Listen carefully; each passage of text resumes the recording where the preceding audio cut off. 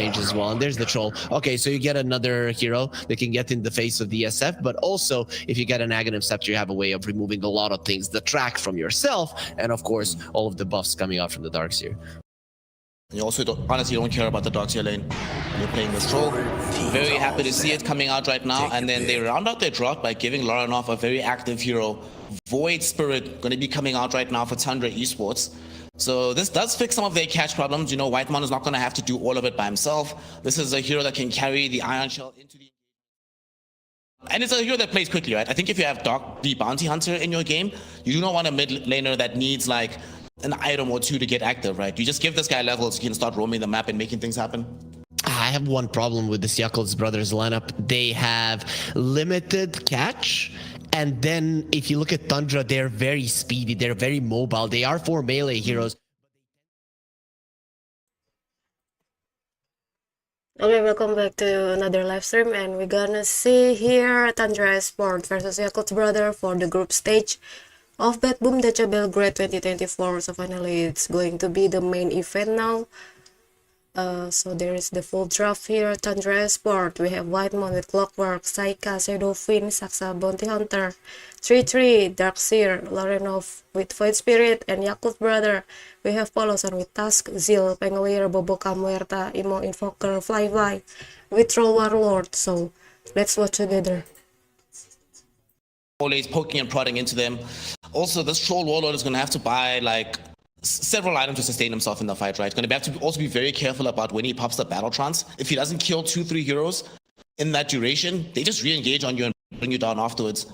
So I need Fly to have a rock star performance. Cannot die too often. Has to be super clutch with his positioning in the fights. Not impossible, but certainly I also favor Tundra in this situation.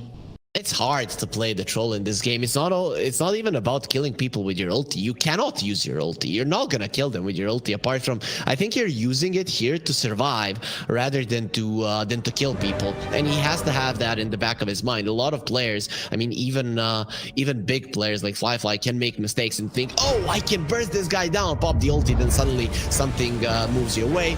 The hero gets surged, they run out, and you are left chasing a Darkseer lineup that once your ulti is down, they will turn around and kill you. So this is by no means an easy troll game. One of the players who is not currently in the scene, Yatoro or Radan, he knew how to play the troll in this way, where he almost never uses the ulti until the very last moment and doesn't put himself in bad situations. But if I was a carry player, this troll I would not want to play it all that much. But it can be done, as you mentioned, with perfect play, with perfect spell usage, and understanding how to poke and deal with the poke of the enemies. It can be done. We'll see if he's going to make it happen as we enter into our first game of the series, our first game of the tournament. BB Dachas kicks off right now. Tundra versus Yakult's Brothers game 1. Any of these facets that seem to be out of pocket? Everything seems regular. You know, we were speaking yesterday about how people are going away from drinking buddies. Thank God. To go. So nice to see tag team back in the mix. There's not much of a surprise when it comes to the facets, and very rarely do we see surprises in terms of facets. Maybe when something changes in the meta and then people are experimenting with something new, but overall we do get used to the preferred ones quite quickly. Oh, we are paused here. Let's take a quick moment to try and look at these lanes, right? Mid, what do we expect? Void Spirit versus Invoker. The Void Spirit should do okay, right? You should be able to CS quite nicely. It comes down to the Invoker using the Tornado to remove your Resonant Pulse shield and then harass you, and by doing that, getting more CS. The new Invoker generally is no longer a hero that anybody really beats in the lane, but I think the Void Spirit can keep himself close in terms of CS. So about to see the bounty room trade here. Saksa wanting to get the ball rolling. He does get scouted out though. Fly slows him down with the axes. They even trigger the tag team here from Polosan. He's in trouble. Towards Saksa. Blood grenade was dropped. He doesn't have the walk and he should be dead. First blood drawn by Fly. That is how you make sure your troll game is off to a roaring start. And that is an 8 armor hero, but tag team is just such a bullshit spell, right? That it does immense amounts of damage and you cannot escape. Troll in the Tusk is really something that you have to be afraid of. And you know, this is what happens even in a player like Saksa. He probably is used to in the lane that nobody's doing any damage to him, but because Troll isn't being played like a huge amount, you forget just how annoying this hero is with all of the slows that he brings in the early stages of the lane. And even 33 right now, Tundra, they're underestimating this lane. That's the one thing I will give this Troll, right? Throughout the game, I agree with you, it's tough to play, but this lane, you're fine. You're gonna farm, you'll be eyed, you'll be chilling. Fly knows how to handle this and to handle himself. Overall, what do you think the best way for them to play this lane with the Darkseer is? Do you play with the Iron Shell Harass? Do you just cut waves? What's the plan? Yeah, you cut some waves. I mean, with the Darkseer, it's always the same equilibrium. You shove Fly to the tower, and then you run circles around him. Once you get to level 3, you can even think about killing him. He's going for some shenanigans, wanting to kill the couriers. That is one down already. So it begins. So it begins. Yeah. Which player was it? Do you remember that game where it was a player playing Ricky? Where they hunted down like 20-something couriers in one game? Yeah, man, I don't know who it was, but there are people like it. The most career hunting happened with the Monkey King, right? That is. Remember when people were like level 1 with the Monkey King for a long time, just killing careers? That was hella annoying for everybody. Hell, one of the guys responsible for that meta, Boboka, is in this game. Yep. Not playing the Monkey King this time around, but certainly something to consider. Tundra even banned that hero out, knowing how versatile it could be for Yakult's brothers. He is the original Monkey King position 4, right? He got into the scene when 7.0 came out, when the Monkey King was there, so, and he was playing it. I still remember, I mean, you and me talk about it all the time when we cast Boboka. The basher on the Monkey King, when it was allowed, he was literally winning every single game with it. Winning games and tanking frame rates, that is the Boboka way. Oh yeah, back then, man, if you use a Wukong's command, your PC is screwed. It didn't even come. You could have the strongest. Okay, so just a brief explanation about Yakult's brother. So it's not like a fixed team, not like the Tundra Esports or other fixed team. It's like just a bunch of pro players coming together for this team. And actually, I feel very excited about this team. Fly, Emo, Zil, Boboka, and Poloson on the same team. It looks very strong. But it's the Tundra Esports. They're fighting against. So I expect there will be a good match. Look at that, Saksa is running out of the health here. From the hit from the Fly, because it's the only one that got the range here. So Saksa should be very careful. The sentry is detected, of course, on the mid lane. Meanwhile, we have Lorenev and Emo. It's like Void Spirit against Invoker. Well, I would say that there will be a head-to-head here. Whitemon tried to trap the Zeal with the Assault Barrage too, but Zeal successfully escaped here. On the top lane, Saksa. There is no way to escape that 3-3, trying to revenge for the fallen teammate, but no, it's a killing spree for Fly so early on the 3 minutes here. It's not looking good for Tundra Esports on the early, but again, it's Tundra. They have this kind of ability to come back on the late game, so they look pretty chill even if under this kind of stress and pressure. Well,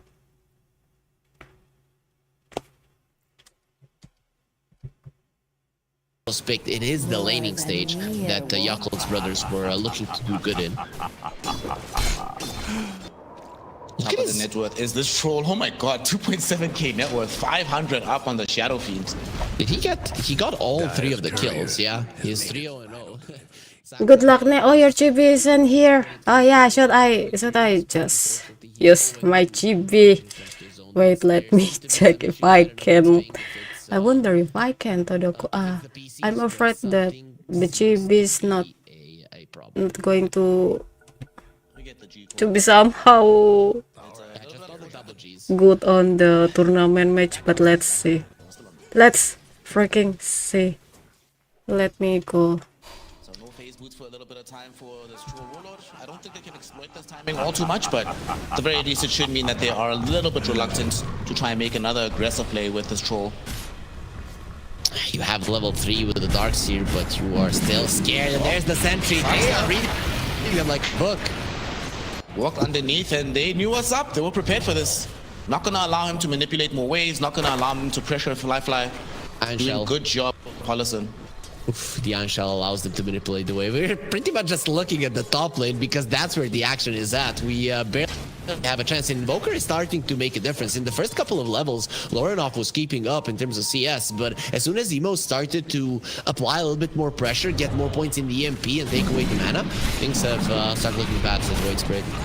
Looks like the action doesn't stop in the top lane because we're going on to Saxa now. Can they get him in? Paulus loses vision for the snowball and now they're turning onto Fly. They throw a blood grenade at him and they do find the kill. However, it doesn't come for free. It costs the life of 33. And the worst part about this, yeah, they do get the kill, but you would have loved for that goal to go the way of 33 instead of Saxa. It's a bounty hunter. He's gonna be rich at some point. I mean, 33 is having a good lane, right? If you look at it, it's not bad for him at all. It was mostly Saxa that was being smacked in that one. So in the end, not that bad of a result on the top lane for Tundra, because kills at 6 minutes much more valuable than the ones at minute 2 or 3. You know, 6 minutes, we've got another shield rune right now for Emo. We could potentially see somebody come in towards him. The latest fight is just like the revenge for Tundra Esports. Look at that, the Fly somehow is gonna dead. And in the hands of Saxa, I bet on the top lane, and your White Moon and Saxa, they know that there is a stack for the Troll Warlord here. Boboka maybe just dead shot to escape, and Paloson is trying to see if there is a stack for Team Tundra, but there is not because they have Shadowfin and also the Darkseer here. Saxa trying to steal the Wisdom Rune. There will be a fight for the Wisdom Rune here. I wonder if they have the True Vision here. Saxa, it's too late to escape now. That's an easy kill for Boboka. But again, yeah, on the top lanes, 3-3 is gone. Also, this tower is huge, right? Because the Darkseer, this hero is very well known by shoving out the waves, and very rarely do you see them losing a tower. But there are some of these matchups where if you lose the lane, there might be some pressure coming. This was a perfect time for Emo to rotate. They get both of the Wisdom Runes. It looked like for a second that Tundra could get both of them, but it just seems they got way too greedy. And there it is, the Ancient Steel is coming out from Paulson. He's level 6. Darkseer is level 4. You cannot get close. Look at 33's face like, ooh, that's not good. That's the face you make when you click on the enemy hero and you're like, wait, what? Level 6, really? Look at that, the offlaner is still level 4. And Lorenov trying to kill Poloson, the level 6 support here. It's like, yeah, because the 2 wisdoms are in the hand of the Yakult's brother, and White Moon is done now again. Yeah, they're so good. This Yakult's brother. Well, let's see here if Yakult's brother can manage this kind of pressure to Tundra Esports. There will be a higher percentage for them to claim for the first victory here. Saika, you're not really casting the Requiem, but not is the Rolling Thunder for Shadowfin. Sunstrike in just to delay the Saika. White Moon's too late to save, but it doesn't matter. It's gonna live the life. And Flyers already roaming from the top lane. It's like, yeah, they have a lot of lanes to cover. There is a very few space for Tundra Esports to breathe here. And 3-3, it's 9 minutes and still level 5. What kind of offlaner is that? And Emo is trying to roaming around, kill the 3-3 here. And there is also Saika, Saxa, but Saxa is under invisible, of course, because it's bounty hunter, so Three trees cannot escape the death. Saksa trying to escape here, but there's dust. Saksa just trying to run and run. I bet there is still TP. Just try the luck. Try the luck again. There is no way to escape the Sunstrike. That's one beautiful invoker from Imo, of course. But even if Tundra Esports, they have this kind under pressure, but look at the network. Shadowfin is still playing very, very safely and well formed on the network. Even if there's already so much pressure, but Troll Warlord is haunting the Shadowfin. 3-3 trying to form on the ancient on the triangle for a lot of stacks there, but Saxa's trying to get his level 6, yeah, because once Saxa got the level 6, there's a Polos on the punch here, also the eye shot beautifully done, fly, claim the death. Well, 1:12 for 10 minutes, and I wonder, look at that, there's the clockwork, and of course the bounty hunter, they're still on the level 5. So way very under level. Thanks to the wisdom that got stolen, there's a tornado, EMP for the very poor White Moon. So sad. The clockwork's done. Just trying to gain the ultimate, but it's just a dream. And there will be another tower destruction for Team Tundra. I guess they have to leave the tower here, and Lorenov still trying to form, still pretty poor against the 3-3, even if 3-3 is very under level, but because of the ancient, the farming ancient, so 3-3 is gaining the top network of the Tundra Esports, but it's not looking very good. Meanwhile, the Shadowfin still on the topest peak of the network. White Monster trying to have his level 6 here with the smoke coming from the bounty hunter and the fight spirit. Well, he needs to be very careful. Astral there? No, there's no rune.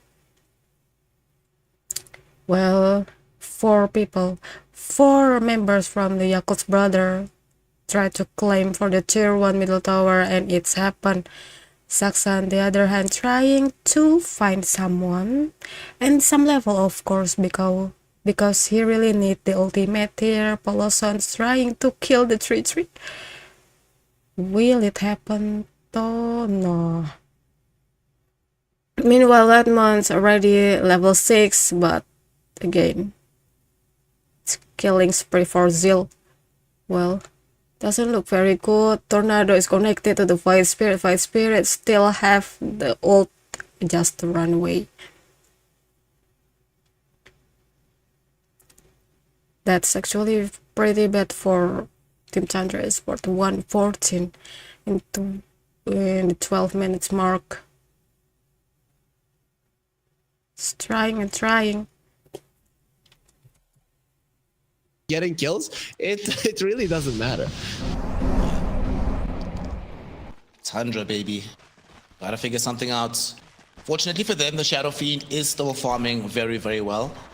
The question is Shadow Fiend the hero that can actually like carry this game? Bouncy, that's your value in the game, my friend. Do what you need to do to make yourself useful. It's dirty business, but it does have to be done. What is my purpose? You kill careers. Oh my god, that is not a good point to be for Saxa. We could give him like a skin that looks like one of the Elon Musk new robots for the bounty hunter. You do nothing else but kill careers. Dire's top tower, you know the drill. So Paulson is gonna make sure that his team does not lose possession of this wisdom rune here. Get it for himself. By the way, what is Zeal building in this game on his Pangolier? Well, Hero just died.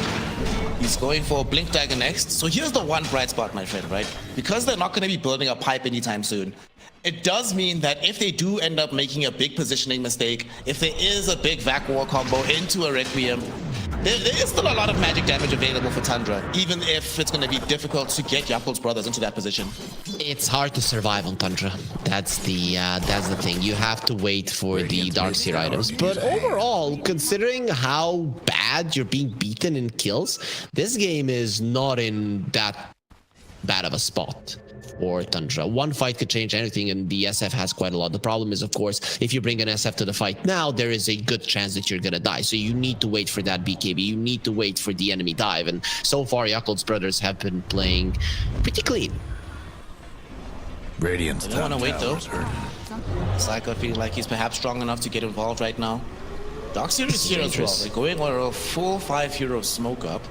Want to try and leverage their team fight spells, but unfortunately, the big problem they have is they just do not have vision anywhere on the map, so it's quite difficult to decide where to go with the smoke. It's the Guardian Greaves time, right? That is why you want to fight. You think it gives you power over the enemies, and really it does, because the enemies do not have any aura items at the moment. This item might just keep you alive long enough for the Iron Shell to kick in with the damage. But Yakult's brothers are more than aware that something is happening. Have a sentry down. They scouted out Saksa. Baboka pings him out. Nice. He's been throwing the dust, but he gets away well in time. The dead shot actually almost clipped him, but he's out, he's good. But sadly, they destroy the vision they left behind in his wake. They are playing so clean on Yakult's brothers. You see that very deep ward that Tundra did place there in the enemy jungle? That ward is not going to give you anything because you haven't taken down a single tower. It gives you some info, but maybe mostly killing couriers and such. I really like this facet of the bounty hunter. It allows you to shove out the waves, and it's exactly what Saksa is doing. He doesn't even mind if he dies that deep. That'd be a Guess good what's death. happening to Dyer's bottom tower? Space created. Saksa doing everything and showing off that, you know, there's still things you can do even if you had a tough start to the game. If you understand your hero well enough. Yep. The understanding of a bounty hunter is the hero is annoying. Full stop. Now that he's gonna die. Like this. Is being chased. Saksa? Okay. He's pretty speedy. He might actually get out. He's away from the sentry. Snowball though. Oh, Paulison catches him. The Sunstrike from Emo will finish him. I think if he actually started running towards the northeast, he might have lived. Because they weren't on top of him directly with the dust anymore. He won't hate it. He now knows that there's a war there, and at some point he's gonna come over and take it down. What he has been doing with his bounty hunters, since he cannot get gold with the tracks, he's been getting some gold off the map by killing the couriers, by shoving out the waves and getting down the ward. So this is by no means that bad for him. In the meantime, though, Yakult's brothers, they feel really, really strong. An Aghanim Scepter for the Troll is about to emerge. They're about to try and get that in tandem with the Aegis. This is a pretty strong power spike for them. And there's no way that Tundra can stop this right now. They have the vision of the And then Roshan, the first Roshan coming from the Yakult's brother. I guess it's pretty aggressive for this 10 minutes almost, and there's smoke again for Yakult's brother. It's because on the previous smoke fight there is no fight. Both of the team they smoke, but they couldn't find each other. And meanwhile here Saksa trying to bring the space for Shadowfin for all of the cores, just gonna make the whole galaxy for the cores here. But again Yakult's brothers trying to really kill the Tundra Esports, like trying to kill the momentum from Tundra Esports, not really letting the Shadowfin to farm anymore. And again Yakult's brother, but there is the Shadowfin trying to find a place to farm. Of course they're pretty good at running away. Saksa on the other hand, there is dust from Emo.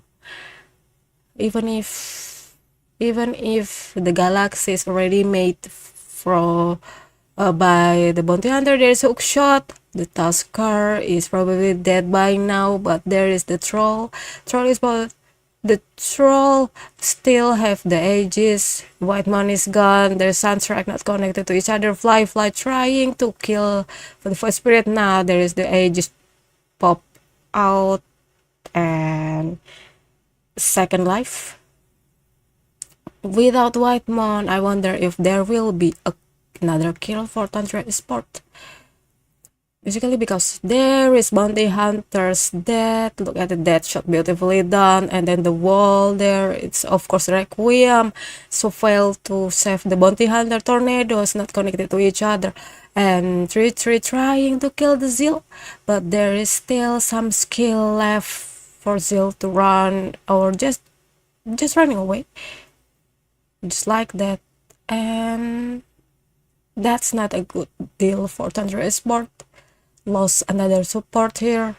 And again, there is Lorenov trying to kill Emo, but there is Fly and Zeal right beside him. Of course, Boboka and Paulson is like the whole team from Yakult's brother trying to destroy the tier 2 tower.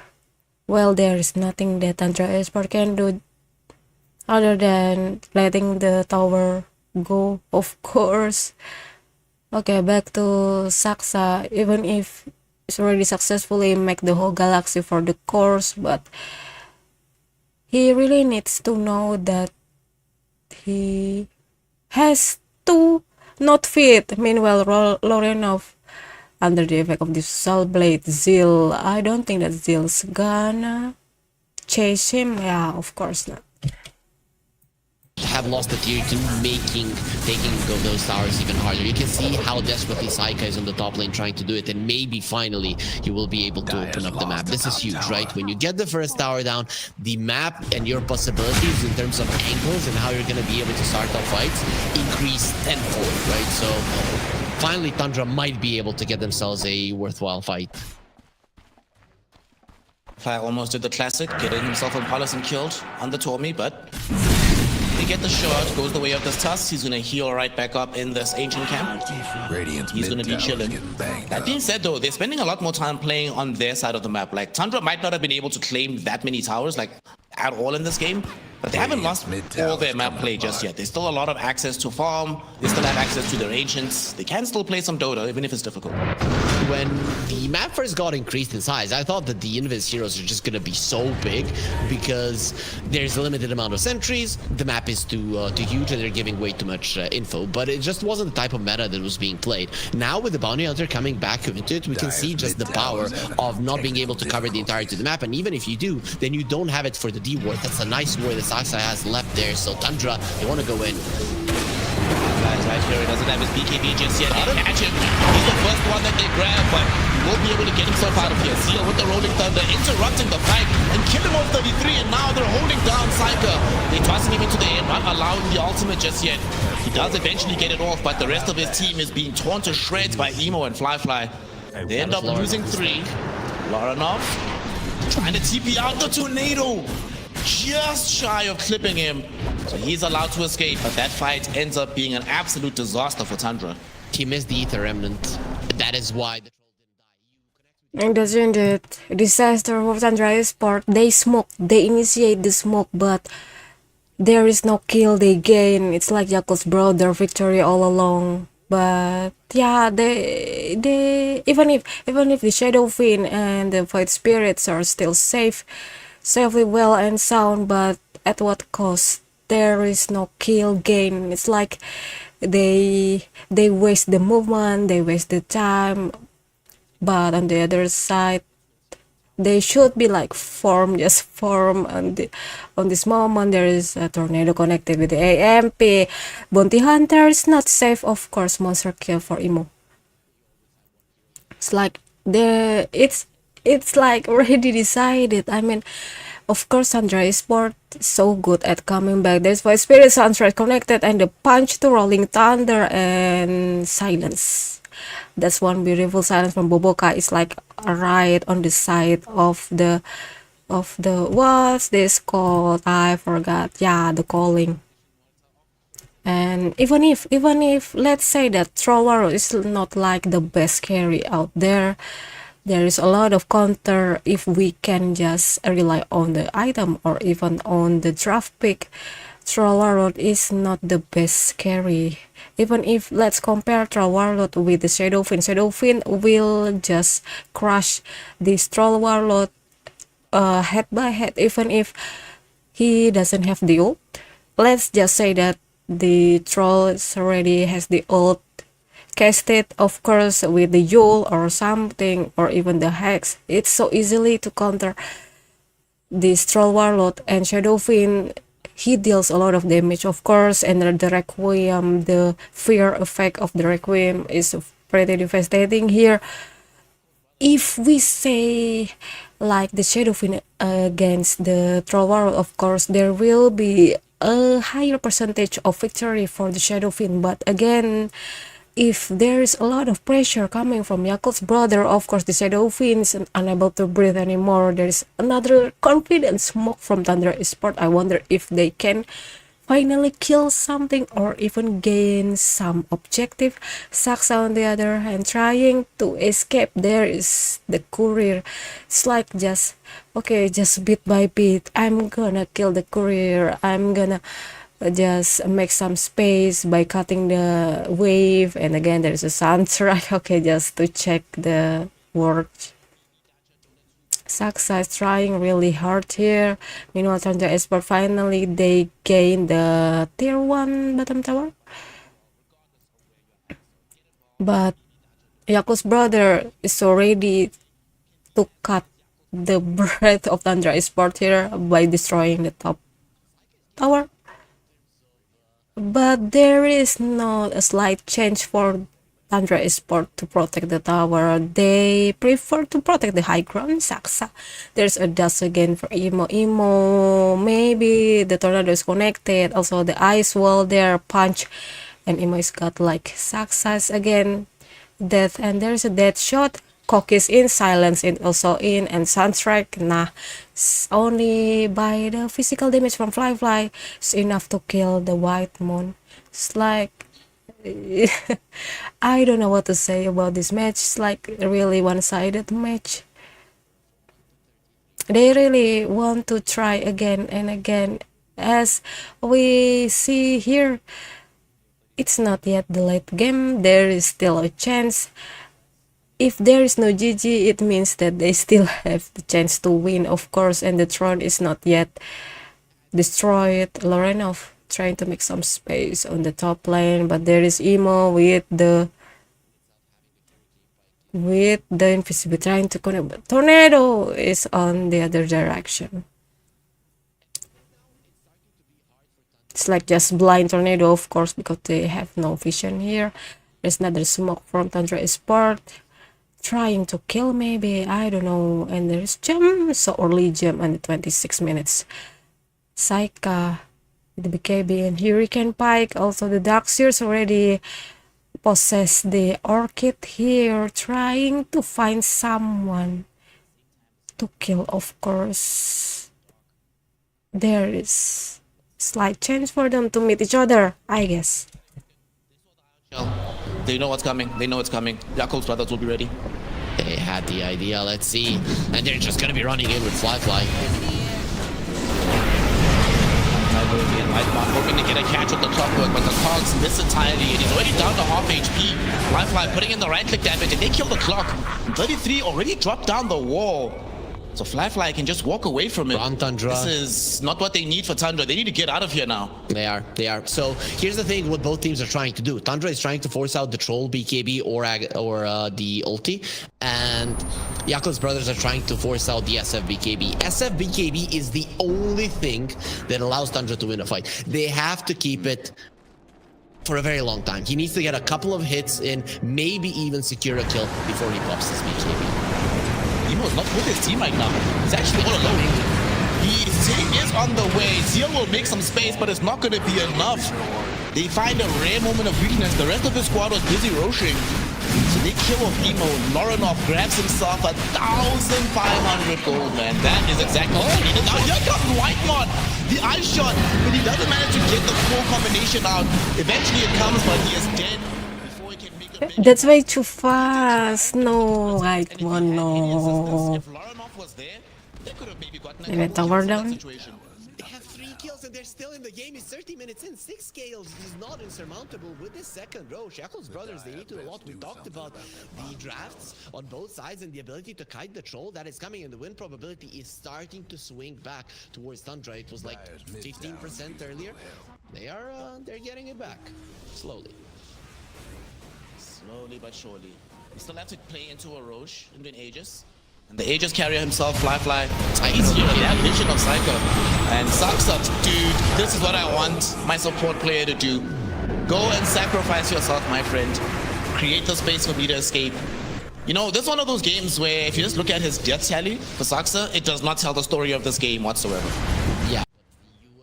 You know, if Tundra is worth, if they can still manage the victory on this match, it will be pretty historical, of course. Like all of the supports, they're trying really hard to make space for the cores, but again, the only one that can really annihilate all of the Yakult's brother members here is only the Shadow Fiend. But again, if the Shadow Fiends got caught, then it will be no use for them. They will be very careful on caring for the Shadow Fiend here. They fly with the Aegis on the 3 minutes mark. Still long time to go.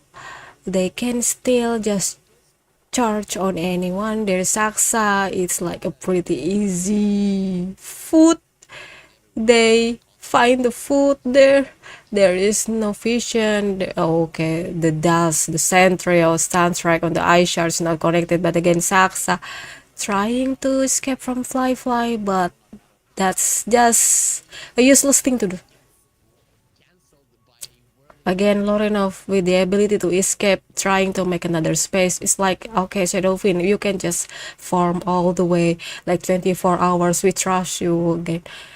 It's because the third kill Tundra Esports gain is from the Shadow Fiend, like the outstanding Shadow Fiend. He can really just point out or aim for the invoker on the fight, and it's like, I would say 900 gold gain for the Shadow Fiend. It's a really big one. You know, once there is a tornado again, White Mon. That's not gonna end well.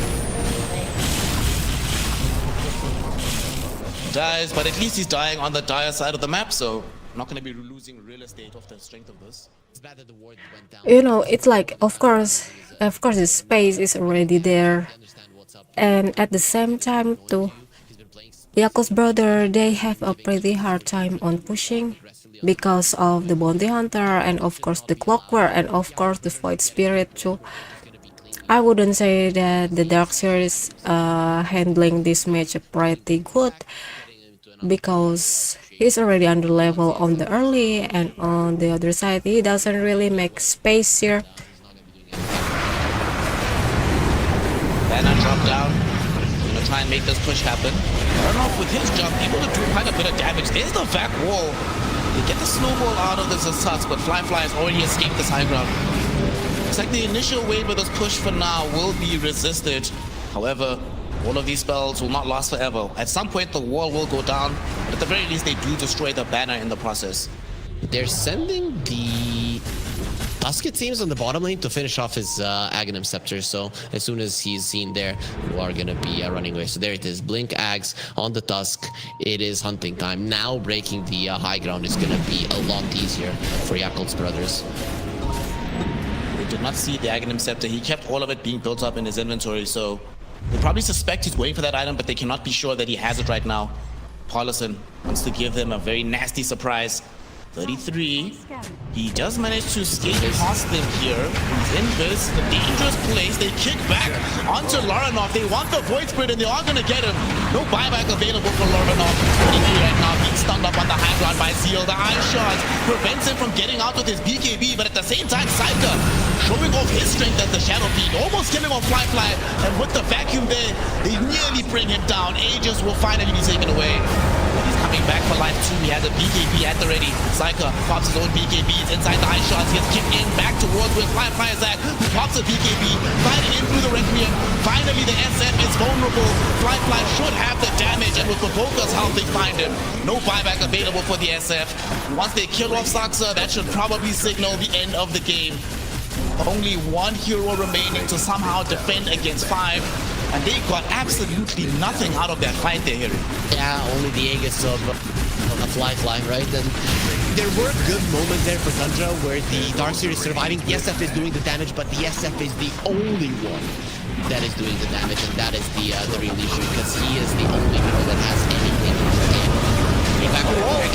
With Laurenov there, a big step forward and the Resonant Pulse. They managed to bring down two, one of them being Fly. Emo running away. They do not have the reveal for him. So he will get out. Whitemon looking for the angle. They get Boboka. They interrupt the TP. This Muerta is carrying the gem, carrying the vision reveal. Can they find this kill? 8th remnant from Laurenov doesn't connect. Boboka doing his best to juke and jive, but it will not be enough. 3 heroes dead, and he was a lane of racks, but they exploit Yakult so greatly with that vacuum. What? He brought the courier and took the gem away. That kill, really nobody cares about it, because of course you care about the earlier 2 kills that were there with the vacuum wall. But they chased down this Muerta. This changes everything, and they still save it. The second he saw things were going badly, he started flying out his courier. He gets stopped. But Tundra, they know that this is the time to go for more. Go forward though, Whitemon find himself getting kicked in towards the base. Laurenov though will be there to render aid. They get out this Tusk for now. Emo is right next to Paulison. There is a track down onto the Tusk, and he will finally die. Emo forced into popping his BKB just for safety. Hoping to get a catch onto Laurenov, but he has an Astral Step available in a second. Gets it off onto the low ground, and he's going to be A-OK.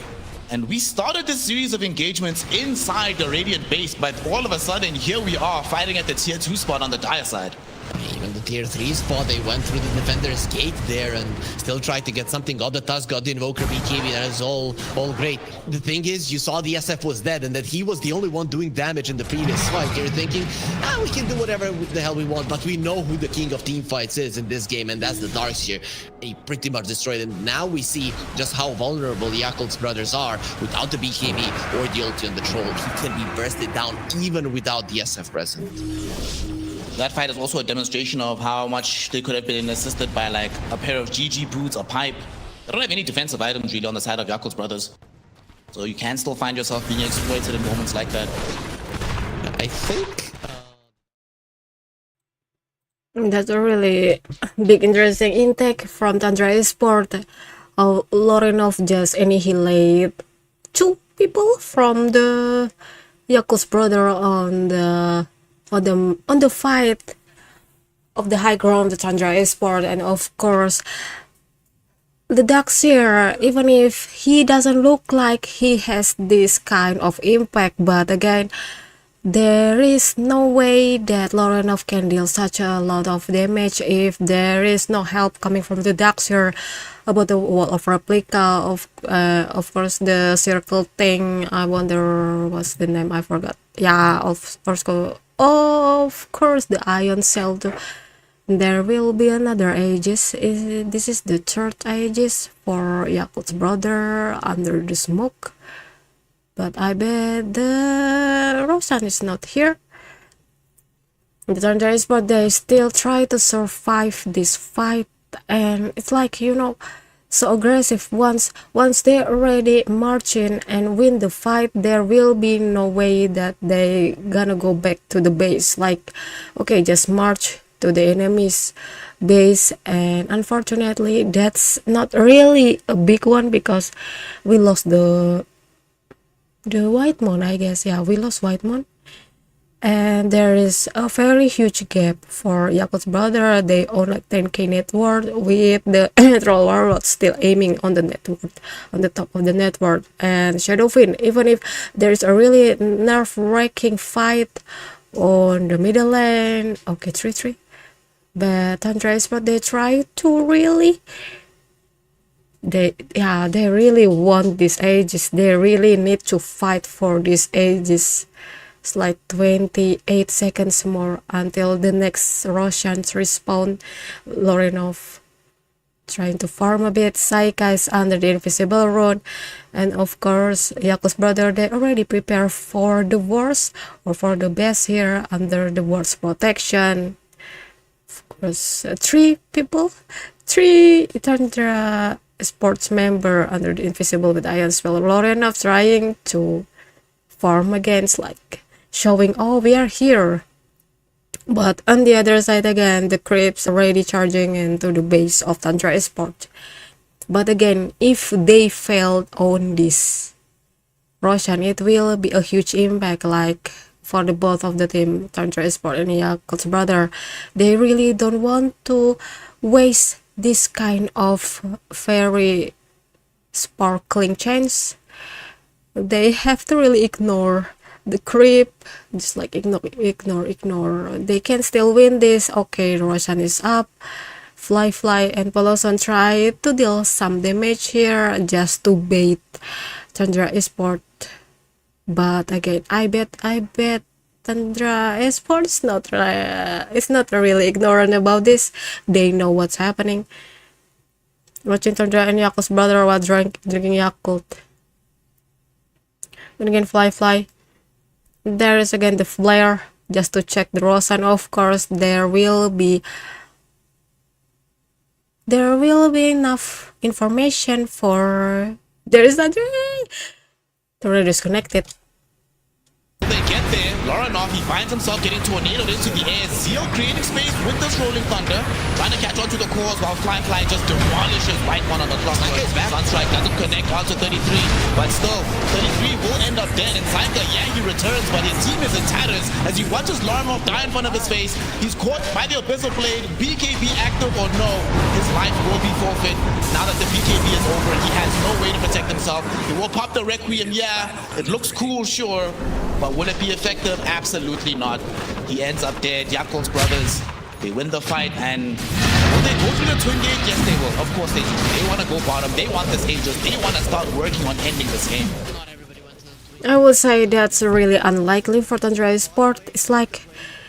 It's like they come to the team, to the Yakult's brother, even if they 100% know that the Yakult's brother, they don't want the Roshan anymore. It's like they just bait Tundra Esports to come from the nest.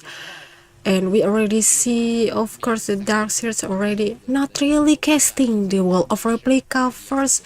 It's like the instinct kick in, and I have to just go outside of this, like the 3-3. I bet you're dead here. Silence. And the real in AMP, there will be another tower destroy on the bottom lane. I have to say it will be GG by this point, and there is the kick for Saksa and Snowball. Success, goodbye. This kind of kick is the one that really changed the match. There is smoke for Tundra Esports. Even if there is no Darkseer, the Darkseer doesn't have any buyback, but they still want to try here. One last fight. Have to be an incredible jump from Whitemon and Lauranoff, but Saksa, he gets jumped first. They throw it back towards the team. Dives back immediately. It does allow them to kill off this task, but now Saika, he's the one that's in danger. Let's force them to back up from him whilst he pops his BKB, but that BKB will not last forever. Lauranoff, he's the one in danger right now. Has an actual step at the ready. We'll go for the Dissimulate first and foremost, and the Requiem already used, but it's just to make space for the Void Spirit, not really to threaten these Yakult's brothers' heroes. It's over. We talked about the how the fight need to go. You either force the BKB on the troll and its ulti, and now he has a refresher plus both of it available. Lauranoff, Yakult's brothers will catch him with the Abyssal Blade. They burst him down. Void Spirit is out of town. Somehow this SF, he realizes that, you know what, 1v5 is not really going to happen. And therefore the GG, well played, is going to be dropped. And we have game one going in the direction of Yakult's brothers. Not the best debut for Tundra Esports with this new roster. But man, it feels good to be a Chinese fan right now. They got crushed in the laning. Okay, congratulations to Yakult's brother. That's really that's a one very beautiful match from Yakult's brother, even if they are not really the impact the real team. It's like a bunch of pro players playing together, but they somehow know the weakness of Tundra Esports. Tundra Esports, they know very well that they have the ability to come back. So in order to annihilate this chance, it's like Yakult's brother, they really need to be super aggressive from the early until the mid game, And of course, by aggressive is not just killing the hero, it's like destroying the tower, or even like destroying the Roshan, of course, like just destroy any objective on the game. And of course, here is the result: 13 death for Whitemon, of course the 16 death from Saksa. But we already know that Whitemon and Saksa, they're trying their hardest to make the whole galaxy, the whole space for the course. And Lorenov, even if there is such a beautiful score, I would say, but it doesn't really make an impact on this match. Meanwhile, we can see the Yakult's brother 2-1-1-1-3 deaths here. And somehow the item choice of Yakult's brother is very good.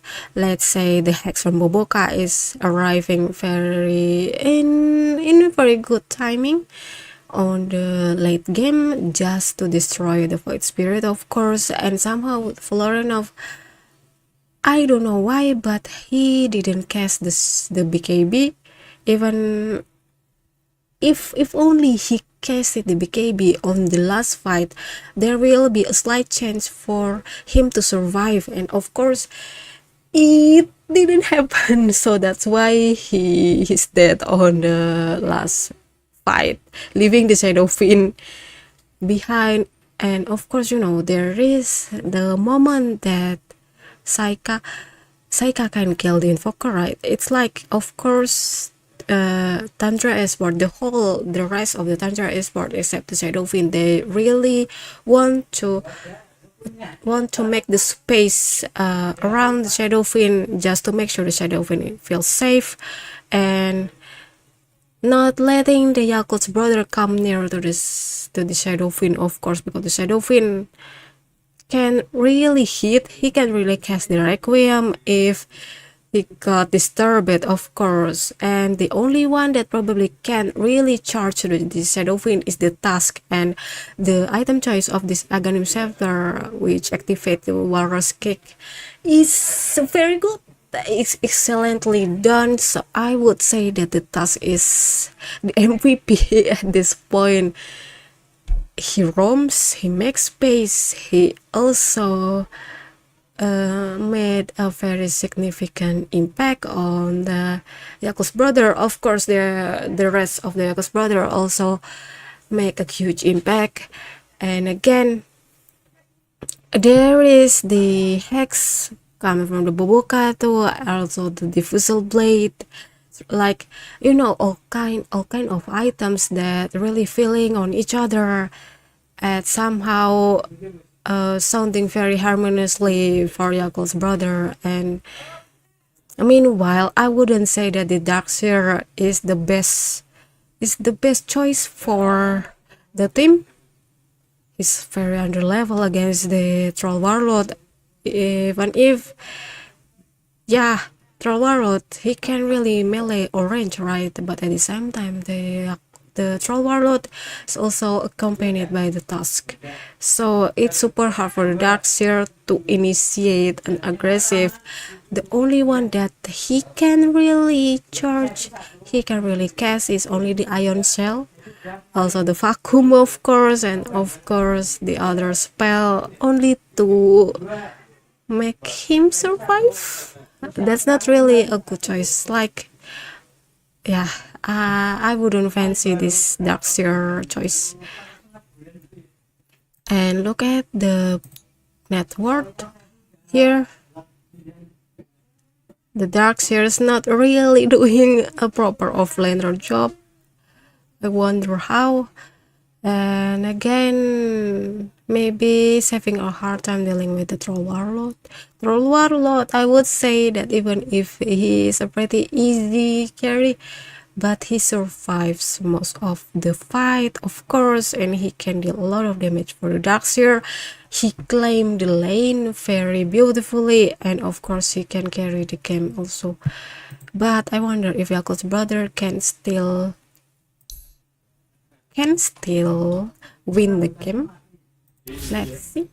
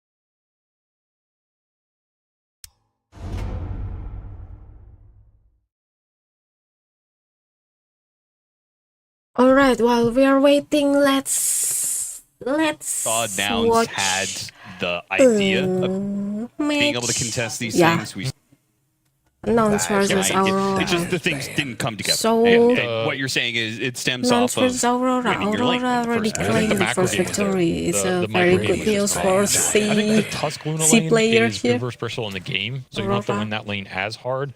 But it's not the strongest lane versus the Bristle directly. Tusk is okay at interacting with Bristle in a kind of 3-on-2 or 3-on-3 situation, but in the 2-on-2, I think it's a little rough because his early nukes just aren't that. I mean, you set it up from like okay, he's already level 2. You don't want to fight him past this point. Once he hit level 3, you're like, you don't want to fight him, and then they try to fight him. That level 3 trade is never going to work out if he's full HP. If he was half or you chip him down, I can see that. 5 seconds. Bristle, he's just tough, and if you mess up, that hero really takes advantage of. So we're going to see a lot of similar bans here, but Nouns get that fourth ban. They're going to take out the Shadow Demon. It's kind of the luxury you have here. You get to ban 4 supports if you're Nouns. Yeah, they ban all the meta supports and then throw in a carry Phoenix on top of that. This is a pretty heavy committal, though. You're leaving every core in the pool. So if Aurora want to force a trade or get a super high priority hero, they can do that. Dyer's pick. Depends on which core they want to pick up here. I mean, they could just snag the Bristle again if they're super confident in it. Could go for something like the Vistage. They could go for the Beast. They could go for a mid hero. Nope, they'll go for absolutely none of that, and they will just take Clockwork because all the supports got banned. So you got to take what's left in the pool, right? Sure. Now, if you're Nouns, you can answer with the Tusk if you want to do that kind of trade. You could take one of those cores I mentioned yourself, which I think is probably the better option because, Especially since you're going into another phase of yeah, bans. you only get one more ban here anyway. So it will be the Beast. So one of the 3 I mentioned, I think that's an absolutely fine route as well. Like, I think you're taking either the Bristle Beast Visage there, or you're just going to trade supports if you really value one of those and you're not too worried about getting one of these heroes anyway. I think this Beastmaster that has come back into 10 seconds being to a go. top tier offlaner, S tier, it's not 5 as seconds. strong with the Aghanim Scepter as it used to be, undoubtedly. But I almost feel like the Beastmaster is scarier because you can go the Aghanim Scepter, or you can go the more popular build right now, which is the Helm of the Overlord. I think it's all about the helm. It's become more of a zoo hero again. You're trying to hit that really nice timing. I mean, we've seen some crazy fast Helm of the Overlords. Yeah. I think 33 had a 12.5 minute Helm of the Overlord at TI. He just had no other item, just straight Helm of the Overlord into Roshan at 13 minutes. That is seconds to stupidly go. fast. And that's the problem for me, is that in some ways, no matter which 5 route seconds. you go, it is still kind of the same hero when it comes to item progression into Roshan. Oh, 100%. He's looking to do the same things. He's looking to pick up that pace, accelerate his team, get early Roshans, just barrel down the towers. You have to have outspan versus hero and slow him down. You have to have a good lane versus him. Similar to a lot of these other offlaners, so his pace isn't as good. Disrupt the ancients. Okay, so this is the second match. Let's wait.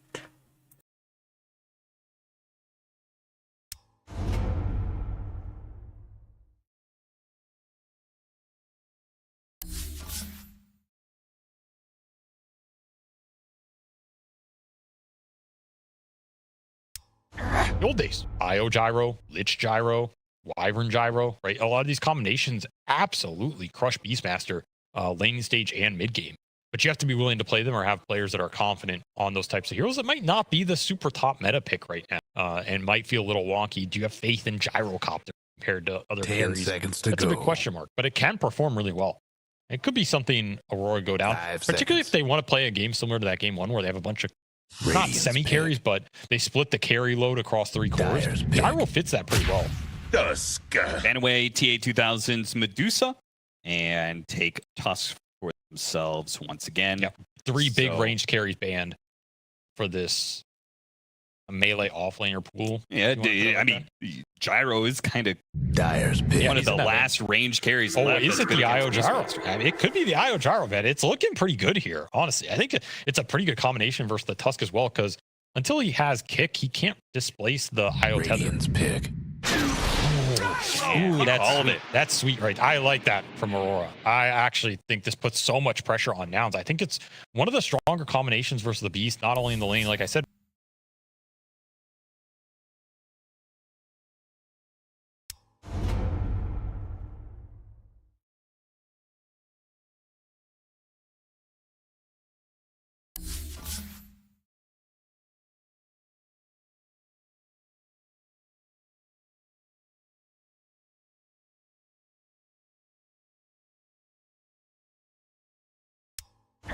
banned, something to either break this tether up.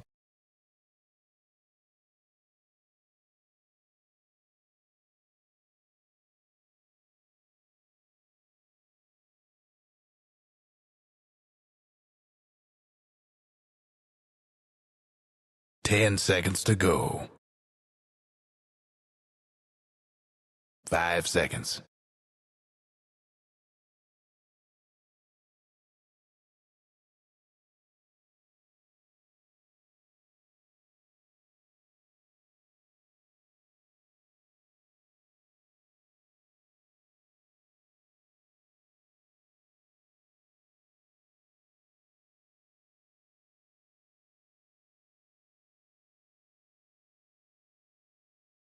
Radiant's pick. Monkey King.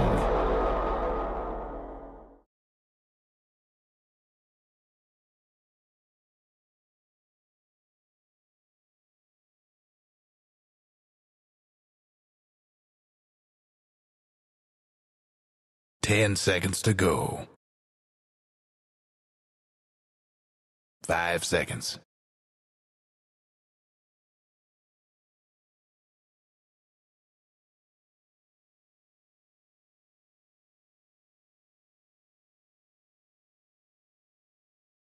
Dyer's pick. Lich.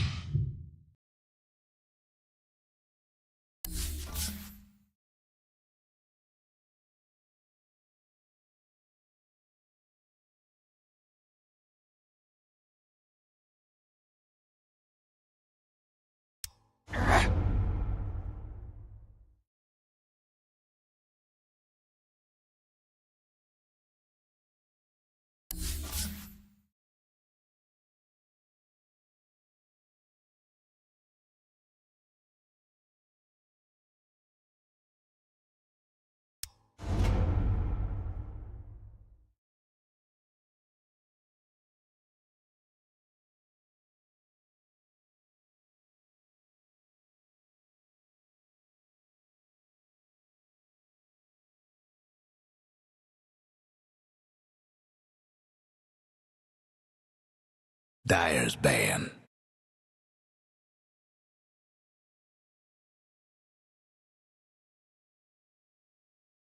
Ten seconds Radiant's to go. Ban.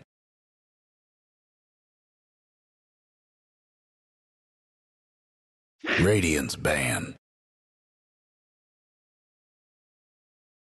Dyer's ban.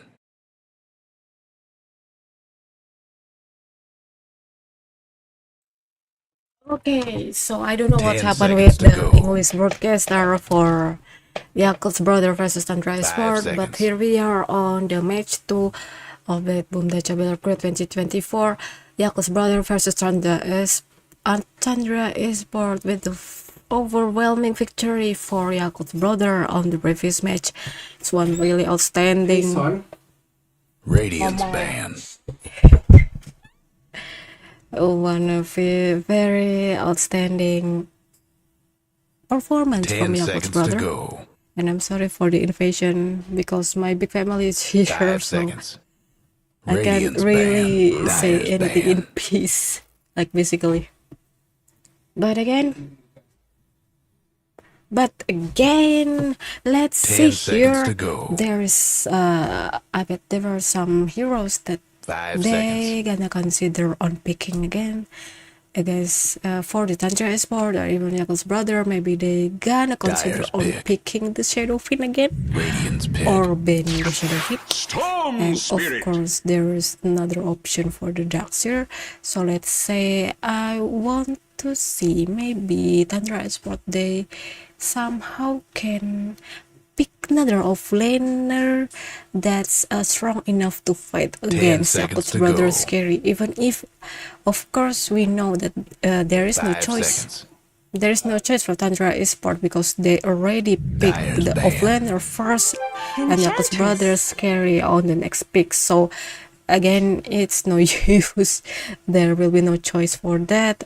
But this is the second match, so there will be slighter chance that Tundra Esport they gonna adjust on 10 whatever seconds to pick that go. Yakult's brother pick So I 5 wonder seconds. if they gonna pick another Darkseer. And I'm sorry, yeah, if there is some disturbance on the voice here because of the because of the very overwhelming Dyer's ban. voice again. Okay, the band heroes. Here we got the Radiant's Nagasaran, Shadow ban. Demon, Task, Visage, Timbersaw, Invoker, and there's the Pack or Checker, and of course the Muerta. I would say Muerta, Boboka's Muerta is doing very good, very greatly. It's like, you know, the calling, the silence from the 10 seconds calling. to go. Not Radiant's pick. all Dyer's pick. Muerta player, I will say that they usually just gonna trap the enemies on the circle of the calling, right? But this Boboka, he knows perfectly, like, oh, I can just silence it 10 like seconds to go. right ahead just by placing the calling on the 5 circle, seconds. on the linear and not on the inside, so it works very beautifully. It's very good, I would say, yeah. And there's Yakult's brother, they gonna pick Enchantress and Assassin. That's very devastating, I would say. You can say the Enchantress can be pretty deadly on the early or even if on the late game with the impetus, and I would say the enchant is pretty devastating too. The Natur's attendant, however, it's not really big on the late game because somehow Tundra Esports, I bet they gonna build some vessel if they think of Nature attendance as a big Dyer's pick. disturbance, of course. Tundra Esports is Crystal Maiden Radiant's pick. for the Arcane Aura, for the Storm Spirit. Clockwork, I bet, is another White Moon Zero. So Crystal Maiden, it's the Saxa, right? Saxa's hero. Which is, I would want to shout out about Saxa's Crystal Maiden 10 on seconds to the go. what's the previous tournament? It's the 5 seconds. wait, I forgot. What's the previous tournament? Yeah. So Saxa's Crystal Maiden is very Radiant's well on the pick. positioning. So it's like there is almost impossible to catch the Crystal Maiden, but I wonder why Tundra Esports they proceed on picking the Crystal Maiden even if there is next assassin on Yakult's brother pick. Well, Yakult's brother, they 10 know that next seconds to assassin's go. gonna aim for Crystal Maiden. It's like, oh, this is my food. 5 seconds. It's my walking food. It's my baby deer or something like that, and it's so easily. I would say the next assassin gonna kill Crystal Maiden so easily, of course. What country are you? Ngapai? Try to guess. And again, Dyer's there pick. is this more playing and another Pangolier, Knuckles' brother. They want to proceed this match with another Pangolier match. Meanwhile, the Morpling is really big chance, is super strong even if 10 seconds he to go. fights against, I don't know why. Let's see. Morpling, 5 seconds. the only one to bring this water down is only by picking, let's say, the ancient apparition, which is impossible at this point because we already have the Crystal Maiden and of course the Clockwork. But I would say Morpling with just one vessel from Tundra Esports, Morpling, he wouldn't be able to shift the agility and the STR. So of course, Malaysia, Indonesia, try more. You basically just try to state Dyer's all of the ban. sea country. Okay, there's the Bloodseeker. Bloodseeker is also the pick for Tundra Esports pick on the previous tournament. I forgot again what's the tournament. Let me check. Let me 10 seconds to check go. on my YouTube because I somehow 5 seconds. live stream the match just so we can just watch together for the match. Of course, let's see here. Radiance What was the ban. tournament? I forgot about the name. Radiance ban. PJL Wallachia. Yeah, I Dyer's forgot. I'm sorry. ban. Cambodia. Try again. I'm sorry. I'm just teasing you. I like it when people just trying to guess my country. Okay, there is like a bunch of band heroes again. They 10 don't seconds want to to see go. Doom, Bird Mother, Enigma, 5 and seconds. Ember Spirit on this match. Like, no, there is no way we don't want to watch these heroes on this match. Philippine, try again, try. I wonder what's your profile picture? It's so cute. It's like Dyer's illustration. pick. I'm sorry. I'm looking at your profile picture.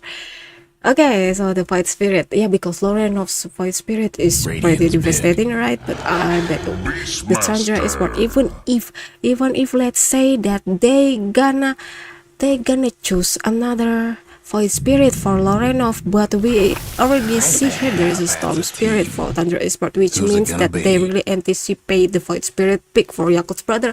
But the Viper here, okay. Okay, Yakult's brother. The Poloson with Enchantress, Bobokan, Next Assassin, Fly, Morpling, Zil, Pangolier, Emo, Viper, Tundra Esport. On the other hand, we have Lauren of Storm Spirit, White Moon, Crystal Maiden. That's one beautiful set. Okay, what was this set? I'm gonna see. Saksa, Clockwork, Psycho, Bloodseeker, and 3 Beastmaster. Wait. Let me check. Let me check the set. I'm sorry. Crystal. How to It's check all fun the and games until someone's how to frozen check the- solid. how to is this on the shop? Where is the shop? Armory? No. All item. How to read this? Okay, I long time no see here. Ice Maiden. How to okay, whatever. I'm gonna just check later. I'm sorry. This is one beautiful. Oh, he changed. Tell me, please. You. Nah, that's how women always use some secret. So this is my big secret. Okay, we're gonna see another match. It's Yakult's brother versus Tundra Esport. I wonder if Yakult's brother can claim the second victory.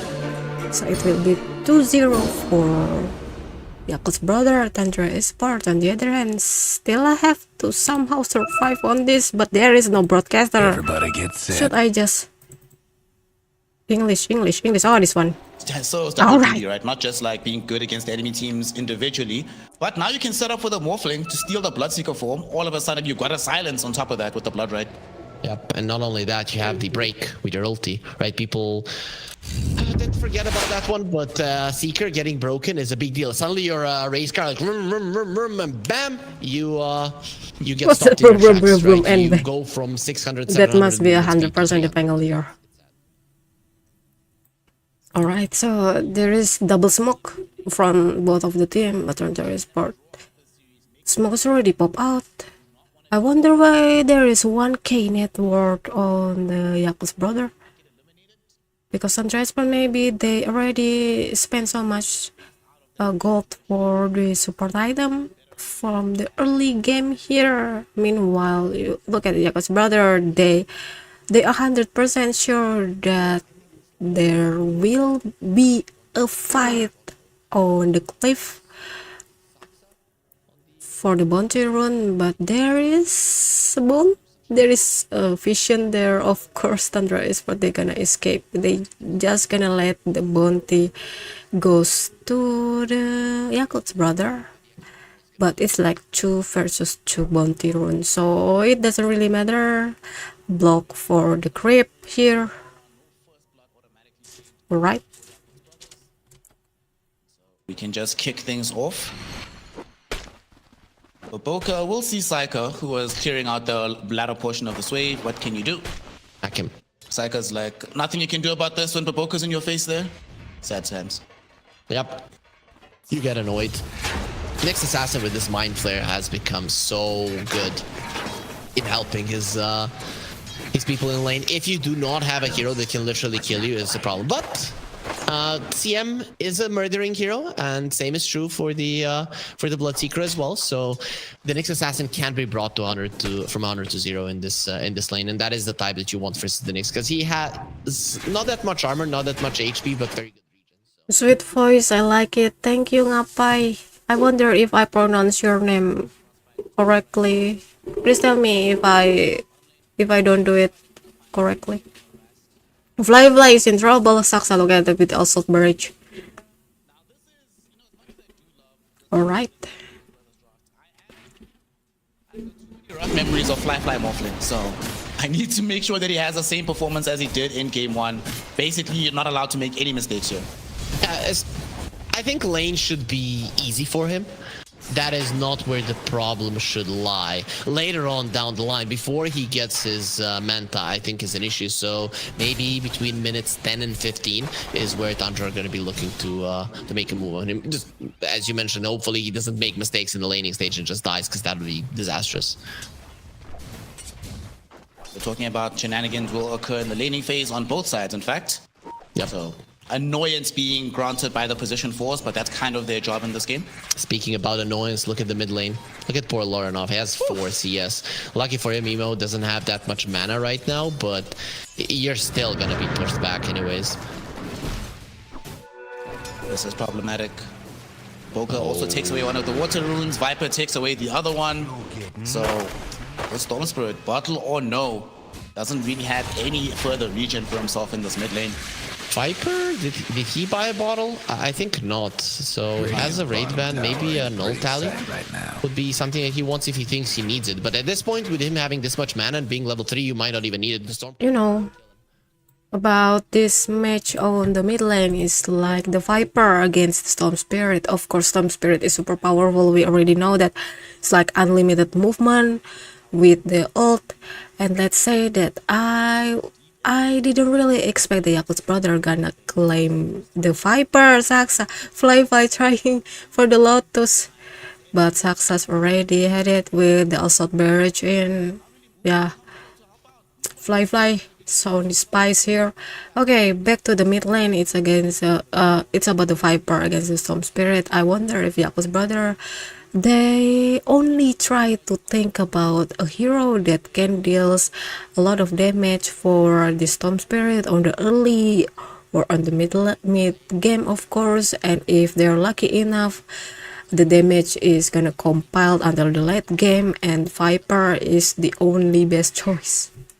By the time he feels comfortable coming back into the lane, we're pretty much gonna have 4 power trades on this Viper. Good luck at that point, buddy. Good luck. good job for 33 in this bottom lane. I can assume that some of those denies. Oh, did want to say it's some of the units, but he hasn't taken a single point. Okay. Sox are just gonna do some shenanigans, play around a little bit, go collect this bounty. But like you say, 33 doing very, very well in the CS department. Out CSing his counterpart in the Morphling in that lane. And he did it despite going for the... Wait, did he get a point into summon? Or did he just go wild access? Wild access, he didn't get a single point just yet. So, I mean, you understand, your Fly's in trouble. Oh my god, Fly, this is what we talked about. No! I've seen that happen too many times in my life. I didn't want to see it happen here. Morphling, he dies all alone and his support was nowhere nearby him. That's when you're supposed to be playing safe in the lane, but push the advantage too much and end up getting extremely punished for it down bottom. It's a first blood for the Beastmaster here. You think as a Morphling versus a Beastmaster and the Clockwork that you cannot die, but we've, just as you've seen Fly die with the Morphling a couple of times in the lanes in the past, so have we seen a lane that they should lose with 33 and Saxa that they end up winning. Kills Zeal's courier. I don't think his life is in any danger here. walk away. Bottom, Not again. Fly getting gone on again. He's inside the cogs. No, this cannot happen twice. Fly doesn't have waveform available. He's morphing for all he's worth. He can escape in about 5 seconds. Can he survive that long? 33 as Access coming back up just now. Blood grenade provides the necessary slow, and 33 gets in the damage. That is 2 back-to-back deaths for the Morph. He's going to have to waddle his watery self back into the lane.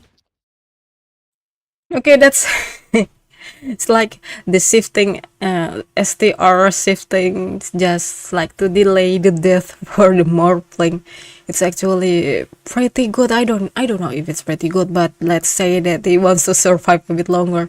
3-3 will carry this game. I will let's say that maybe yeah, because 3-3's Beastmaster is very monstrous.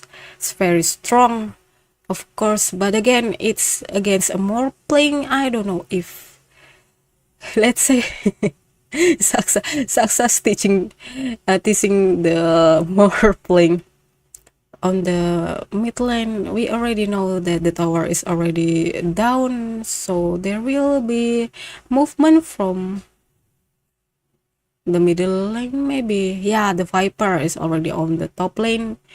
Meanwhile, here Whitemon's trying to look for a gap for Tundra Esports to charge for the Morphling. It's like Morphling is strong but weak at the same time. There is a stack for the 3-3. It's easily done. It's a good amount of gold here. Gonna say that the Viper's going to move a lot with the middle towers gone emo. But again, look at that net worth so high up. One drawback though for Tundra is that they still have to deal with an incredibly farmed Viper who might actually get a kill here. 33 is chasing Paulison. Needs to be careful though. The enchant slow will be there as well as the blood grenade. Smoke is coming for Boca.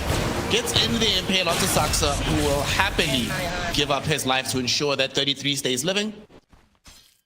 Yep, pretty nice, pretty nice. They really wanted 33 there.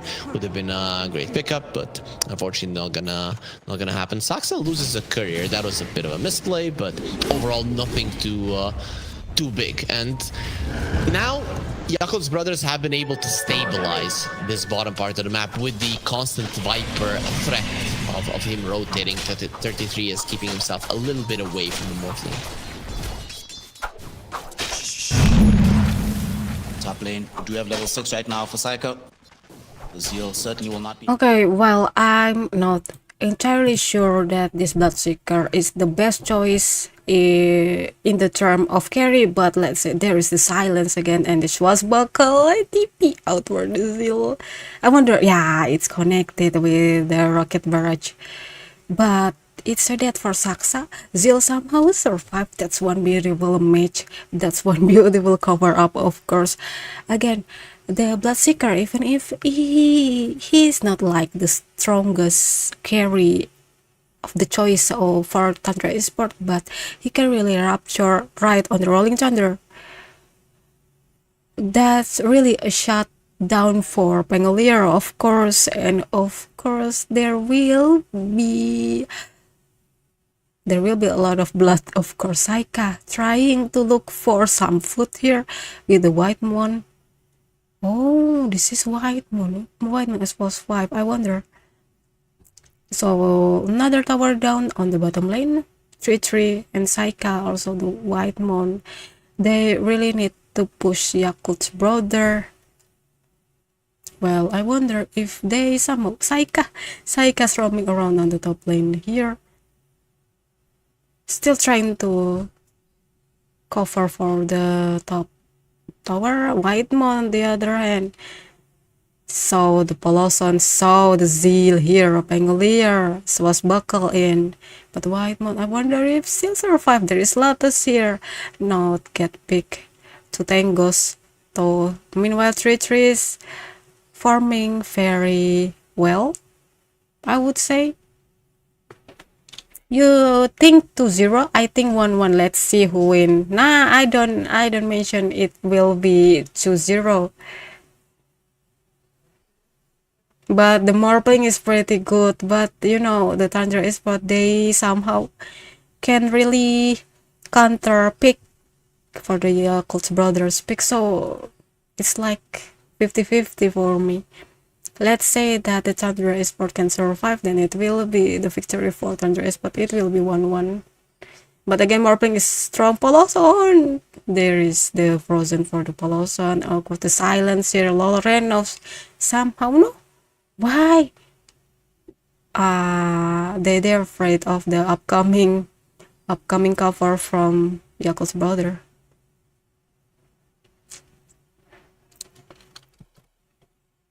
You want to get one kill and then go for more. It's similar to a disruptor, right? But you don't pull them back. You just continue running forward with the CM because you have such a low cooldown spell that brings so much knockdown.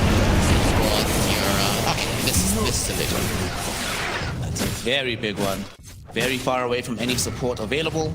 They kill him off. This is a Pango that is struggling somewhat in this game. That's what I already mentioned. It's like, I know that we of course know that the Bloodseeker is not like the best carry in Dota world, but again, if it comes to fighting against the Pangolier, the Raptor from Bloodseeker is pretty effective, of course, and there is so much farm from Yakult's brother. Imo still trying to build the item. Of course, there is the Palosom trying to build a Pevis, and Lorenov again. Too poor. I wonder why. Yeah, because it's dealing with the Viper on the early on the mid game. It's like the tower is already done, and still trying to farm from the Aghanim. Meanwhile, there is the Pangolier and the Nyx. Smoke is not like the usual. You can see the usual Nyx assassin that's roaming around with the Vendetta and can kill maybe the Crystal Maiden alone, or even somehow Crystal Maiden only. But again, since Whitemon Crystal Maiden is always sticking with the Bloodseeker, so it will be impossible to kill only the Crystal Maiden, even if she's running out of health. It's like, let's see how many health she has, only 800, so it's pretty peppery. And meanwhile, Tundra Esports, they're sticking on the bottom lane, trying to find Fly, I bet. Meanwhile, Zil, look at that Balazon with the Naturalist attendant trying to uncage himself, but the battery assault in, and Storm Spirit is also in here. That's one pretty big mistake for Poloson. They suck at Roche so much though, right? What are your supports bringing to the table? Not that much. Let's see, 33, he wants to go. Okay, so it's just that valuable for the Beastmaster. I think he might even get the Aegis over the storm. Normally that is heresy to even suggest that Storm Spirit won't get the Aegis, but given the current game state, could certainly see the rational case for that. These drops of Slop already proving to be super value for 33. Get the Roshan, get the Aegis into his hands. Now they even gate through to the top side. They want to make sure that they're not losing any map control.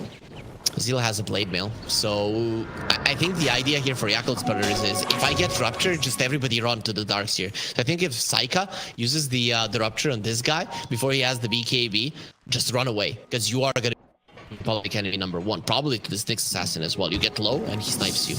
Nice steal of the Wisdom Rune. The Nyx Assassin was busy on the other side of the map trying to facilitate his own steal. Gets caught out, they lose out on There's smoke from Tundra Esports again. disadvantage for Tundra. Maybe they gonna find someone to kill. But again, Imo still farming here. And on the other side, Morpling staying on the lane. 3-3, they gonna find Zil and Imo. I wonder if there is a roar. Not really happening. It's way out of range, but Zil's got caught with the running off here. But the whole Yakult's brothers in. They prepare for the counter attack, but I wonder if there will be a killing. But nah. They will not get a kill. They are just trying to get their main items here on Tundra, and once they do, then the Viper is gonna be the enemy that they want to go for. And really, Yakult's brothers, with the great laning stage that they had on the Viper, other than taking some towers, they haven't capitalized on it, because as we mentioned, until the Needs gets level 6, now he has it, but very much no other heroes that can go with him in these, to be a hunting party. So it's Yakult's brothers, they did counter Tundra in a lot of ways in this game, but they're having issues killing people. And then your good laning stage kind of goes down the drain. 33 now just finished the Blink Dagger. He is the most farmed hero on the map. He's going to be terrifying, and they didn't see this Blink, so they could potentially smoke up and try to reveal it. Mid towers Get a big core kill here, and they're thinking about it, and that's indeed exactly what they're going to do. Adventure time, baby. Who is the priority target? You mentioned this Viper. I don't think they're going to find the Viper, though. Whoever shows in the mid there's lane. nobody in front of them. They see a hero, he's gonna jump and roar. Like, there's no doubt about it. Maybe the Enchantress, you're just gonna give up on that one just because she's a little bit harder to kill. Radiant's mid towers coming up. Beastmaster War does actually scout out this Enchantress. They hook shot onto her. Ulti. Paulison should end up dead. Whitemon triggers the freezing field from the high ground. It takes a while, but Paulison will end up dead here. Unfortunately, Baboka couldn't find the angle for the interrupt. You know, they know that's where really ignorant of this assassin. I wonder, you know, if the Crystal Maiden casting the freezing field can really just stun the Crystal Maiden with the spike carapace, of course, but the only thing that he did just watch his friend dead. It's like, I'm gonna impel, but that's all it takes. Why don't there is Bobokas trying to kill the Saksa? Oh no, it's just trying to spy on the Saksa. There is not enough damage from Fly. The Morpling is still like tap water. It's not really a boiling water, not yet dangerous. There's the hook shot from Saksa. Fly trying to escape from the coke, and there's the roar, just enough to kill the Fly. And Saksa on the other hand, one impetus is enough, and Emo is on killing spree. Onto a Clockwork who will happily bleed if it means killing off the Fly Morphling. That was beautifully done by Saksa. He also had the great healing loaded. That was one of the reasons that they weren't chasing him, right? They got him to half HP there, and maybe you would want to commit. But still, we are coming back to Fly having a bad laning stage. You know, there is a really differencing, like very significant change from Tundra Esports here. I would say that we already see that the Bloodseekers roaming around on the early until these minutes, and he really lets the Beastmaster take all of the credit. It's like the farm, the ages, but by these minutes, the Bloodseeker is the one who's gonna farm, and we're gonna see Yakult's brother fighting. Whitemon, but it's Whitemon, whatever. It's a, 4 hero smoke to kill a CM. We already have a tier 1 tower, so there's not much we can gain from this. It's like, you know, it's my time to roam. It's my time to make a space for you, Bloodseeker. There is a hook shot for the Viper. He's all alone, but he does have this Hurricane Pipe getting himself away for now. Unfortunately, the Blood Rat can follow him up onto the high ground. He really wants to kill Lorenov. A couple more right clicks. He finally gets the kill. But they burned through quite a lot of HP to get it. Unfortunately, they don't have as much follow-up from Yakult's brothers. And now 33 jumping in. He gets the roll out onto this Morphling. They zip into him with Lorenov. It is yet another kill onto the Water Boy. 3 for 1. And what a fight from Tundra on this high ground of the Radiant lineup. Dude, they are doing everything right. And for me, Saksa, the MVP. Okay, that's really a disaster for Yakult's brother. They don't have enough time to let this Morpling farm, and there is not enough space that Yakult's brother make for the For the core, of course, you know, it's because it's a Viper. Even if the Viper is pretty strong, but we wouldn't see these Vipers roaming around. He only relies on the, let's say, the Hurricane Pike on his item, and of course the TP. But once he's got locked in with the Hawkshot, or even if the Assault Barrage, or with the, let's say, with 3-3, Bubuka is here. Boca blinks on top of him, find the impale, and that kill unfortunately goes the way of Paulison. Emo would have loved to claim that massive juicy stack of gold. However, it's more important that 33 is just dead and off the map for a little bit of time. Well, again, it's like Yakult's brother is gonna be a pretty nightmare for them. You know, they really need to make space somehow, but the only one that can make such a space is only the Ancient from Poloson. There is... Why you don't quest your Nature's Attendant? Oh, it's not yet. So the thirst for the Nature's Attendant is pretty much information for the Bloodseeker. They know that the Yakult's brothers own the top lane, so it means that they can really march on the bottom lane. We can see here. And again, it's like, you know, there will be no choice for Tundra Esports except they really need to push, to force the movement and to not let the Morpling form anymore, because it's Morpling and Viper, it's pretty devastating if they are fed enough. Even if there is a mock from Yakult's brother, it's interesting. Maybe they're pretty confident enough to just pick one by one, but little did they know that Tundra Esports, they're sticking together so close. Let's say that Yakult's brother, they want to aim for only just maybe one kill here, maybe 3-3, or even the carry, but I wonder if they can find something. Selamat Nea, never knew you would stream the tournament which Nigma failed to qualify. It's our biggest heartbreak, Daniel. I'm still feel. Oh yeah, Daniel, I'm gonna publish the perspective of Team Nigma Galaxy's player on the Dream League. So because I wouldn't cast on the Dream League, I don't have any permission to do that. So I wonder, they don't reply my email. Okay, Tundra, they really need to somehow find a way to bring the net worth gap wider here. There is 7k a difference for the net worth. We can already see the Bloodseeker and the Beastmasters weight pretty well fed here. But again, I wouldn't say that Team Tundra gonna underestimate the team, of course, because again, Morpling and Viper are pretty strong, of course. Even if they just let's say, let's drag this match to super late game, when the Morpling and the Viper is already... Ooh, look at that, Poloson, silence. And Lorenov is on the killing spree. It's a total revenge for Tundra Esports. Whitemon trying to see the ages here. Rosan's not really up.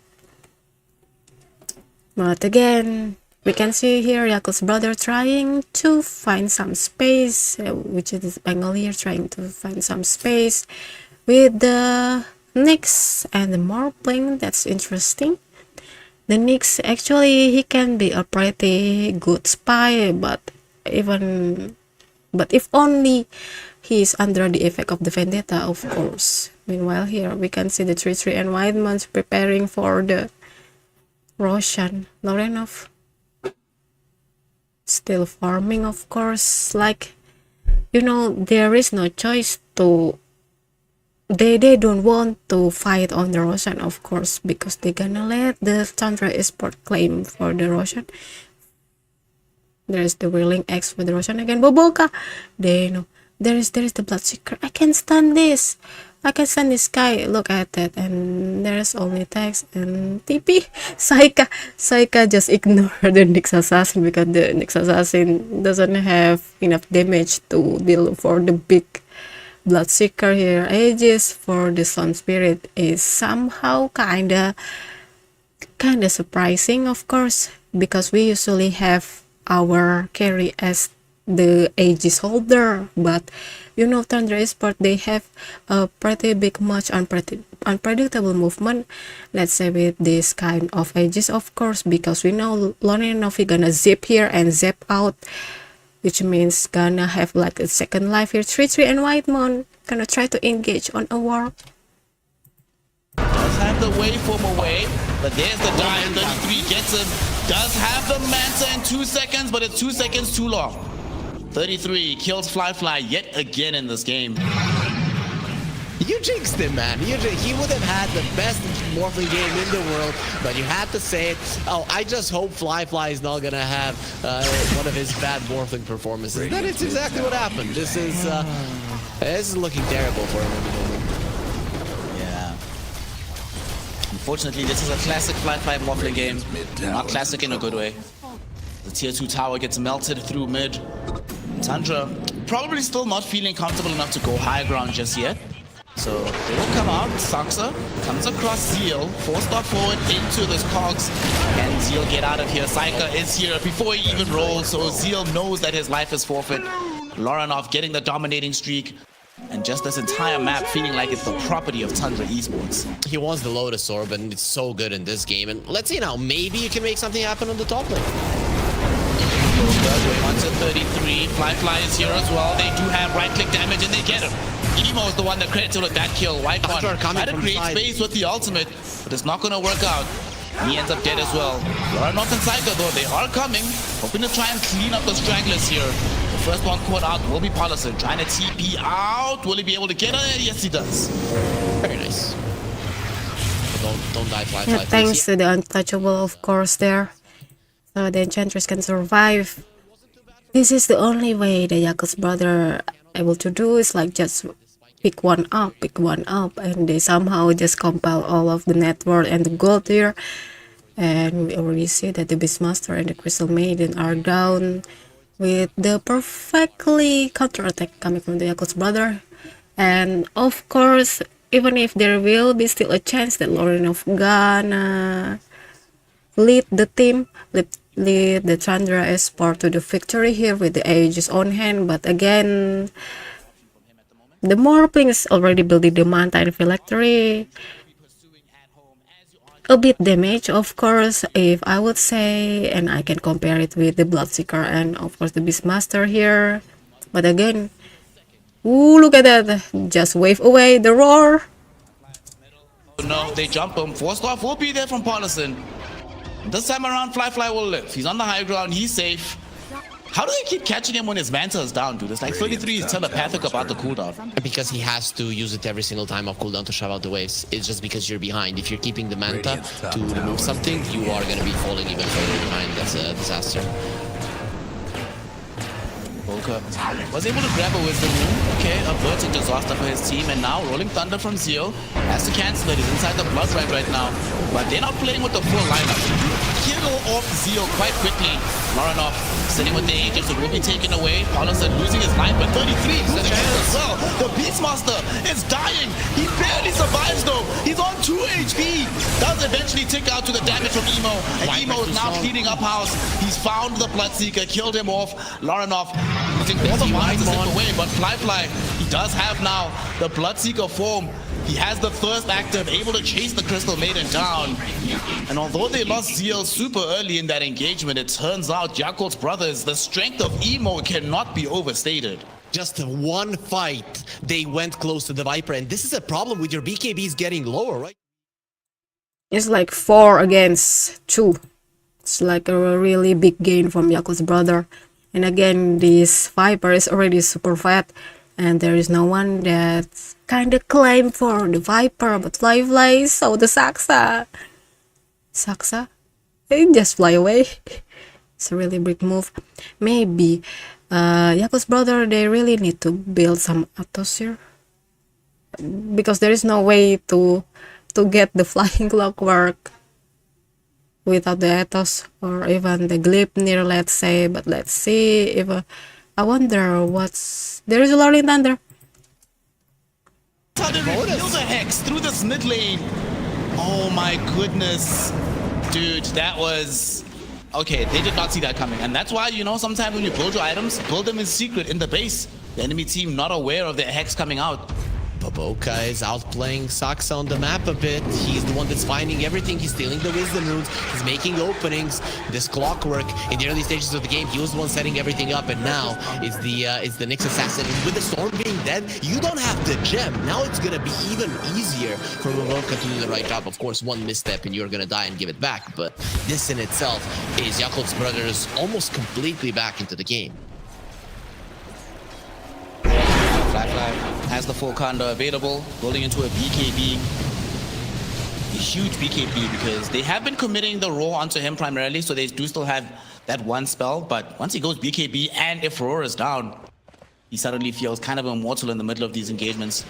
Lincoln Spheres and Lotus Orbs are gonna start coming off from Yakult's brothers. We talked about it 15 minutes ago that they needed to catch back up, and they did. So now it's time for those luxury items, the ones that do target what Tundra have. And considering that Storm didn't go for a teamfight approach, he went for the Hex. These Lincolns and Lotus are gonna be a big deal. Beastmaster, he understands what he needs to do. Survive inside of these fights. Look at his items. He has an Aeon Disc, and he also has a Craggy Code in terms of his neutral item.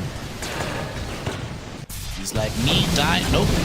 Saxa, unfortunately, not going to be as fortunate as he gets found out by Baboka. Very quick kill there. Baboka has just been working this map at the moment, doing his utmost. It's now only a 3k net worth lead for Tundra.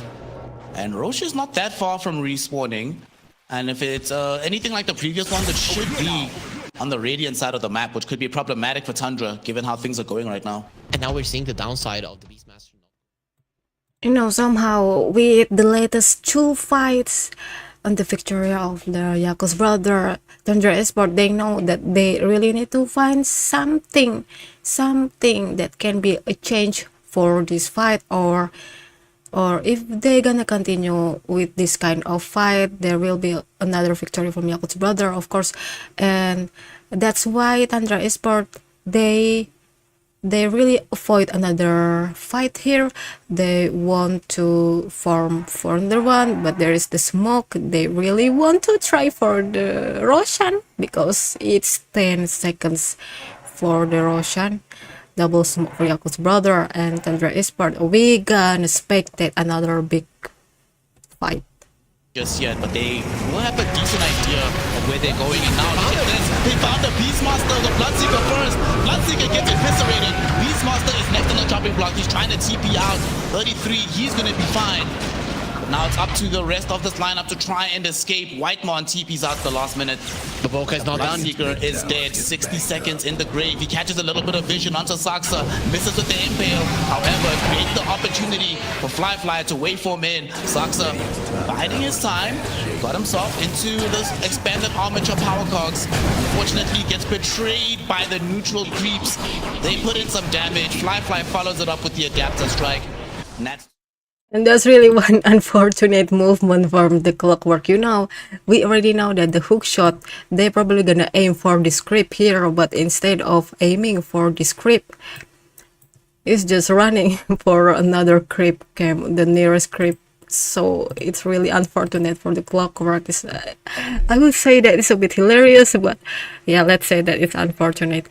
And again, this is the movement that Tundra Esports really anticipate. This is a big movement from Yakult's brother, and there is no one that kind of shut down the Viper here, and more playing somehow really hiking on the top of the network along with the Viper. And meanwhile, the Bloodseeker trying to manage for the top tier of the network, but I wouldn't say it will last long if the Roshans on the hand of the Yakult's brother, and somehow if they can manage another victory on the fight. Well, yeah. And again, the reason why the Crystal Maiden survived the fight against the Viper and all of the upcoming damage from the enchantress, I would say. I don't really remember, but it's because there is no one that's able to cancel the TP. They're gonna rely on the stun from the Morpling or even the Rolling Thunder only, and over the Impel, or if they're lucky, the Spike Carapace from the next assassin. There is no way that they can cancel the TP right like that. But Tundra Esports, they want to claim the Aegis, of course, but there is an attack coming from the Yakult's brother. Nah, the Roshan is for the Tundra Esports. This is the proper Aegis for the Bloodseeker, but I wonder, this is because the Bloodseeker doesn't have any buyback, I guess. Well, see if he has buyback. No, of course, because he just bought some items, so it's so far 16 versus 16 for both of the team. And even if the Tundra Esports, they have the Aegis in hand, but they somehow proceed very carefully here, because again there is the next assassin. They wonder, just with this one hero, there is enough information for the Yakult's brother to move and to just attack. Okay, there is a shield thrown, just delete that.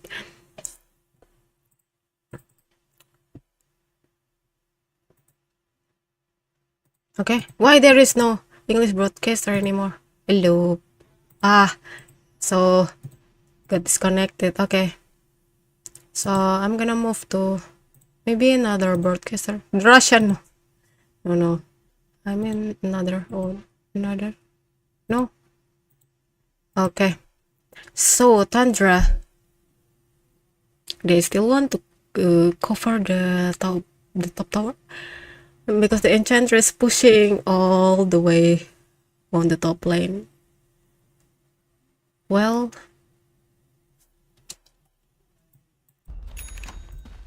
it's one really big movement here. They really need to proceed very carefully. This is because even if this Bloodseeker has the Aegis, of course, but just with the, let's say the Bloodseekers failed on the trade. Polosan just standing there claiming the Watcher. Oh dear. Oh dear. There's no way. There is no way to escape that kind of thing. Whitemon trying to escape. Zil, the Raptor Lotus is way too late. Look at that. So lucky on the gap there, just for delaying the death. But of course, if the Raptor is already in, there is no way that you can escape, even if you already activate the Rolling Thunder. So it's like the natural counter for Pangolier. So of course, okay, the banner is already planted. Maybe we're gonna see. Okay, there is. Look at it, the silence. Doctor's coming in. Emo trying to just shoot this Bloodseeker away. The Lincolns can already break up. And power somehow. Look at this Spiked Carapace. Saika is already on 3-3 trying to roar, but look at the beautiful mana from the Emo. And BKB, I wonder if that's a big decision to pop the BKB there for Lorenov, but let's say better safe than never, right? And the tower is not yet claimed, but Aegis is done. Well, because somehow Yakult's brother, they lack the Pangolier, so the best option is only to defend on the high ground. There is no way to disturb the whole formation with the Rolling Thunder here, because already not yet respawn. But I would say that Tundra Esports, they really need to proceed again very carefully, because they don't have an Aegis in hand. Meanwhile, Emo with the Witchblade, also the Lincoln, I bet it's already pretty fat here. But somehow Storm Spirit and Bloodseeker still climb on the tops of the net worth. Pangolier on the other side, trying to climb the Lotus. Look at that, there's a zip zap for the regeneration. It's a big one for Lorenov. Okay, and the gem in the possession of the Storm Spirit, so it means that the Nyx, he wouldn't escape on the eyes of the Storm Spirit anymore. And of course, because Storm Spirit, he still has the BKB. So if the time matches the perfect timing, so of course the victory will be go to the Tundra Esports. And see, the Morpling already possessed this Kanda with the flood mirrors, and somehow the Yakult brother, they don't want to march Boboka.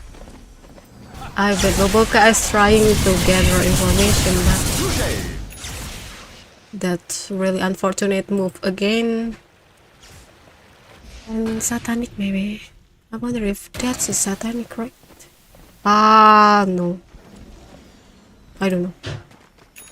Well, there is nothing that they can do for Yakult's brother than just waiting patiently on the high ground.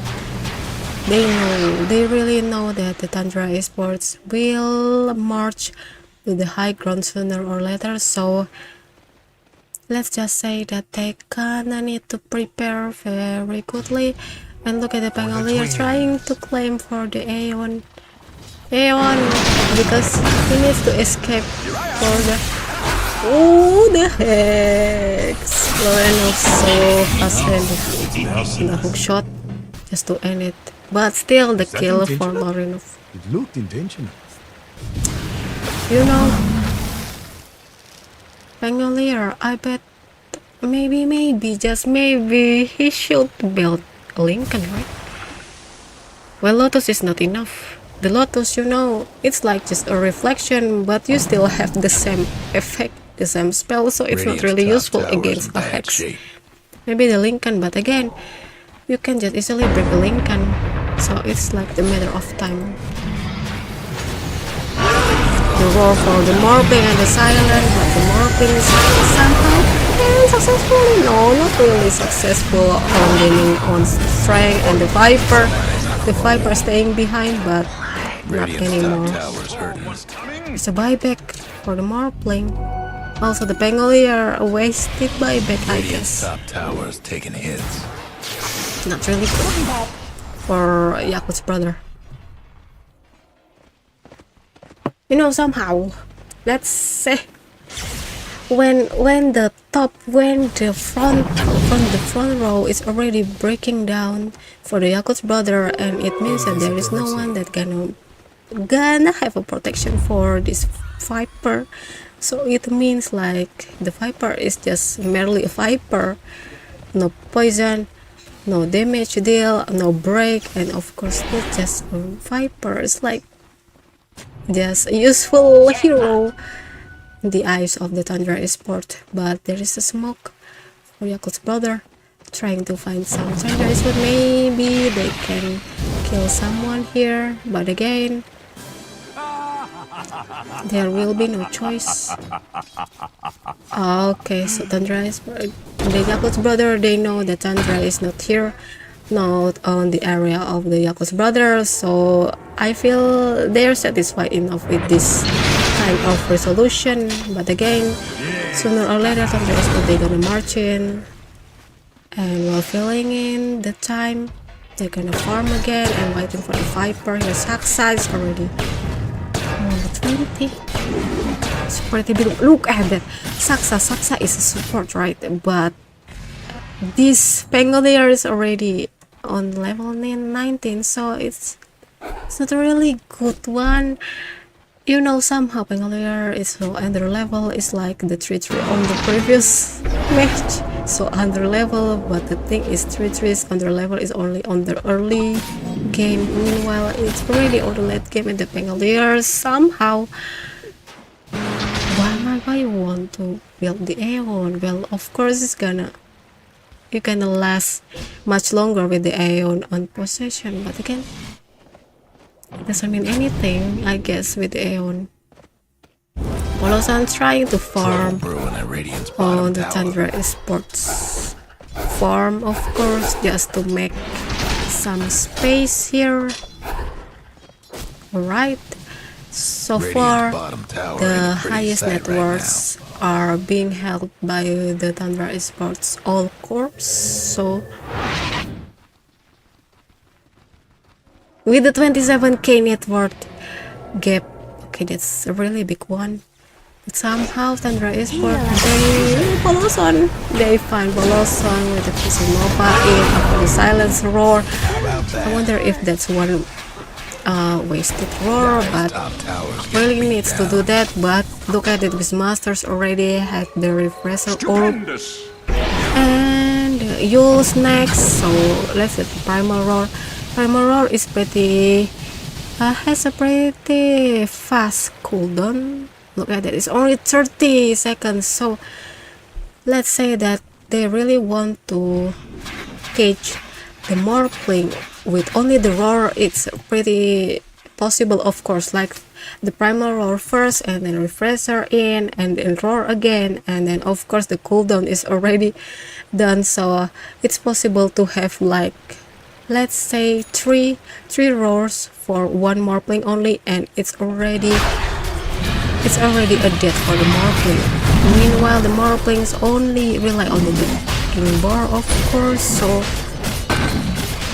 no Lincoln, which means that he's still vulnerable for another roar if he is not fast enough to cast the BKB, so there will be no use. And I wonder if the roars already coming through for the BKB, I don't know.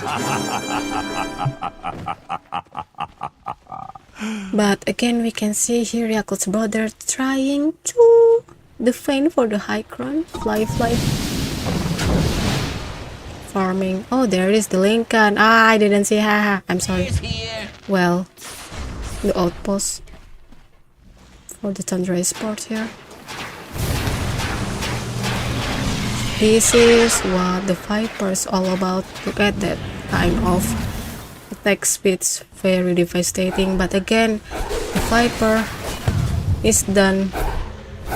If you can somehow break the wall, the protagonist. Viper, look at that, Nix trying to impale his master again. The Viper is done.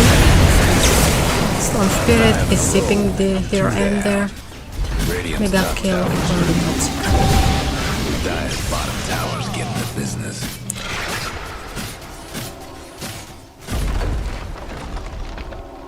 Maybe I'm gonna. Dive's bottom tower's getting the business.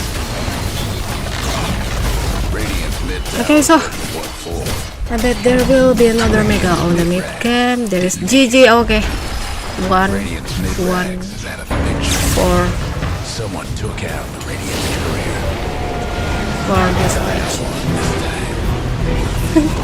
Because the maiden somehow can build a BKB, so it's pretty well fit. That's a really big crystal maiden. Alright, so I wonder if we're gonna have third match. Let me see the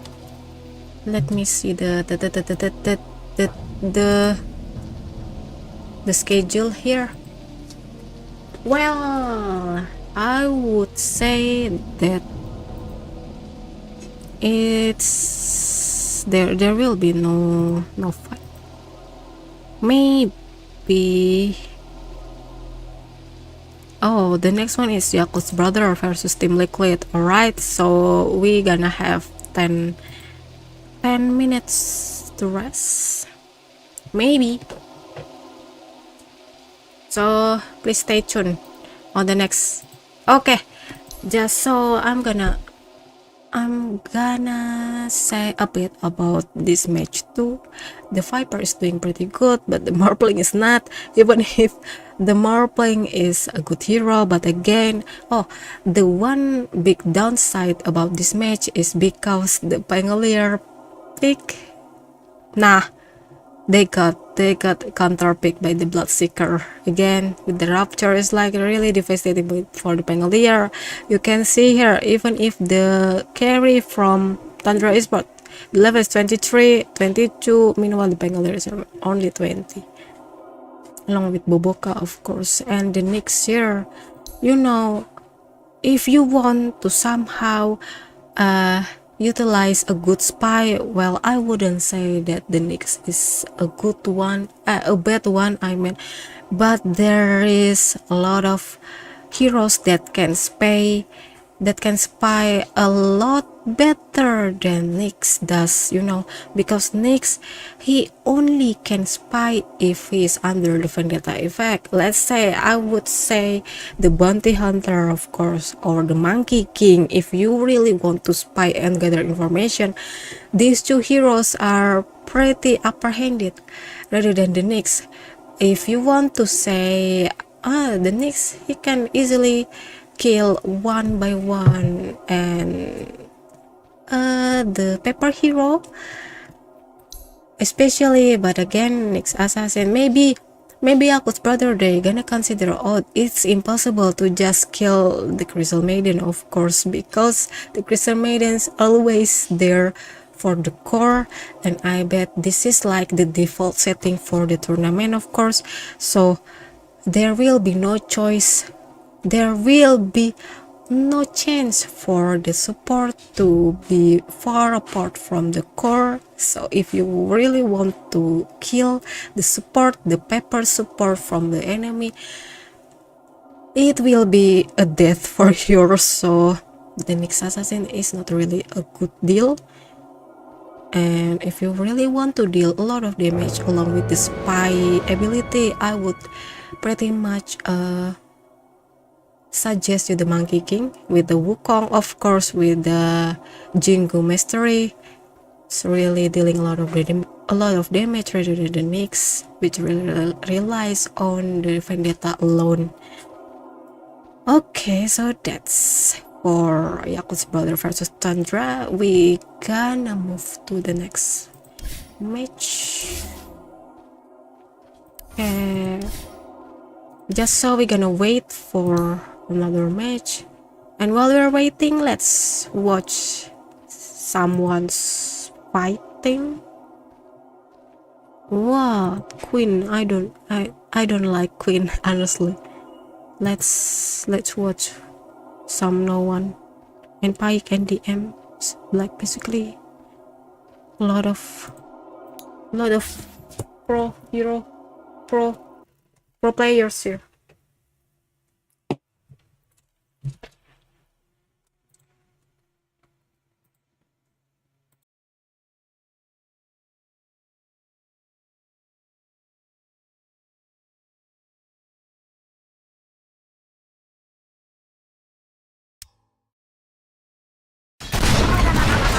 Dyer's bottom rags ain't in a happy place. Bottom rags didn't make it. The Dyer's bottom rags is done for.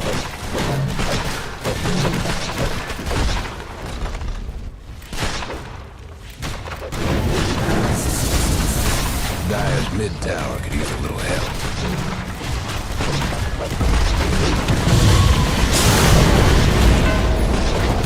Dyer's mid tower.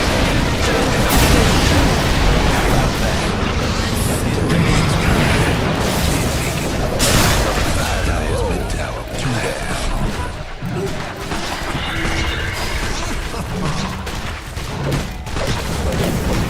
Dyer's mid tower's having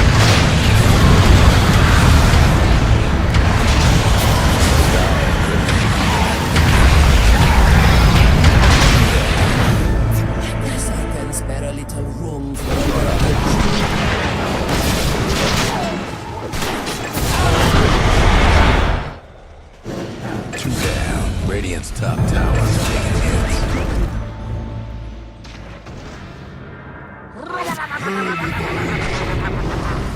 Radiant's top tower is in bad shape.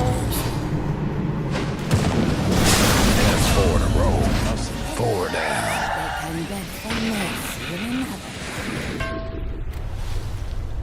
Radiant's top tower's in bad shape. It's sundown for Dyer's Ancient. Can't do nothing about Dire structures right now. Radiant's top tower's taking hits. Dire's Ancient is getting whooped.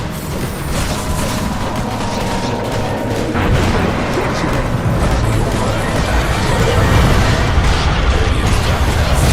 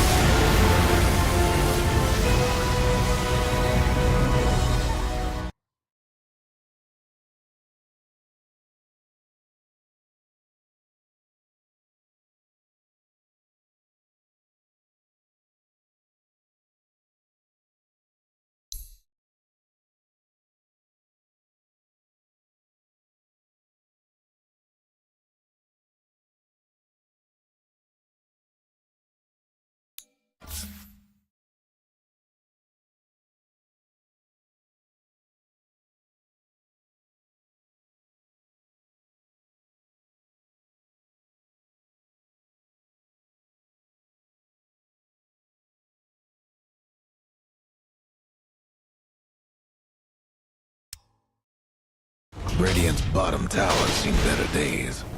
Them dire buildings are tough as nails for now. Trouble at Radiant's bottom tower. There goes Radiant's bottom tower. Science and you.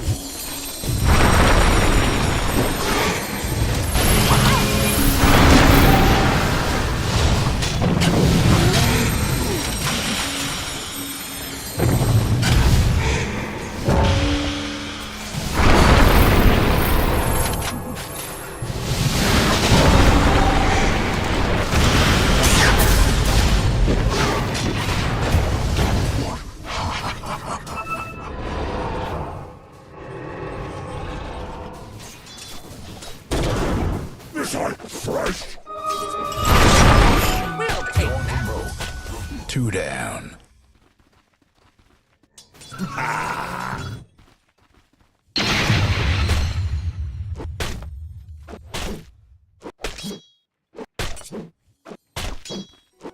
What have we here?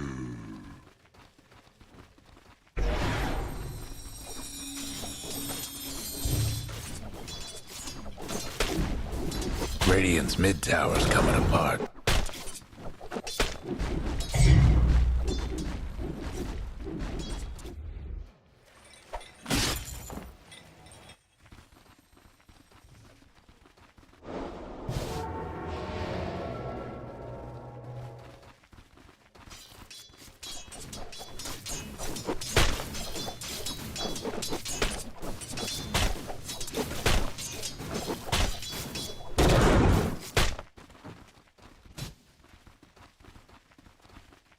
Dire's top tower, you know the drill.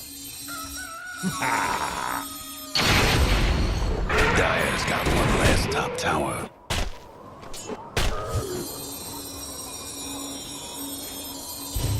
Thanks, mate. Mate.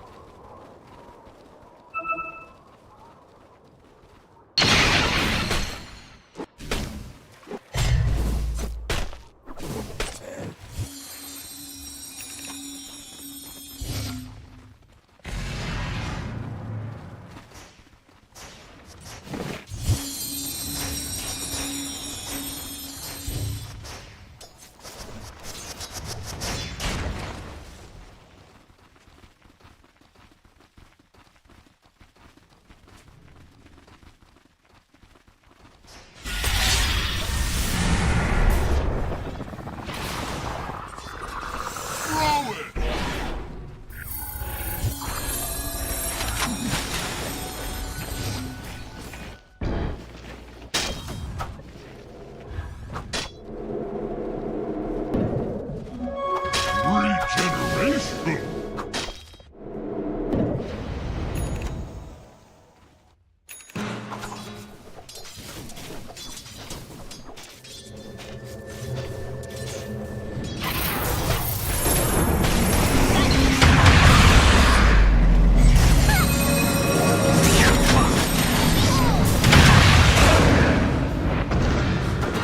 That's 4 in a row. How about that?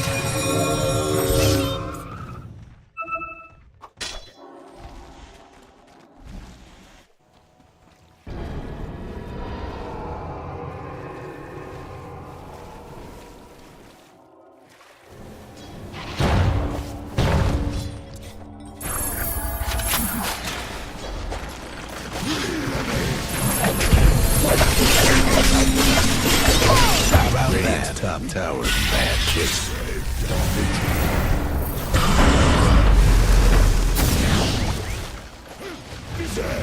Radiant's top tower is taking hits. 5 in a row. How about that? Radiant got one last top tower. Radiant's mid tower. Radiant's mid tower. So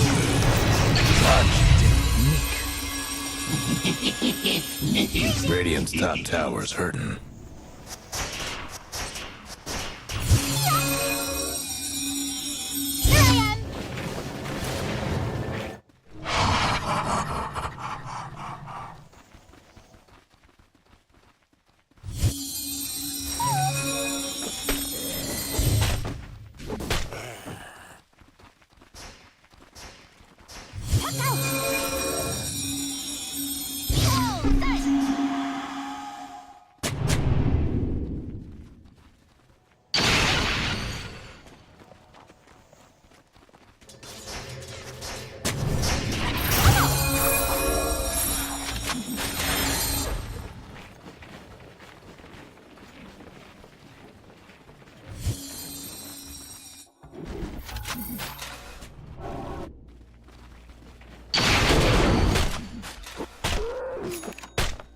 Dire's mid tower could use a little help.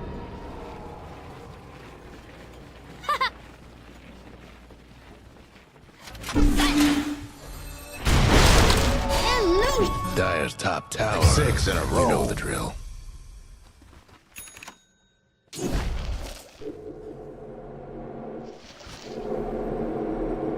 Radiant's bottom tower's seen better days.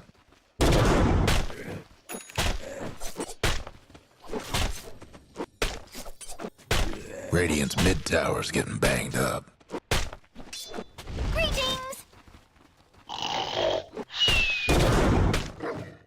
Radiant's bottom tower ain't a pretty sight right now.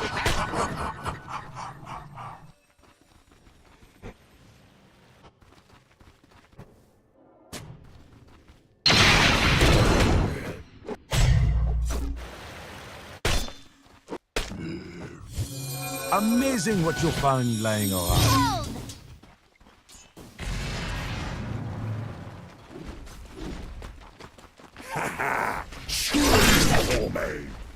7 in a row. It's cleaver time!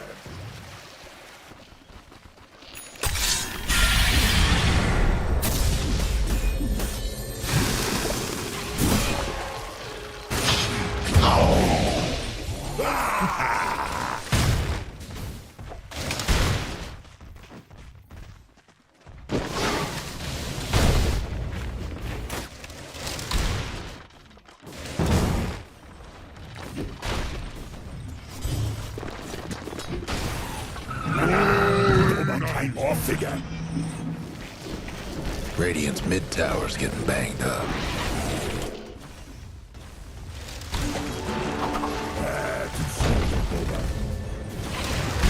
Radiant's mid tower's coming apart. No breaking down the Radiant structures like this.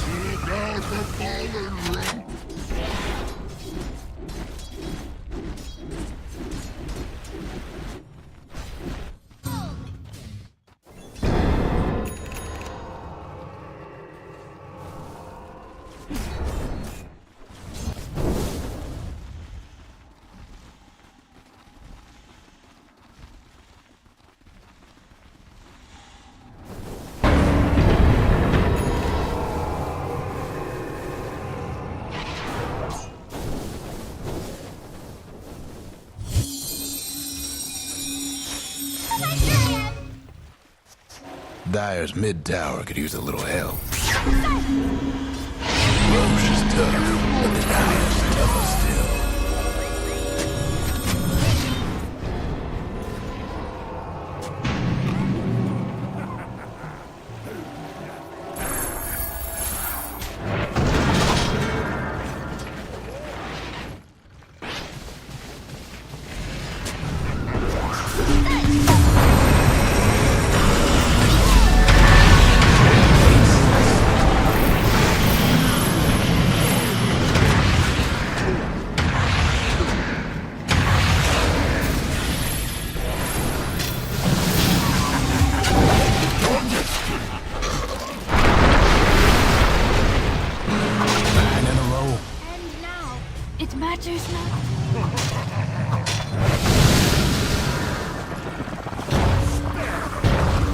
Radiant's mid tower could use a hand.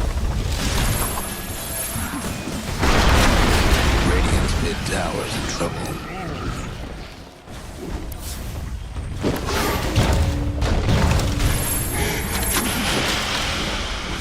Radiant's gone and fortified their structures.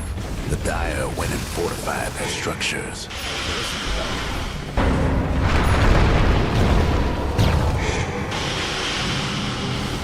Radiant's mid tower could use a hand.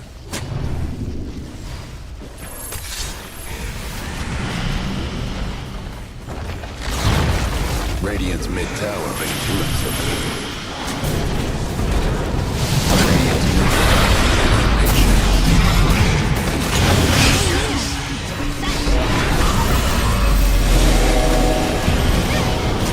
Somebody's on a roll. 2 down.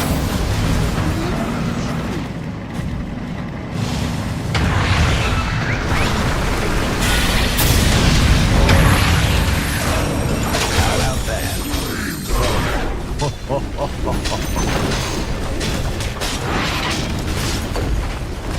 goes the Radiant's mid-rank.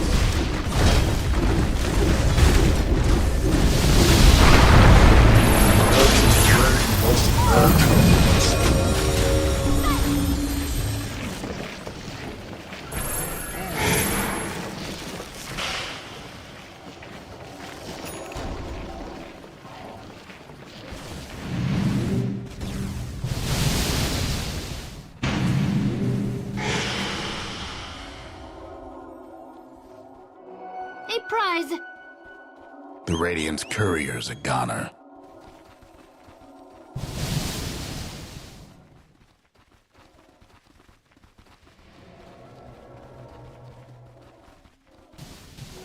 Precious bounty.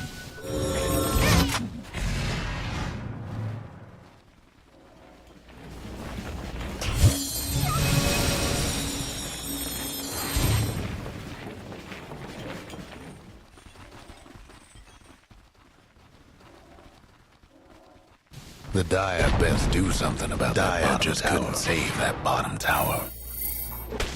Radiant's top tower in bad shape.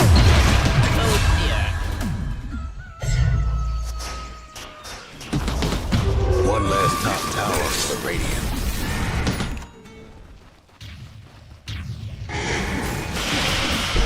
Guess what's happening to Dire's bottom tower? Have fun trying to bust down Radiant structures now.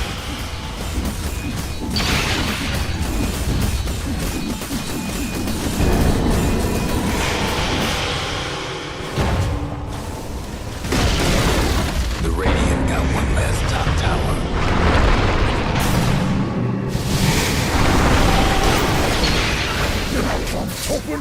Of all the ways to die.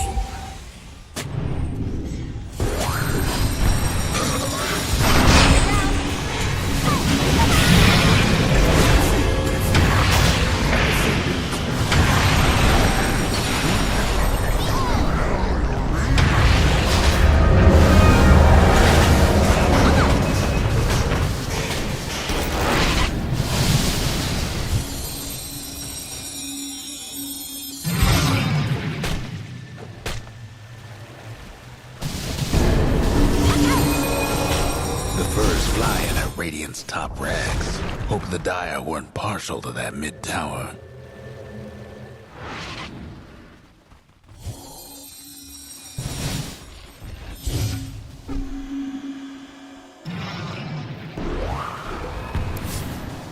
We get freebies now. Nice. Precious bounty.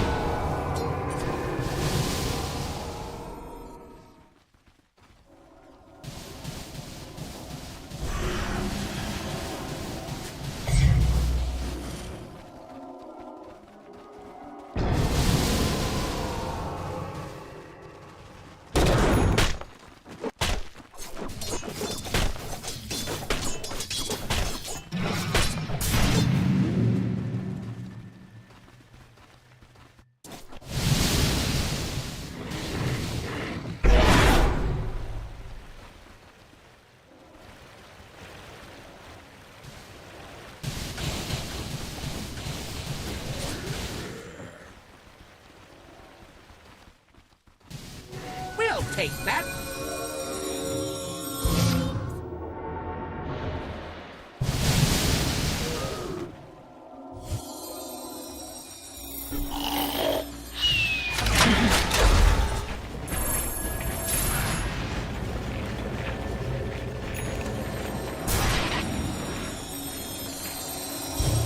Of all the ways to die. Trouble brewing at Radiant's bottom tower.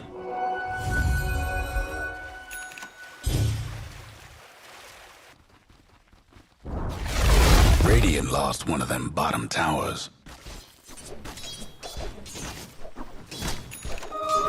Radiant's bottom tower ain't a pretty sight right now.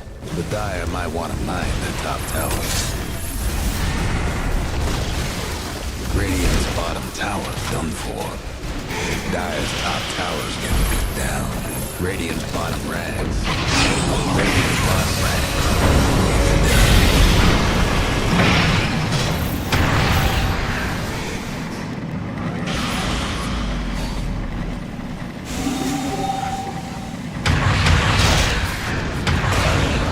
Radiant's mid tower's coming apart.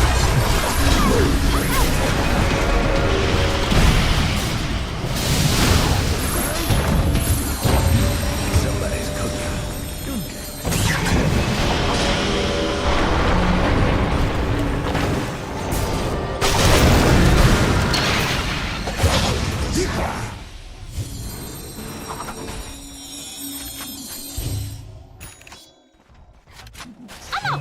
That's a bit of Radiant's mid tower's getting banged up.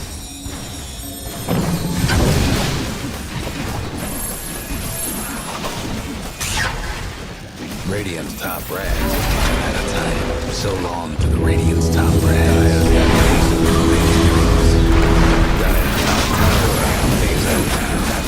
Radiant's mid tower's coming apart. Radiant's mid tower's getting 1-4. This might be over for the Radiant. Chalk it up for the Dire.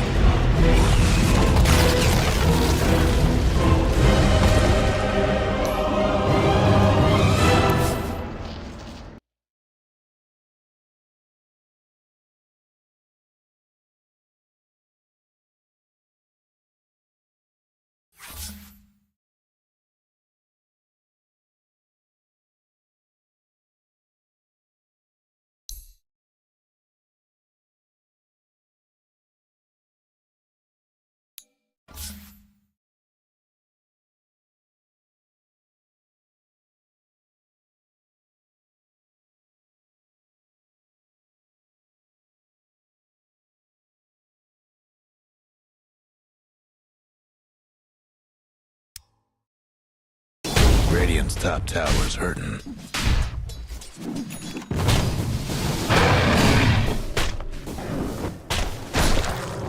Radiant's top tower's taking hits. No breaking down the Radiant structures like this. Между небом и землей лишь я достаю. Radiant's top tower's hurting. Bounty, which my matriarch will prize. One last top tower for the Radiant.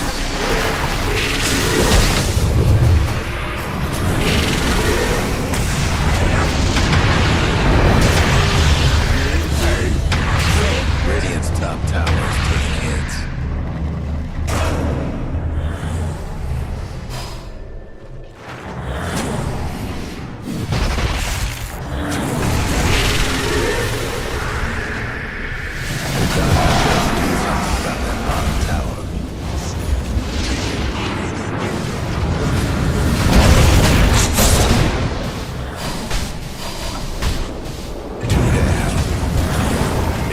Небом и землей лишь я достойный.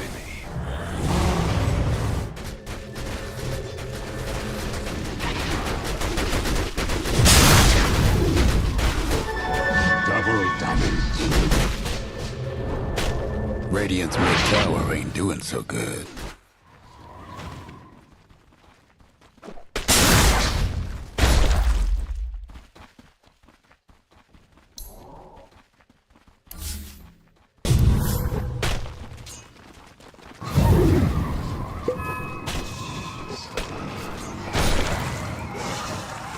Между небом и землей лишь я достойный. A gift from the tempest of God.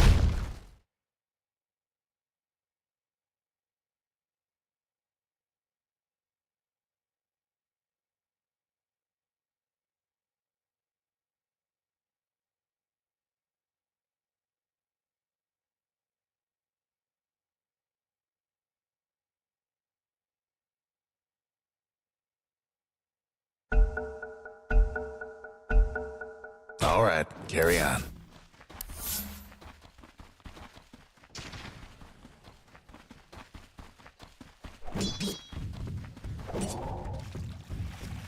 Trouble brewing at Radiant's bottom tower. Honestly, like, I don't see any good host for their team with Tundra. Dire's mid tower won't last much longer.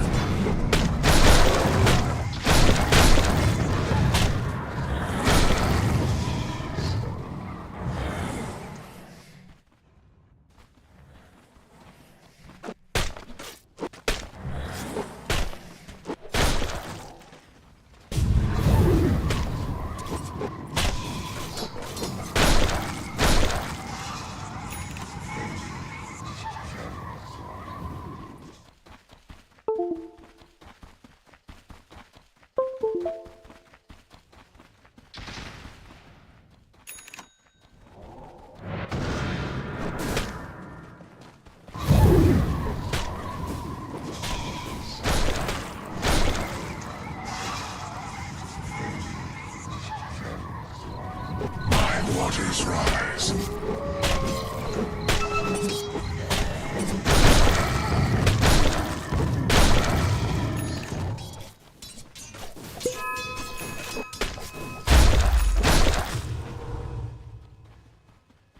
Dire's top tower's getting beat down. Лишь я достойный.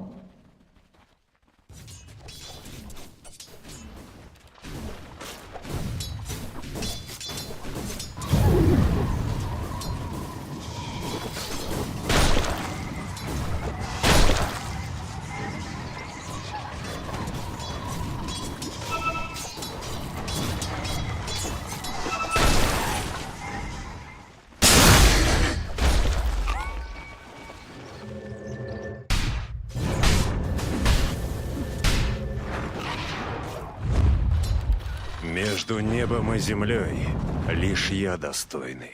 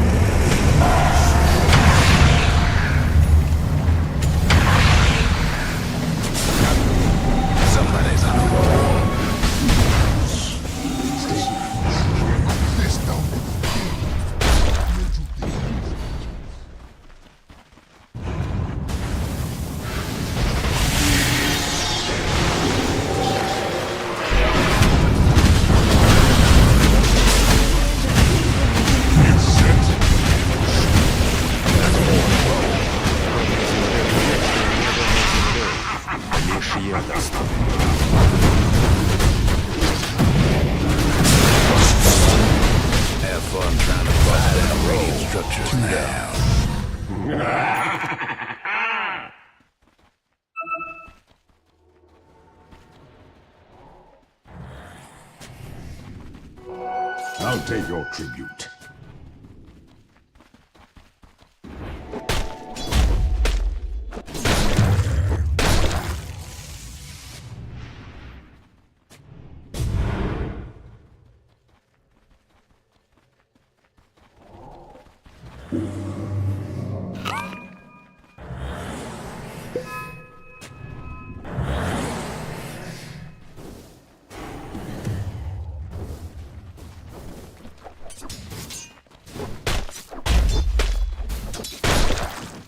Между небом и землей лишь я достойный.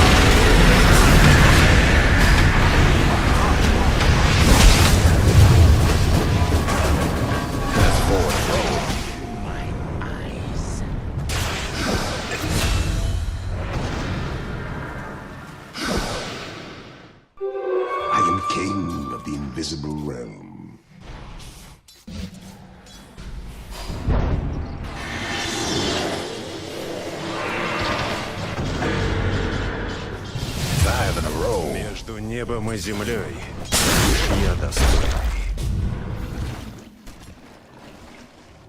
Bounty.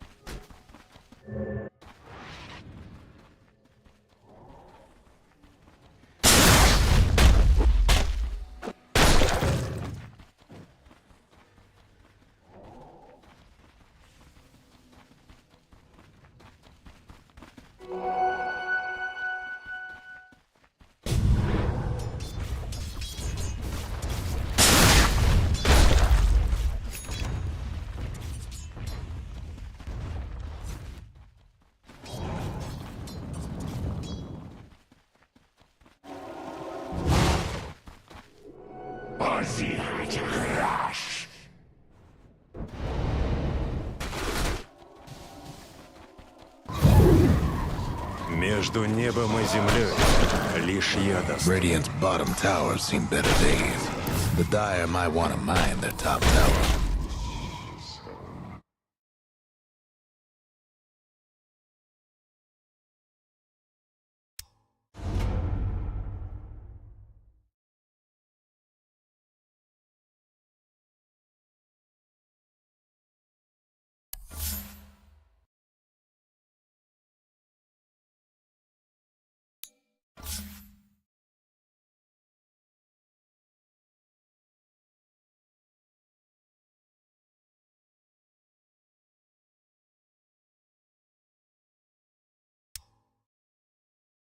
Dire's top tower is under attack.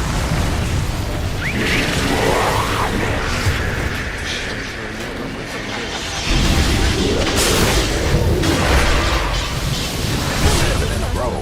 2 down.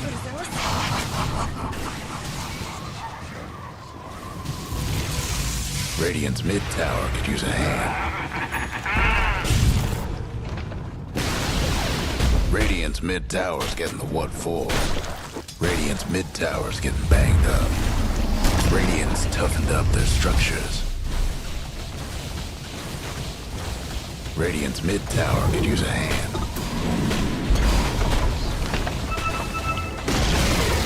Radiant's mid tower's in trouble.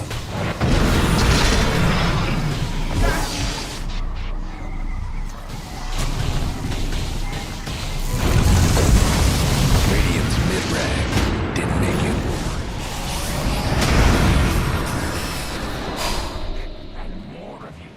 Между небом и землей лишь я достойный.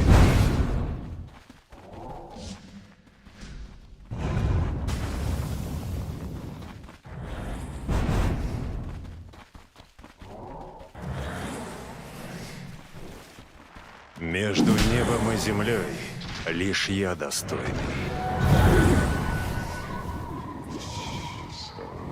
Precious bounty.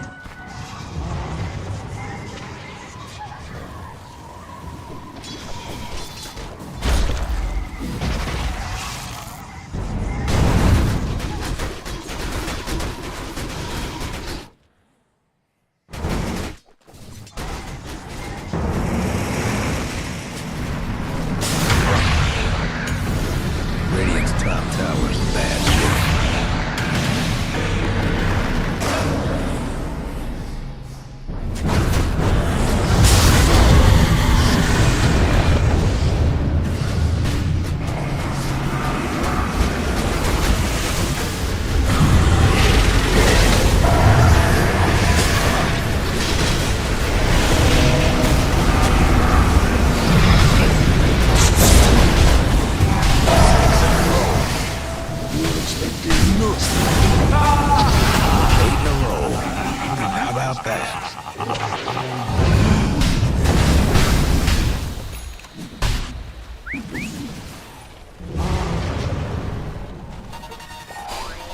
Между небом и землей лишь я достойный.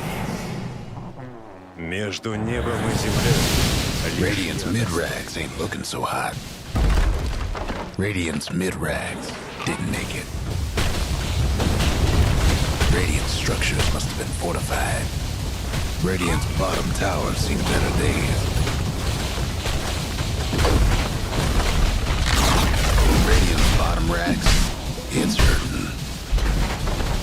Radiant's bottom rags ain't no longer with us.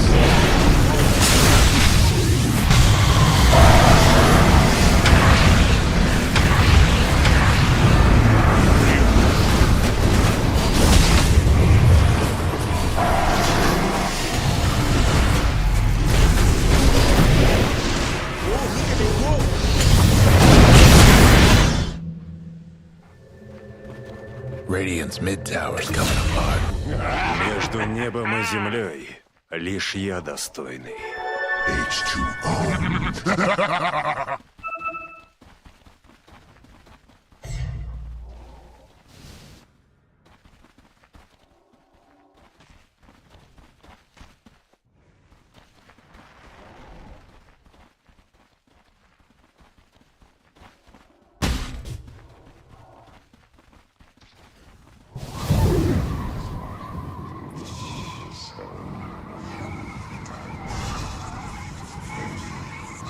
A gift from the tempest of battle.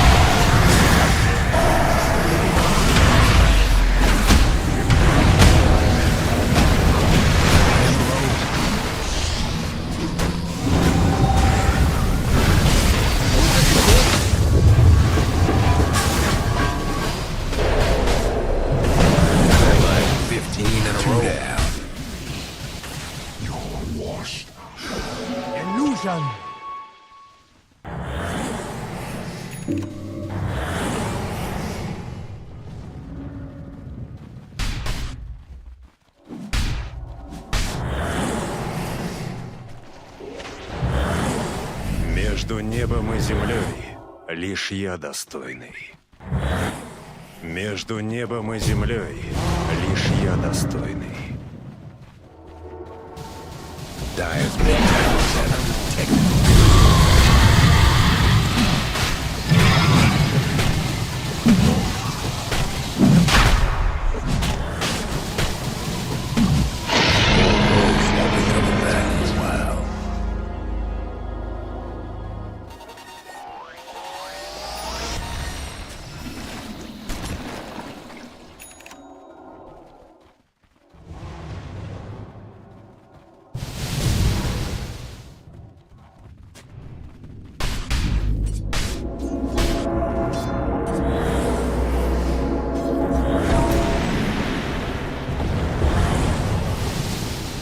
Radiant's top tower's hurting.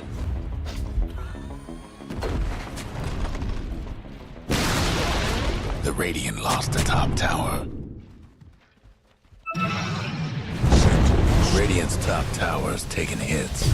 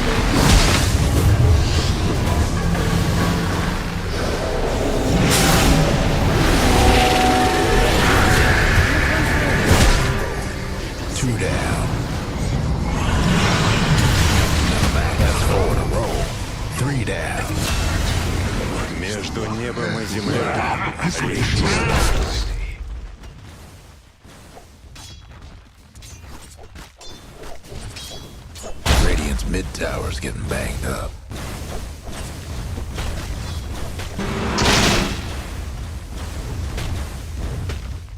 Radiant's mid tower could use a hand.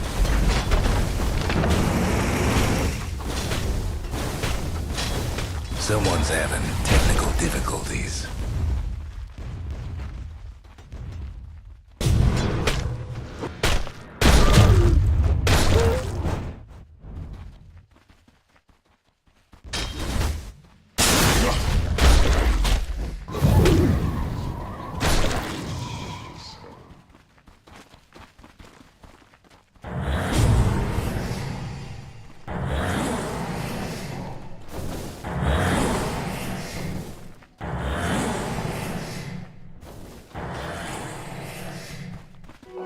I'll take your tribute.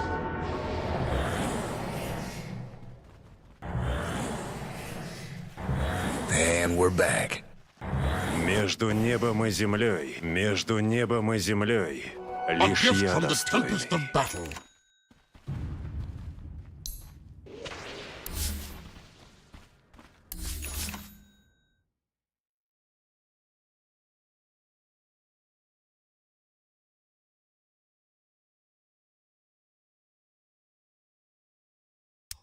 Team Liquid's turn to ban.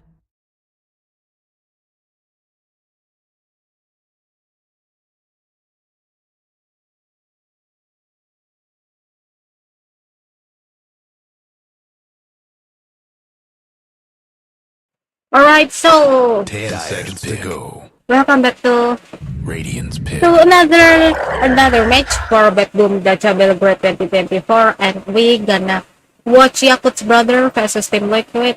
After we already spectate that Yakult's brother versus Tundra Esports on the previous match, 10 ended the seconds series to with go. 1-1 score. So let's say 5 seconds. maybe Yakult's brother gonna do something better or maybe worse than the previous performance, but let's see.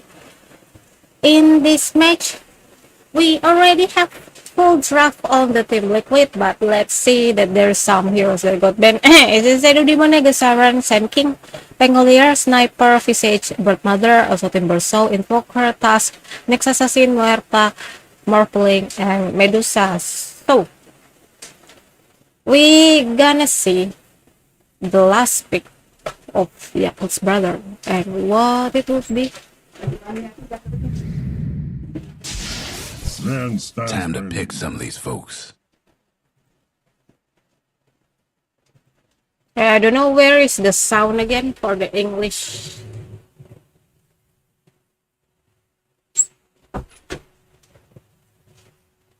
But let's see. Here we have Polosan with the Enchantress, Emopak, Zilla Beastmaster, Boboka, Betrider, and Fly Span. And Team Liquid, we have Insania, Clockwork, Boxy, Hoodwing, Nisha, Tiny, Mika Razor, and else.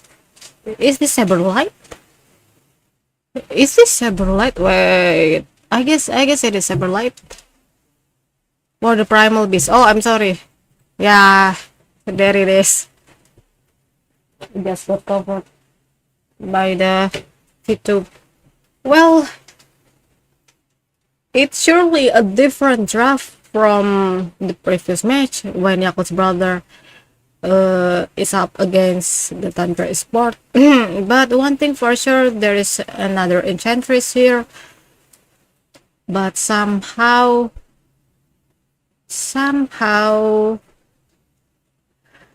Team Liquid's draft is looking way, I would say way better, I guess. Because you know, when you have a Sven as your carrier, then it means that you only rely on the God strength only. So if he doesn't have the God strength, it's like just a blue Sven, the weak Sven one. But on the Team Liquid, even if, let's say, even if the Sven is not under the effect of the God strength, or even if he has the gut strength, the Razor still gonna absorb the damage, of course. So what's happened with the camera? Hello? Alright, so the Razor is pretty much devastating, but I would want to mention here about the probability of being killed, because there is the lasso from the Bat Rider that somehow gonna kill your Razor straight ahead with a combo. So the one gut strength is enough to just annihilate your one carry. But again, there 30 is the seconds to Primal go. Beast, also there is the hook shot from the Clockwork, and don't forget the combo from Avalanche and Toss from the Tiny is of course very devastating. There is double smoke from both team. They gonna try to deal for the first blood. I don't think they find. Oh, they find each other. Polosan maybe is the Crispin's choice of the year. That's a first blood. Saberlight gonna claim the first blood. Meanwhile, on the river, Emo successfully claimed the bounty rune. So it will be to end to bounty here. I wonder if there's another broadcaster here. Hello? No? I don't see anything. Oh, but I don't hear anything though. Maybe, okay. I'm sorry, but let's bear with me. Okay. I'm gonna do something while the English broadcaster is not present. Denied.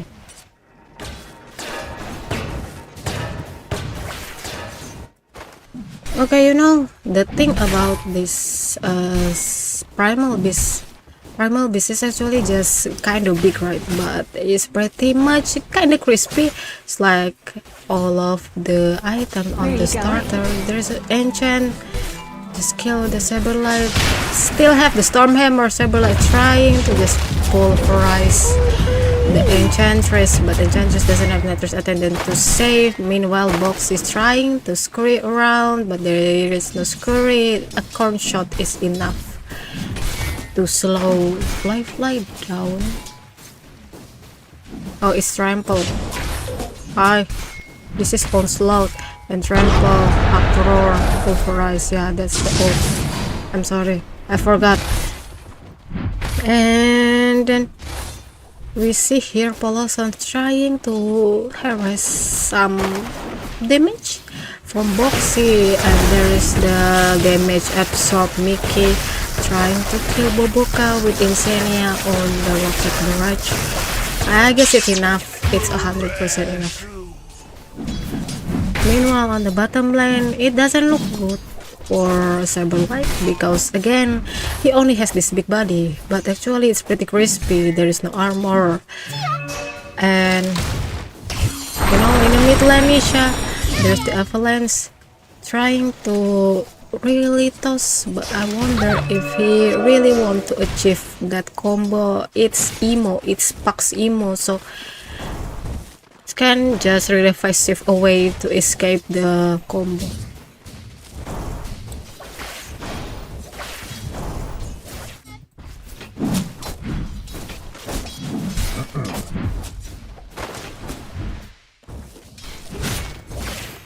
And we can see here there is so much less hit from the Razor, but it's almost equal with this friend, so it's like head-to-head start from the carry.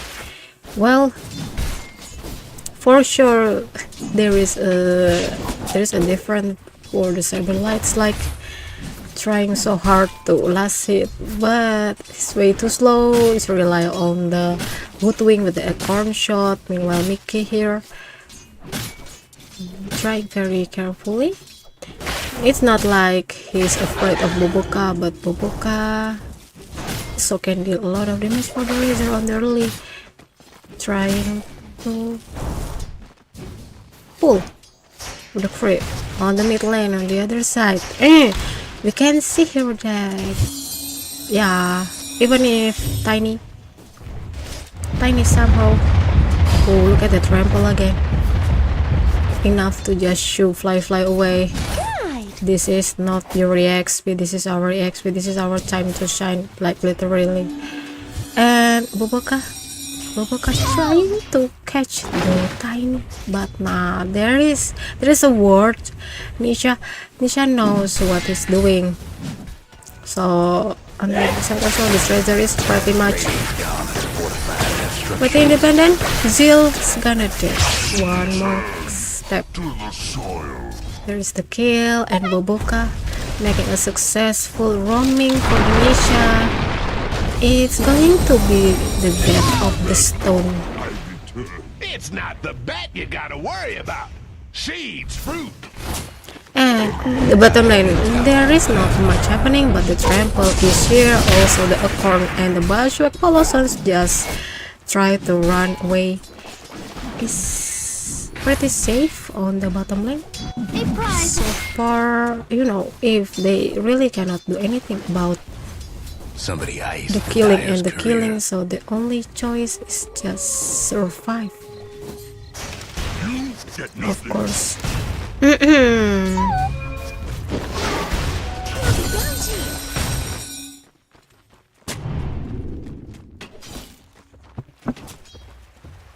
Well, trying to pull again is like just a usual thing that support can do, and it is so fast. The Razor is already level 5 here. It's static thing, and the plasma field still on. There is not enough mana to status link. Okay, so just somehow kinda have to farm very carefully. Poloson, the buzzword is connected. There's the box. She have acorn. He has the acorn, but not really trampling to the Poloson. But yeah, only just by clicking the dream coil for the footwing. Vision orb just to end the squirrel's life. This is gonna sting. Okay. So we kinda see there is a movement from the clockwork back to the top lane. It doesn't mean that the Razor needs the help, but somehow he can maybe secure some kill with the combo from Nuke and Insania here. Well, there is not much anything they can do from the Zill and Boboka. Maybe they can somehow secure the Wisdom Rune, of course. There is a lot of creeps. Stacks Nisha trying to toss to Boboka, but again only Firefly to eat the creep. Maybe Nisha trying to kill the Beastmaster. Zill is super in trouble here. Look at that. There is a lot of damage coming. They really want to have the Wisdom Rune, but yeah, that is a Wisdom Rune from Liquid. Illusion Orb maybe. Just to emo. Boxes failed to catch it. Boboka on the other hand tried to deal some damage to Insania. There is another TP. Wonder what it is from. It's Zill. So trying to find Insania. Insania is so in trouble. There is blood grenade, but there is a stun from the bird.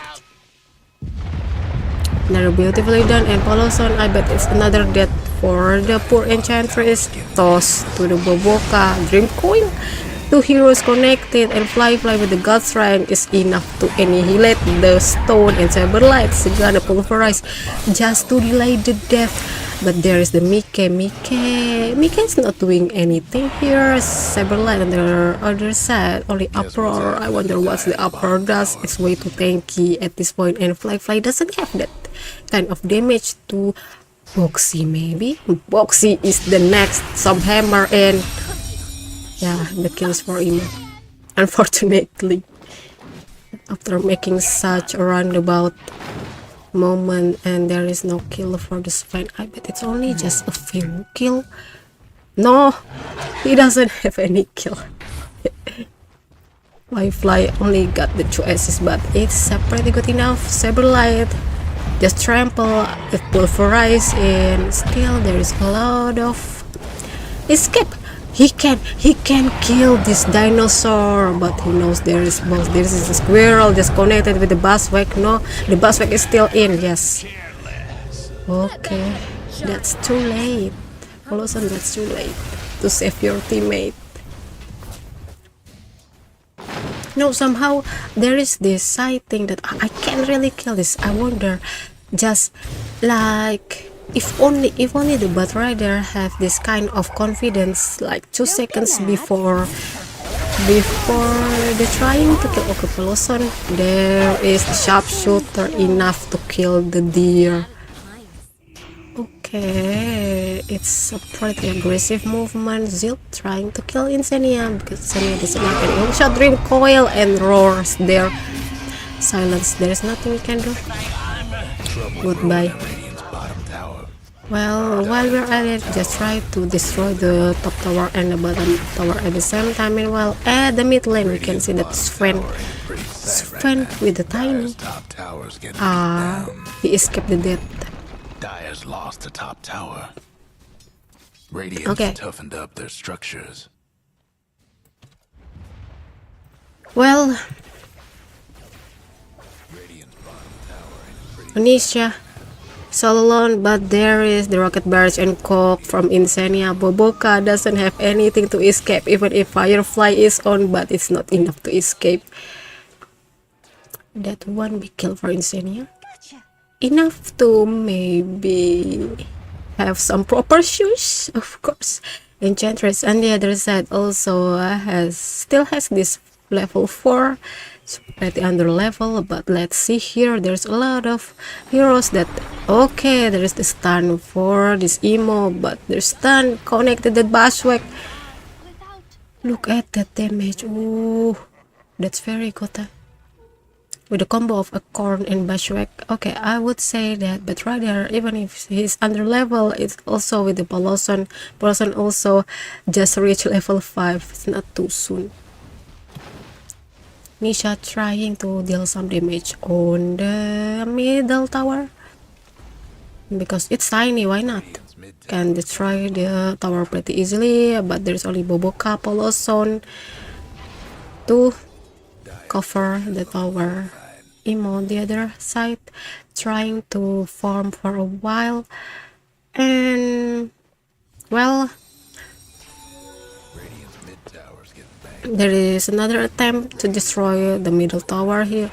A corn, Bashwek is not really connected. Sharpshooter trying to aim for the puck. Look at the dream coil, beautifully done for the tiny, but there is Insania already has the hook shot. Face shape is always on point, just to dodge everything is so beautiful. But Yakult's brother, the Beastmaster and the Enchantress, trying to gain something with the smoke here, or just trying to protect the middle tower from the backline. Insania, not really happening. Way too fast. This clockwork is way too fast. Now you really need something like dagger, or let's say for stuff, but it's way too early to gain the dagger. Okay, again, Misha with this kind of diligence, I'm pretty sure that it's gonna destroy the okay Poloson. Is this another death for the Enchantress? For Enchantress with another attendant, but it's way too for Misha is dead, along with the Poloson's death too. So it's like Nisha's really content on destroying on the middle tower, but there is not much help coming from the team. So he needs to do it all alone.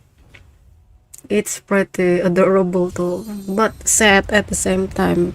And at the same time also Saberlight's trying to get some creeps, also building some Shivas, and maybe with the Shivas he owns, then he can be so ready to join the fight. But I wonder when it will be. Well, of course the Razor is already big enough. It's pretty strong at this point, but again, there's smoke from Team Liquid, the Tiny, and the Clockworks trying to find someone here. Maybe Hootwing is not really joining because gonna show on the map. Just give some information. Oh, there is the emo Misha. He has the dagger. There is the avalanche and clock bushwhack. Face shape is done very beautifully again. Dream coil for the hoodwink. There is enchant. Just TP away maybe. The roar is necessary. It's 100% necessary to kill the squirrel with the roar. Okay, so even if the tiny he really wants to destroy the mid tower, but I wonder if this will be the chance for Yakult's brother. Oh no, there is the Mike with the static link, also the per and the ult here, got strength to destroy the Mike, but okay, pulverize only for the Sven, also lasso. But it's the end for the Boboka. Razor somehow dead on the hand of the pack. Trying to escape, but look at that onslaught, still on point. You know, it's like Puck's trying just just kill me, but at the same time he also claim Razor's head. So I wouldn't die. I wouldn't die if I don't fight first. So let me fight. Okay. So far there is 5. Okay, there is a lot of death by the one fight, so it's team wipe on the Yakult's brother. Meanwhile on Team Liquid we only have the death of the Razor. Well,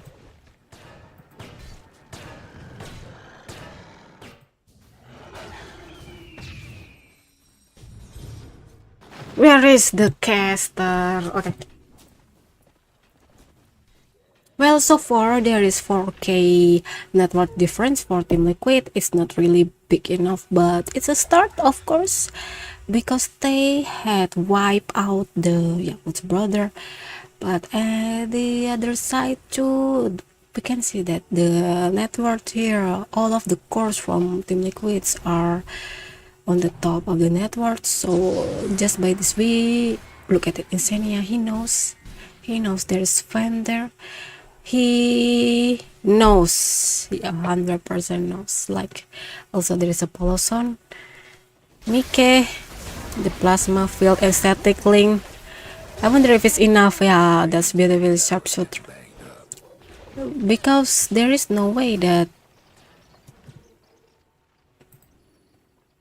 the clockworks dealing stun for the enchantress. Like, oh, we know that it's already dead from the sharpshooter. There is no way we're gonna spend the hook shot for a mere enchantress.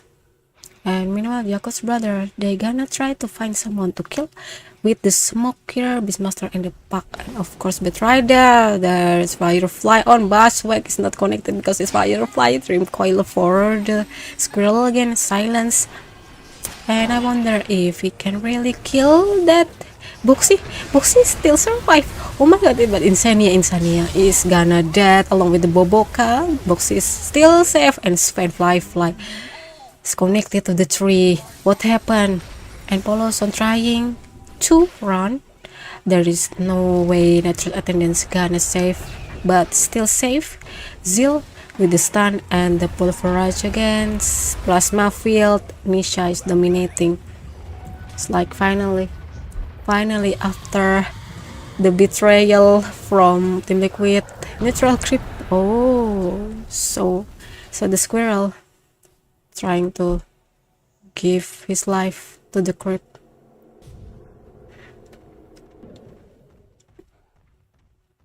Well, it's not looking good for Yakult's brother, but I would say that there is still a chance for Yakult's brother to give this match a victory for the team. Of course, there's still a chance. Well, what they can do now is for Fly. He just needs to farm the BKB, just so that I would like to mention that even if he has the BKB, the pulverize still on point, right? Still going through the BKB. So if it's possible, then he really needs to just escape the pulverize, or maybe there will be someone that somehow can lock the primal beast. and Razor at the same time. So I would recommend the backside maybe. Boboka. It's another death. Look at this. This is basically just because of the vision. And 19 minutes mark, there will be another distraction for the tier 2 tower maybe.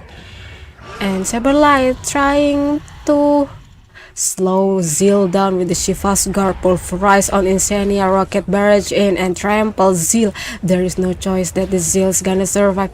Asks for the Roshan for killing him, but it's just a wish.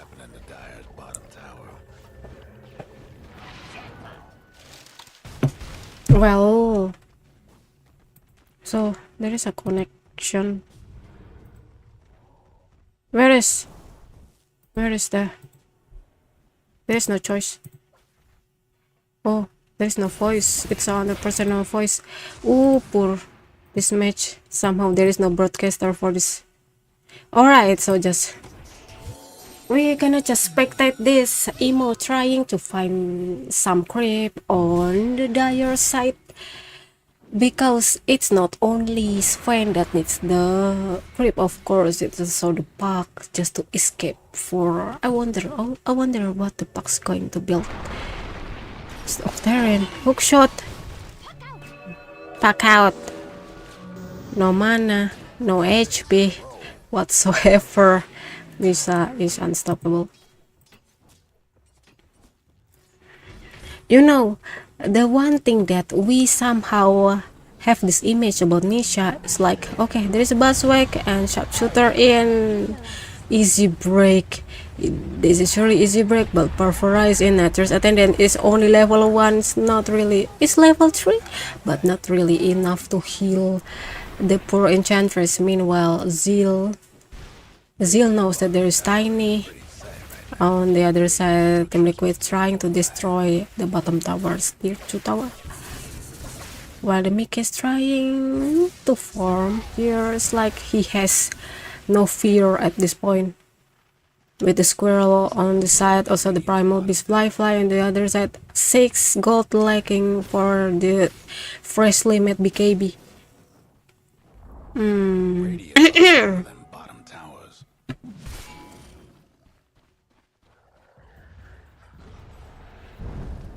Well, is it the time to move? There is lasso for the Razor. Fly. There is Stormhammer and God's Ring is on Razor, and Roar is ready. Razor is done. Saberlight trying to escape the Saberlight, but again there is no way to escape. Another pulverize. The BKB is way too long, but Fly, he has to accept the death. There is the toss. Primal Beast for the Enchantress again. Primal Beast. Oh, the Beastmaster trying to escape the death. Boxy going back home. Emo is there. No one see him by the trees. Look at that toss and avalanche again.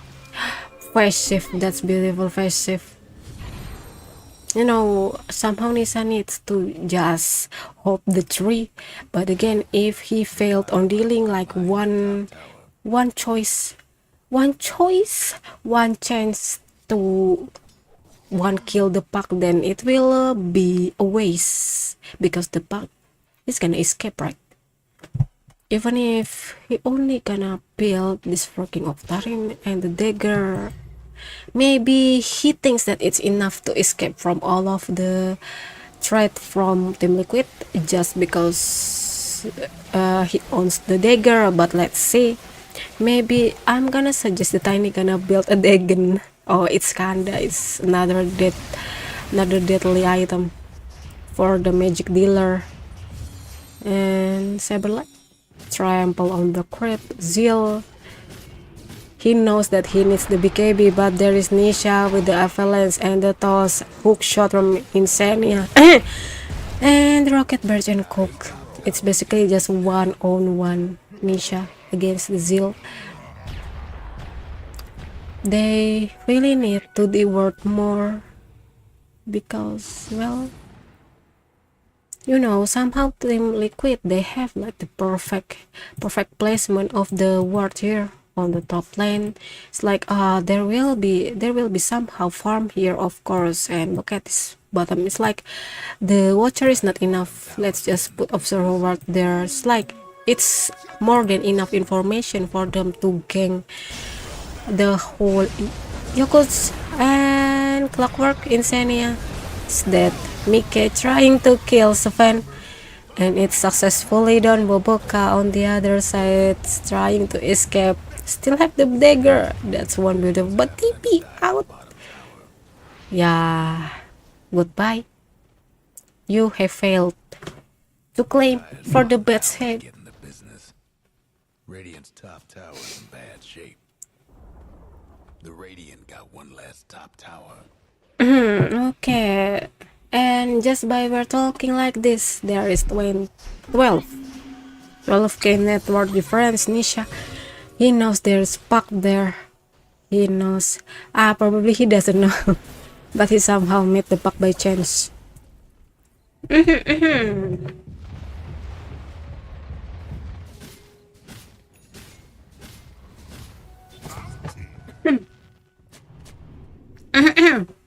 I'm sorry because my voice is not yet back. I'm still recovering from the cold. Look at that Insania flying. What's the name of the flying thing? Oh yeah, jetpack. It's the same spot as the word. It's like it's always here.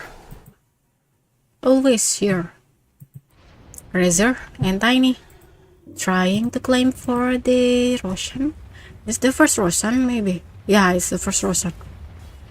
But Nisha is not satisfied enough. There is the combo for Zeal. Look at that Zeal. He still has the roar, but 4 stuff is enough to save the Beastmaster. Again, the drum of endurance, the hook shot. Buzzback is not really connected, but somehow Zeal. I wonder if Zeal can survive. Sharpshooter, beautifully done.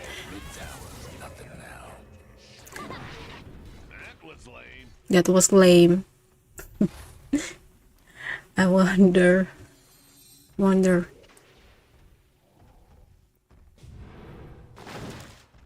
This Tiny doesn't care about Roshan. He doesn't care about anything. He just wants to initiate all of the fight, even if he has the Primal Beast. But somehow we see a lot of impact coming from the Tiny. Of course, that's how Nisha plays.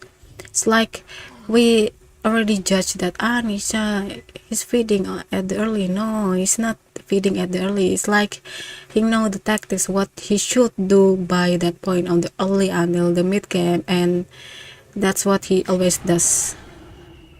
Smoke from Yakult's brother. He knows there's Emo.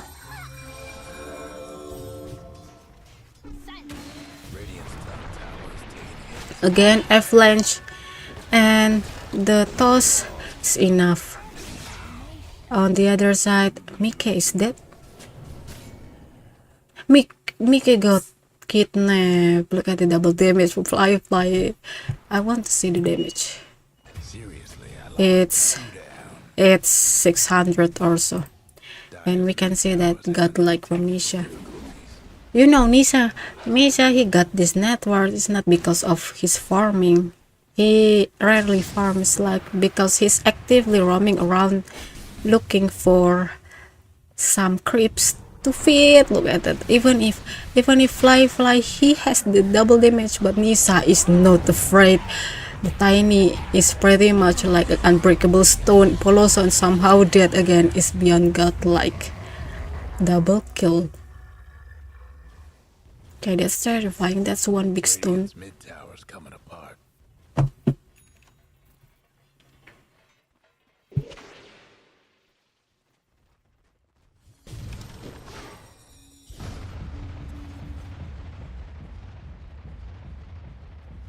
Alright, so we have Emo with the Octarian here. I wonder why he really insists on building Octarian. I mean, yeah, sure, it can lower your cooldown, but again, if you can escape, then what at cost? And we only see this Puck gonna build a Lincoln after Octarian, so it's pretty much hook shot. Zeal is not gonna survive with this. Poloson trying to deal a lot of damage for the Tiny, but the Tiny, I wonder if it's gonna dead, but it's the death for Poloson. Nisha still looking very good here. Still very strongly stoned.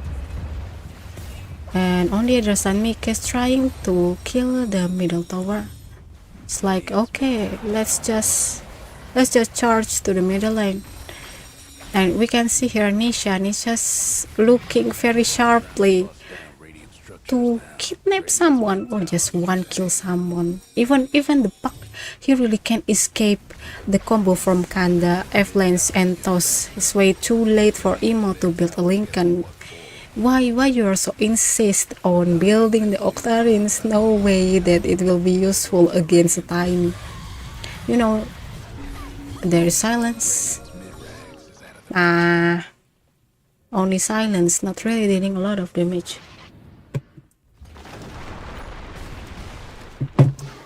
Well, again, he knows gonna deny the wisdom rune, but Nisha is way too fast on picking the wisdom rune, and we can see here Team Liquid, maybe they gonna go to Roshan or not, maybe they gonna go to the bottom lane. Meanwhile, Bobok, there is another mistake from the Puck. He really doesn't learn, you know. I mean, it's like 5 multiple times already he dead on the same spot, on the same lane. You know, it's like you really need to realize that there's something wrong on that lane, and that's the word. Why you don't listen? Why don't you see? Look at this plasma field and the Shiva's guard from Cyberlight. And another toss to the back. Boboka is done. You know, the Bat Rider here got kidnapped instead of kidnapping, so Nisha, if Yakult's brother not really careful enough, you will soon get one killed by this Tiny. The Kanda is super powerful. Fly, trying to build himself a Daedalus. Not really looking forward to protect the high ground. One thing that he knows for sure is just farm, even if the net worth is not very unlikely for Yakult's brother, but again, we really don't know if we don't try it. So that's what the Yakult's brother doing. Meanwhile, Team Liquid is going to claim their first Aegis. And at the same time, the Zeal is farming on the ancient. I want to see how big the difference is. Now the support from Yakult's brother is only have the 12 and 13, and on the other side, Team Liquid, the lowest level they have is the Hoodwing, which is the Clockwork now. It's 17. Ganim shard from the Tormentor.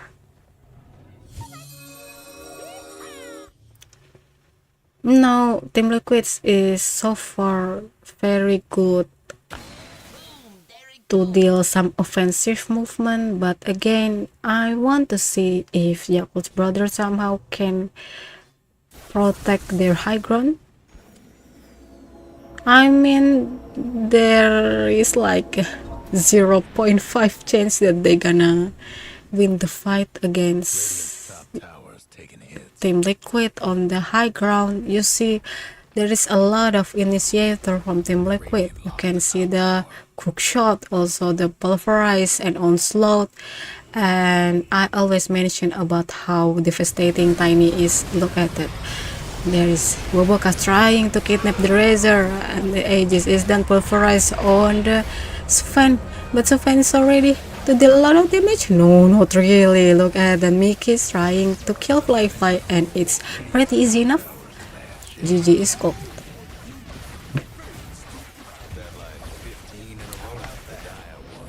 Bing bong.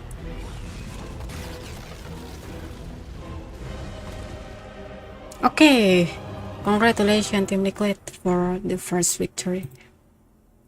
Since it will be best of 2, I wonder if Team Liquid gonna claim another victory to be the 2-0. Alright, so let's see what's so wrong about this draft. It's actually, you know, at the early we can see that this pack deals a significant advantage against a Tiny, but again, you know, Pac maybe he has the skill, he has the escape, he has the face shift, also the damage for last hit against Tiny, but again Tiny is way too tanky, and also he deals a lot of damage, especially with these 3 grab heroes, 3 grab skill, I mean. So even if Pac, he can really be so diligent on dealing a lot of damage to Nisha, but again Tiny is way too tanky and he can deny and also last hit like very precisely at the same time because of a lot of damage, of course. But one big mistake that I really have this kind of guilt on seeing Yakult's brother is because of the item built from the pack is Octarine as the third item. Well, we're sure that how Yules and Ring Daggers gonna escape everything, but one thing that he didn't really consider is how he became the foot of this Tiny. You know, Nisha is way too fast on dealing a lot of damage, and we can see the Lincoln, also Shadow Blades, like almost impossible to avoid the Tiny sneaking on your back. Like almost impossible, of course. If you really do want to escape, maybe the best bet for Puck is really the BKB, right? But let's say that you don't have that kind of reflect to avoid, to dodge a Tiny's combo. So your best bet would be the Lincoln Spear, but again, why Octarine though? Why Octarine? It's like this is somehow an embarrassing score for a mid laner for 6-6. There is merely there's nothing you can do. You don't have enough assets to just say that I'm dealing a lot of damage on the fight. But again, there is no way that he can kill a lot of kills too. At the same time, he's been dead a lot of times. We can see here Primal Beast doesn't even dead one time. Again, it's pretty terrifying. Alright, we're gonna prepare for the next match.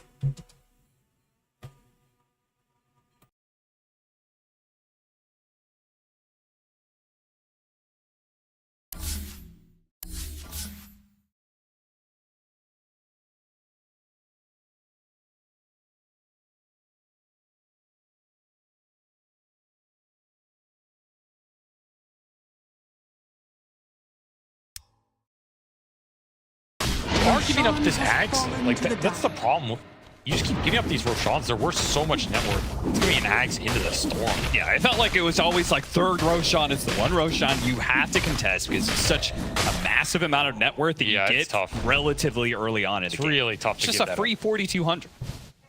Cane Rune, though. That's nice for Abed. Got a lot of pink items. Very thematic. Yeah, it might not be winning, but at least he looks good. Ninja gears across the board here for Aurora, too. It also tells you they rat. Yeah, they want to wrap. They just want to find the back line when it comes down to it. Make sure that jump lands. What's 20 for the Night Stalker? Is there anything good there? 20 strength or 20 crippling fear DPS? Yeah, that sounds How's that not consequential at all. How's 20 crippling fear DPS a 20 talent, dude? That's like insulting. Guess what's happening to Dire's bottom tower? It's like 50 HP or something. You have a gauntlet. So, of course, he chooses the 20 strength. Storm Spirit gets the electric vortex duration, which is actually a big deal when you have an Aghanim Scepter. Oh, yeah. He is. He has that shard as well. Overload Bag rocks. for a Bloodthorn, has an Orchid. He does a lot of damage. He also has 18 Galvan stacks right now. Just hasn't died forever. Zipping and zooping, and they got initiation. That Conda does some damage. Wow, they one-shot that guy, and they got a gem for themselves, which Vision has been a prop. Now the Night Stalker is going to try and get more for them, and he will get it. Got Panto. So the Pugna goes down alongside the Beastmaster. Aurora get their 6th and 7th kill of the game, and are the ones hitting high ground. Why is Liga just not grouped right now? You have Aegis, you have your timing to go high ground, you put it on the Morphling, just group it and walk down a lane and force the fight on your terms, right? I don't think there's any reason to give a pick off like that. And Aurora, a gift from heaven. They get their Conda combination between the Tiny and the Luna putting both to work. It will instantly pop anybody in this game. All right, look at Violence was doing it top lane. Almost takes the melee barracks here. Jabs can't really do much to stop him. Pops the BKB, almost dies anyway. Toss up in the air. Abed gets the BKB out of Violence and TPs away, so they kept their building intact. I mean, at especially least he got since the something. melee barracks. It'll start healing up. That is, it's still a big misstep in this period for Liga. Yeah. Now you only have 2 minutes left on your Aegis. You have to regroup here. It is daytime. That feels a bit better for them, but a lot of respect the double Conda burst coming out from this lineup. The one thing I think is still not going to be something that Liga has an easy time answering in this game. Jab's almost up to another item. The team is not out of reach for Aurora. We've seen them claw back from worse positions. Oh, absolutely. Fresh BKB for Abed. You know, there's a lot of teams in the world that timer hits the 40-50 minute mark. They're like, ah, damn, we screwed this up. Time to go next. I think for Aurora, it's okay, guys. Game is started. All according to plan. The warm-up period's over. 28%. That is. That may as well be at 90% for Aurora. Inaccurate judgments of this team in particular. They're linking prowess, but will they manage to pull through? Abed gets diced by that. Morphling is doing some big work, and TA2000 is just being kind of round out. Didn't really get much out of that eclipse whatsoever, though 1J is still going to die to the Night Stalker. Jab's quick assassination there, but it's back to daytime now. Hits the darkness, makes a run for it away from the Morphling. TA2000 still being kind of round. Now back into Violence. He turns around. Oh, almost kills Mirage. Almost immediately does manage to get him with the Glaive. And he is man fighting with that Satanic up against Violence as well. He's out fighting the Morphling. Almost kills him with another con, and they'll finish him off. That takes away the Aegis, and he's surrounded by heroes. He's done. He's going to be tossed. Avalanche early. There's no way out of this one for him unless he gets off the BKB, which he did. He's not done. He's perfectly fine. I honestly can't believe he still had BKB up. After all that, I was assuming it was down. I also assumed that. Held it the whole fight. Still a disaster of a fight for Liga. 11,000 damage from the Luna, 10.5 from the Morphling. It's just carry versus carry. Yeah, and one of those did a lot more. I mean, this Luna was out fighting the Morphling. Not a good sign for Liga at all. This Morphling is supposed to be unfightable. Dire's top tower. K2000, he has his talents, he has his items. The Daedalus Conda finds an amp damage rune, and now he's just going to run it straight into Liga's base. I mean, a big part of that, though, is he got off Satanic. Yes. Right? And it did not get kited. Where was the Beastmaster? I feel like as long as Liga is kind of grouped up, you get a Beastmaster roar and Morphling kills whoever gets roared. That fight was just super disoriented. Yeah. Liga were just all over the place. There were jumps on multiple angles. This repelled Luna they didn't want to touch, so they kind of had to wait that out as well. Very awkward position for them. Was a tiny buyback. That is a big point worth mentioning. Yeah, Abed did commit the buyback. That is one of the reasons that fight was as one-sided as it was. Because if we saw at the beginning, he got chunked, and his second life was prompted there. So that wasn't, it wasn't just like, oh, we owned them in that fight, haha. It was an expensive buyback to get that job done, but I think you'll take that here if you're Aurora. That just cut that lead down to 5K from 12. Your Night Stalker and your Luna didn't cost them too much. Jabs finishes that AC. He's dealing a lot more DPS now. And the final item for TA2000 is he rounds out his true 6 slots. Boots be damned. It's gonna be that butterfly. That is a slow Luna. My goodness. Yeah, he's not the fastest in the world, but the fight's coming to him mostly. One way to think about it.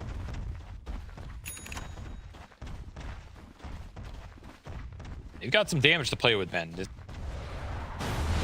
not an easy late game lineup to break here. You have Jump, you have this super powerful Morphling. He's also basically kitted.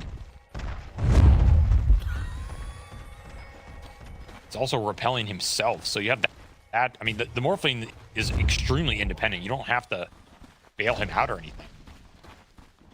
Just what are you doing with everybody else in these fights? You might have to play more disciplined too. Like, part of that fight was you took this Tiny down, and then maybe on the side of Liga, you're thinking, all right, this fight's ours to just take. We're going to roll them over. But they could also go into that fight, take the Tiny down, and reset. Yeah, I mean, I feel like they did a really good job of kiting Luna the first half of the team fight, right? And then they're like, okay, now we can kill her. And they were wrong about that. Yeah, so maybe that fight taught you some lessons. You take those into the next one here for your Liga and play a bit more disciplined, a bit more patient. It goes a bit better. Or aggressive move during that nighttime switchover. Don't find anything. They take a very defensive position here.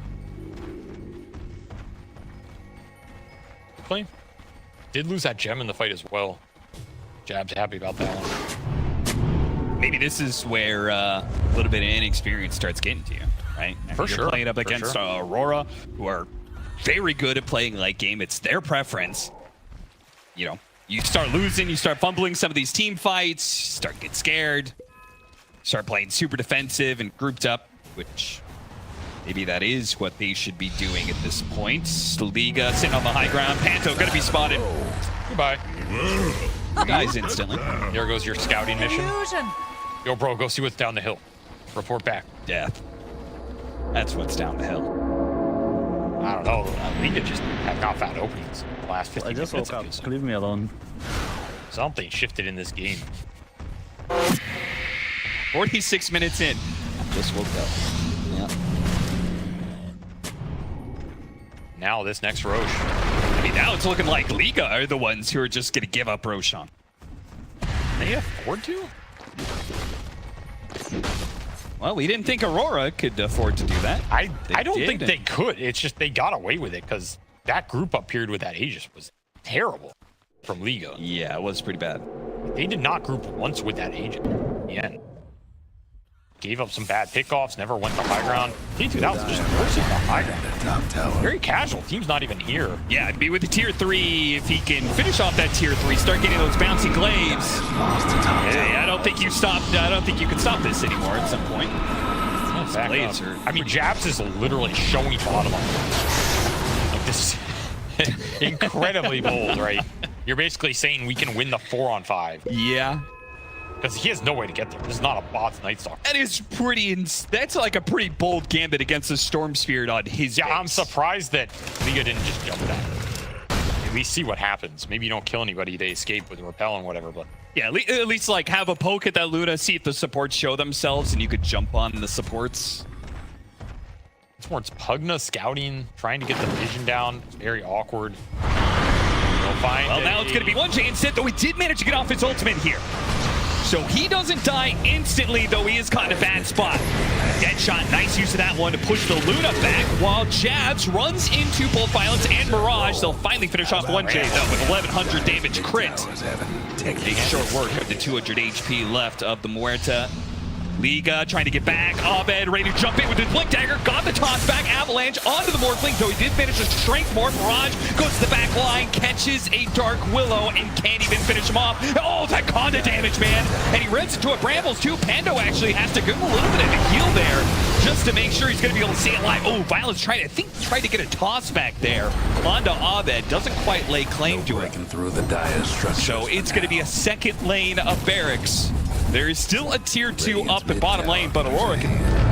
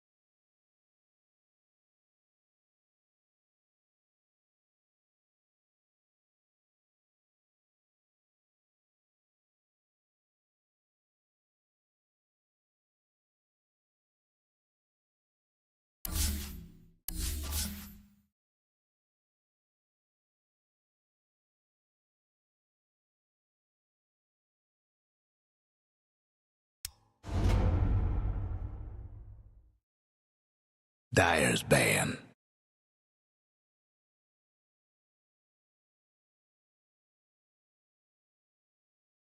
Radiant's ban.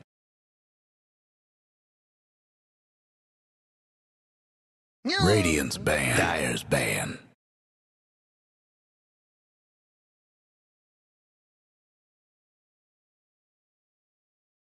Ten seconds to go. 5 seconds.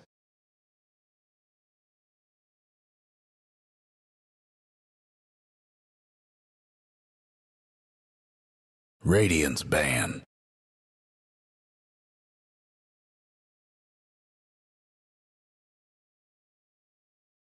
Ten seconds to go. 5 seconds. Radiant's ban.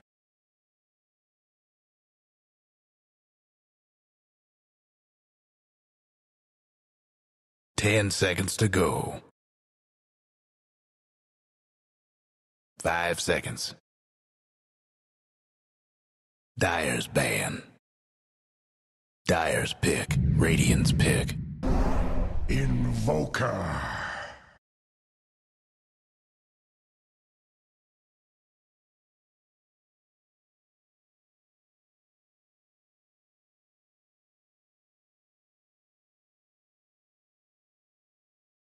Ten seconds to go. 5 seconds.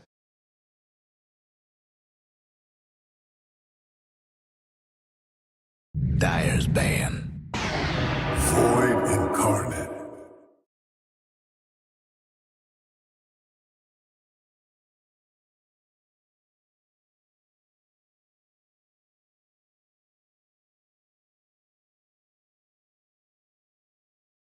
Ten seconds to go. 5 seconds. Dire's ban. Radiant's ban. Bing bong. Radiant's pick.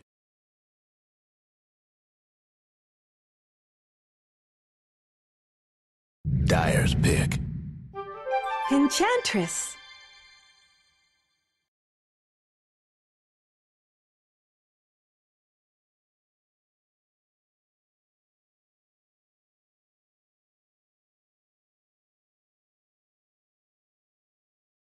Ten seconds to go. 5 seconds.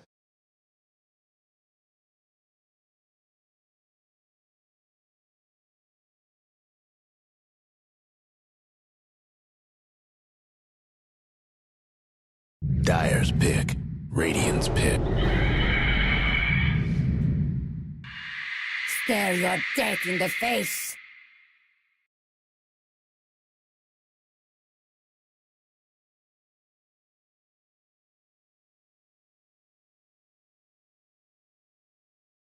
Ten seconds to go. 5 seconds.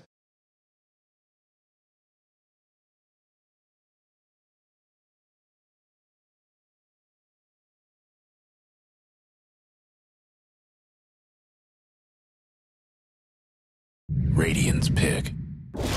I speak for the trees.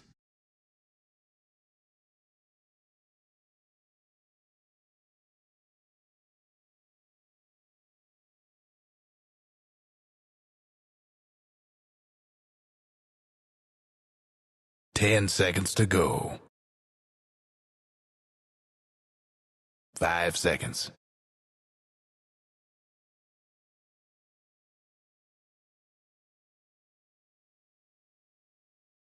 Dire's pick. Ah!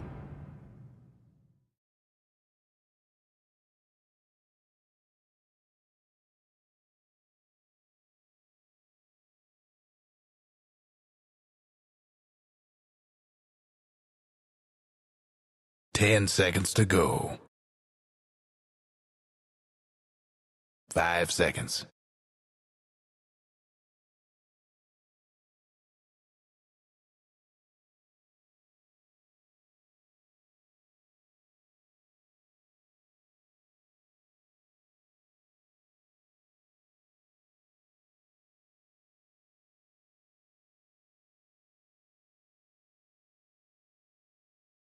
Dire's ban.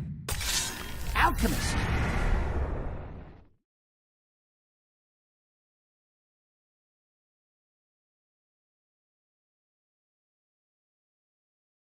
Radiant's ban.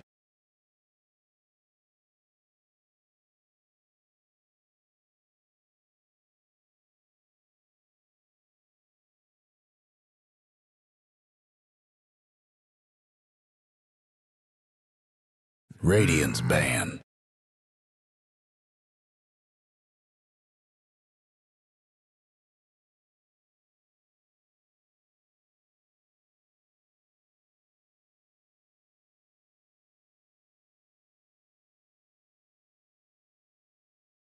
Ten seconds to go. 5 seconds.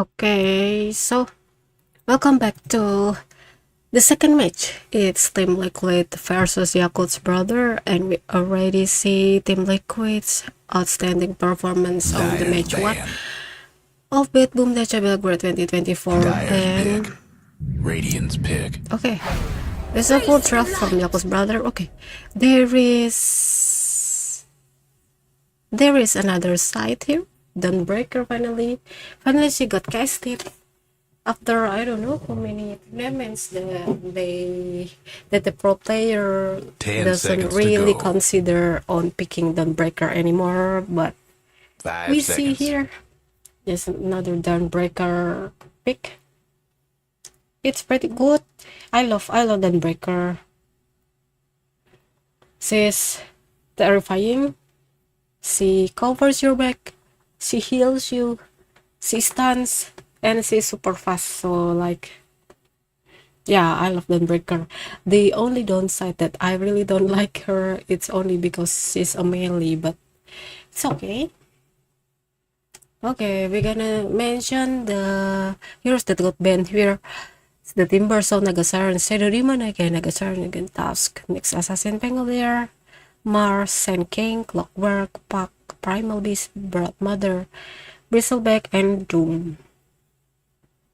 Some heroes on the ban side, we already see the okay. Bounty hunter. Well, it's Bounty something. Hunter, alright. Let's see what they can do.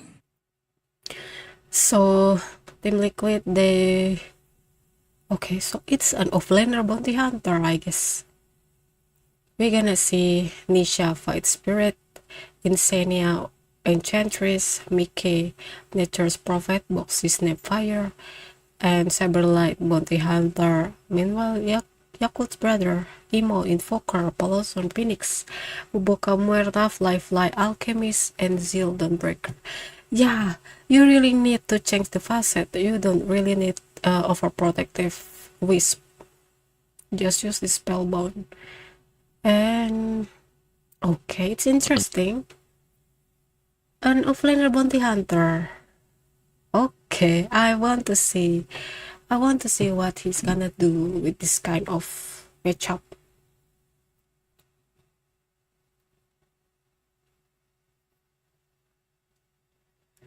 And at the same time also there is a very frightening Muerta playing for Buboka, because I already know how he really precisely puts the calling on the ground, so it's really a terrifying Muerta. And then there is Invoker. Emo Invoker is pretty much terrifying too. Well,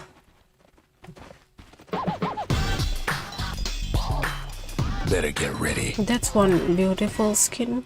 The Fight Spirits, so handsome. Okay, put that aside. There is, well, I wouldn't think that I fancy this bounty hunter as an offlaner, but again, well, if he's up against the alchemist, maybe he can really just steal some gold while dealing some damage. Of course, there is two smokes from both of the team trying to kill each other here. But Boxy is 30 seconds to in so much showtime. trouble. Not really. And you know, the thing is, when there is this combo, right, the bounty hunter and the nature's prophet, so basically if the enemies got tracked, the nature's prophets kind of deal a lot of damage with the ult from nature's prophet, And away we go. wrath of nature, of course. And if somehow the enemy is running low on the health, he can just No more teleport bets, please. to the enemy's side. Cyberlight, it's not really the choice. Look at the dead shot.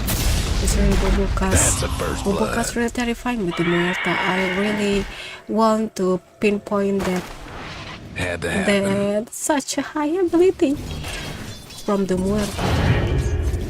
Well, on the mid lane, we're gonna see Nisha against Imo. Even if Nisha somehow can really cover some damage with the shield from the skill, but against it's the Invoker. Zil. Not for you. You know, in this kind of matchmaking, I bet the one that you can do against this team Liquid is just TP home if you somehow want to survive, because we can see here they lack on stamina. They only rely on the Somebody iced the Dyer's courier. key, which is not really precise, and of course the astral from Void Spirit, which is not precise again. So it's like a gamble stun. You can just TP back. And for Yakult's brother on the other side, there is somehow some damage or some stun, or even if it's not really a stun but a disable from the Muerta. Yeah, somehow they can just really deal TP cancellation, but that's about it. That's just how you can escape from the Liquid. And the top lane Cyberlight's really running out of light here. Apollo Sun's not really doing anything because, you know, the alchemist is way too powerful against the bounty hunter as an offlaner. It's like, you know, this bounty hunter somehow, yeah, I know it's terrifying because of the damage coming from this twing of the Jinada. But again, if it's early, it's way too peppery for alchemist. Oh, there is tornado to escape Misha.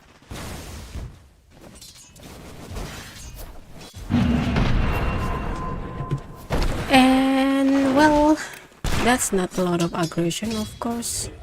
Meanwhile, on the top lane again, Cyberlight's still trying to survive on the lane. Well, Boxy is not really doing anything too.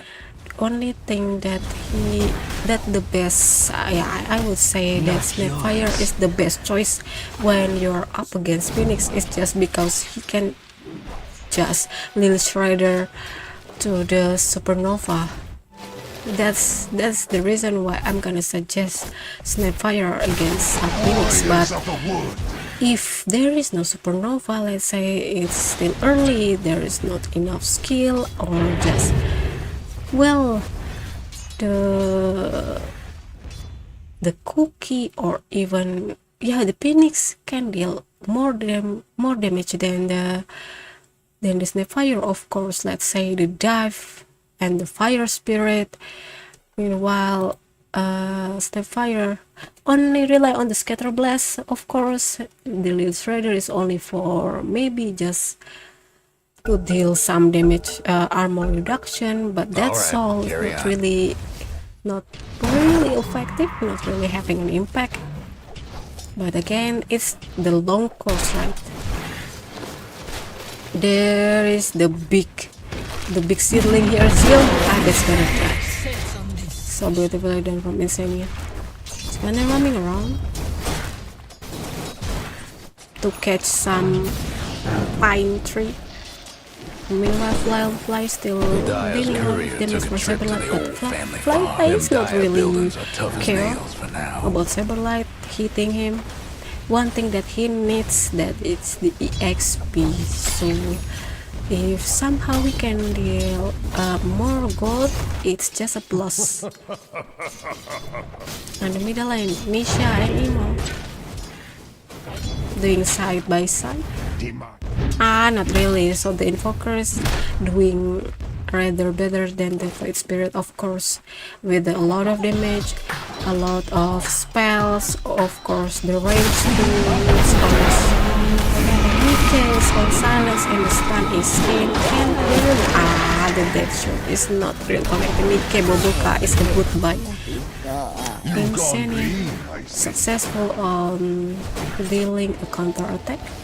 Boxy, because he has nothing to do, and at the same time Saberlight is also dead.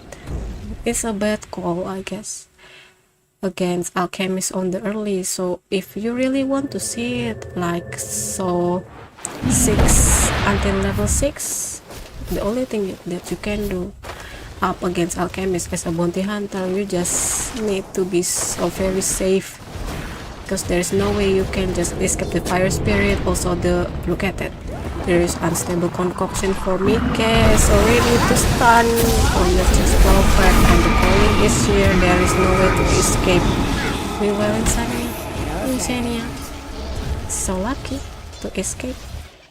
There is a chance that they're gonna deal a lot of damage on the bottom lane, but again, since this Enchantress, he doesn't do anything, maybe I as well just try to give him some creep. Meanwhile, Emo got dragged by the Astra here, and the red is connected just to shoot Nisa and the Snapfire away.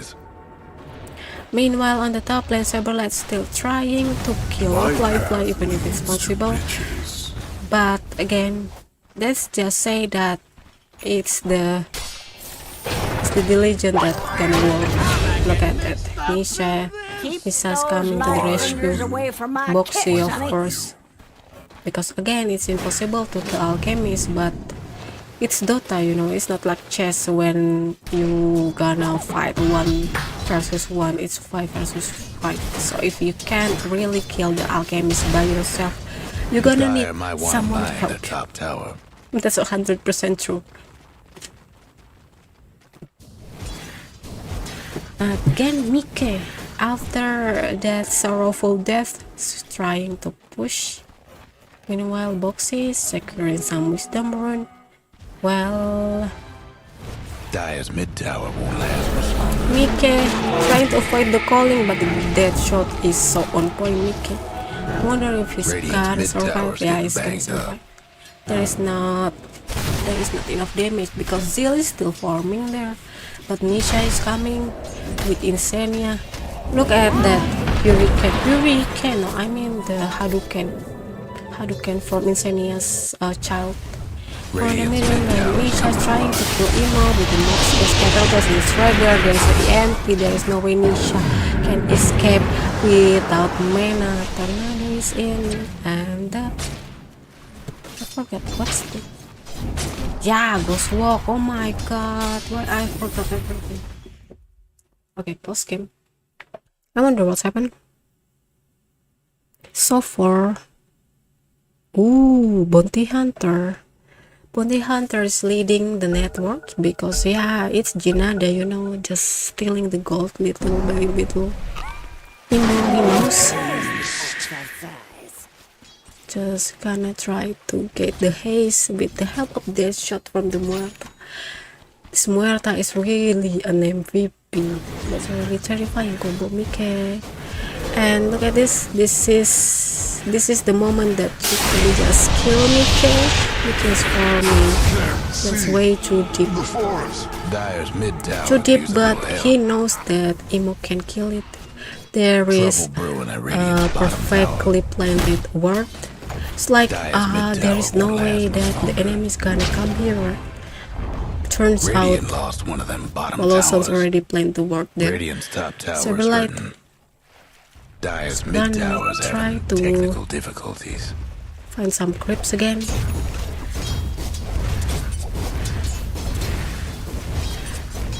Okay, so far Mika's still trying to farm. Okay, that's interesting. But you know the reason why well, who are you? I forgot your name. The reason why Emo. Wah, Nisha trying to kill Zil. There is a slow from Ancient. Zil, well, she can just escape with the ult, with the solar. Yeah, with solar guardian. Solar guardian? Is it solar guardian? Yeah. Oh, I still remember the skill. He can just escape, though. Why he doesn't do that? And there's a lot of stacks there. Emo, the dust from Boboka, bounty hunter. Somehow he see there is the bounty hunter, but again, there is not enough information for them to charge in. But one thing they know for sure, there is a lot of stuff because it's not just profit, right? Look at that track. It's gonna track everything and just throw some shuriken, but that's really unnecessary. Almost all of the stacks going to the alchemist. Look at that network. It's like 2000k difference just by some seconds.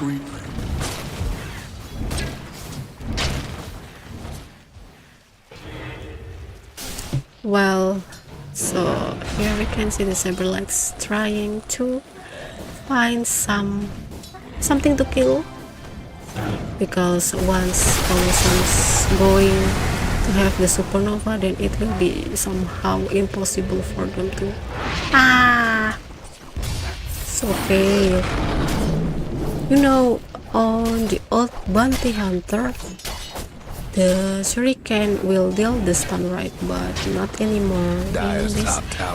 In this patch, I bet it's the shadow walk that's going to deal the stun. And there's the stun cookie to save Nisha. Dissimulate to a safety place.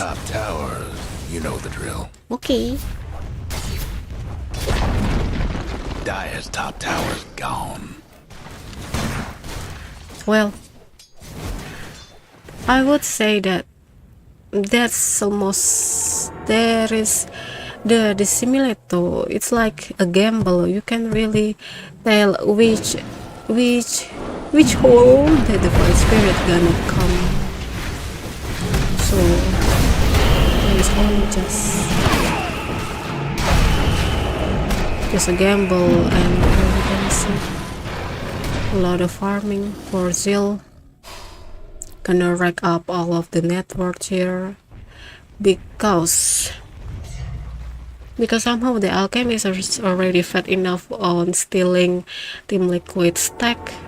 But again, it doesn't really matter.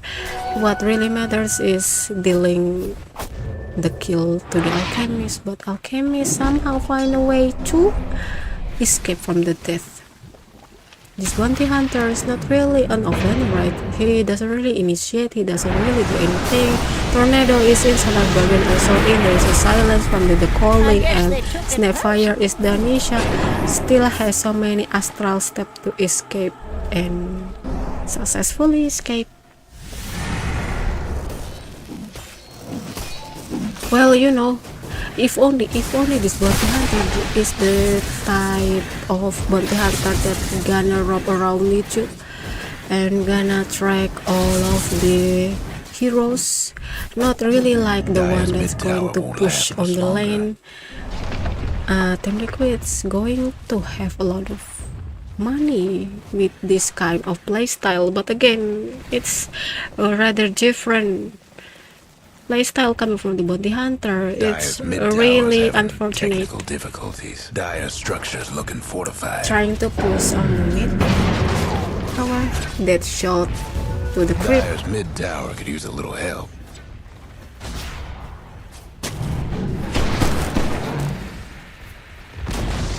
Dire's mid tower's nothing now. Right, finally Saberlight's going to join with the team. There's the Trank Coloson, still have the Supernova, but I wonder he really doesn't want to spend the Supernova because there will be no use.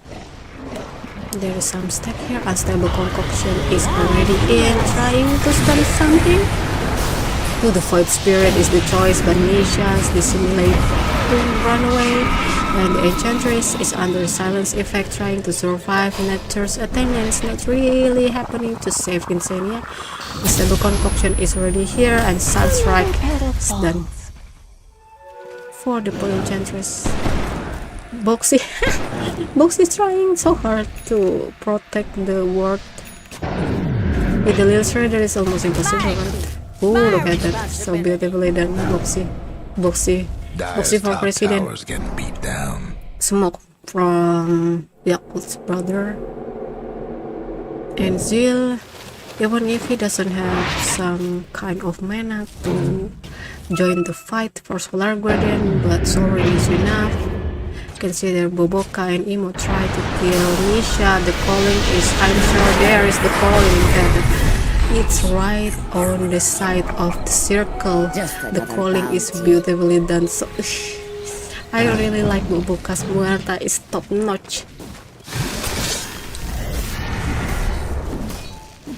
And Fly is still trying to farm, I guess, because it's Alchemist. What do you expect from Alchemist? Meanwhile, I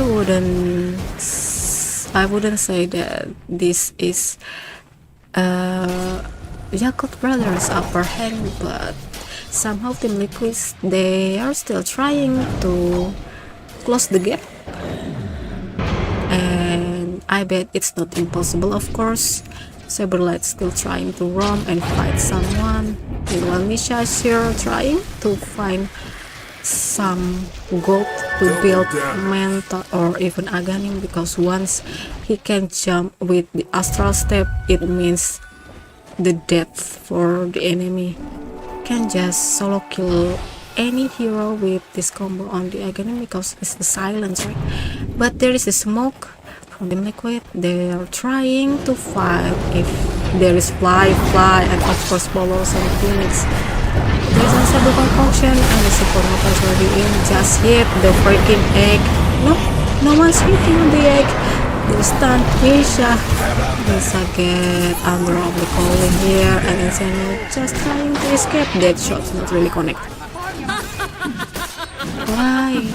You can just continue on hitting the Supernova, right? But yeah, it's like, you know, let's say, I would say that of course Insania gonna dead after he survived himself on Acid Spray, Sunstrike, and Unstable Concoction enough to delay the freaking Enchantress. Okay, back to the previous about the Supernova. If the Enchantress can really be sincere on dealing a lot of damage to the Supernova, on destroying the egg, there this Void Spirit, he will survive, you know. But instead the Enchantress still survive, but again it's kinda dead. Just now it's dead. Unstable Concoction's not really connecting to anybody. You know, even if this Alchemist who's supposed to farm all day is not really farming all day, I see this Alchemist walking pretty actively more than the bounty hunter. Unfortunately, I would say that. And we see that there is a pipe of inside. It means that he's really so prepared on the team fight. But there is not really. I don't see any impact coming from the bounty hunter rather than the tracking. He doesn't really harass, he doesn't find anyone to kill. It's basically just a completion for 5-man team. Well, there is an empty for Boxy. Boxy cooks away, but there is the Atos Yakult. It's mega kill for Emo. It's terrifying. The invoker is very terrifying. Saberlights trying to TP bottom, trying to cover the Neeaclyne. Well, I wonder if he's gonna survive. He's gonna survive, but let's see here. Saberlight, he knows that there is. Let's see what happened with this bounty hunter. He's trying to defend, but at the same time, just sacrifice his head. No, that's not how it works, right?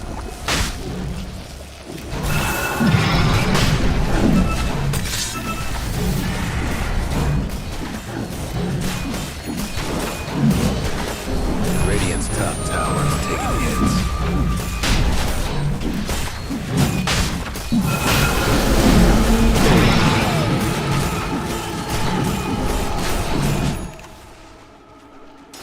The Dire took down old Roche.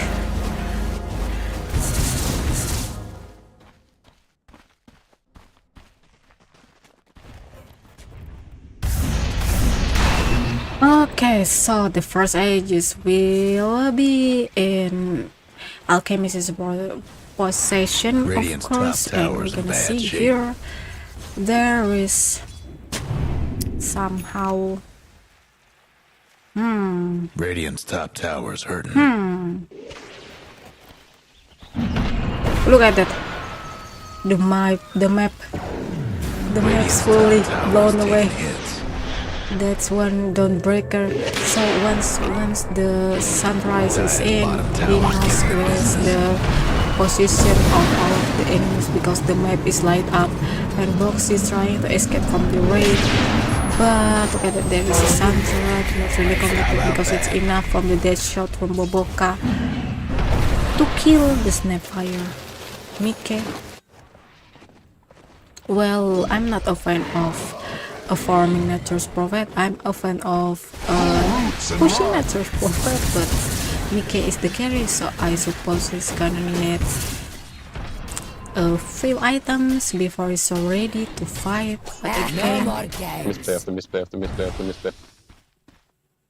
But again, that's this Nature's Prophet. He has the ability to just push it, but he doesn't do it. Healing power. I wonder why though.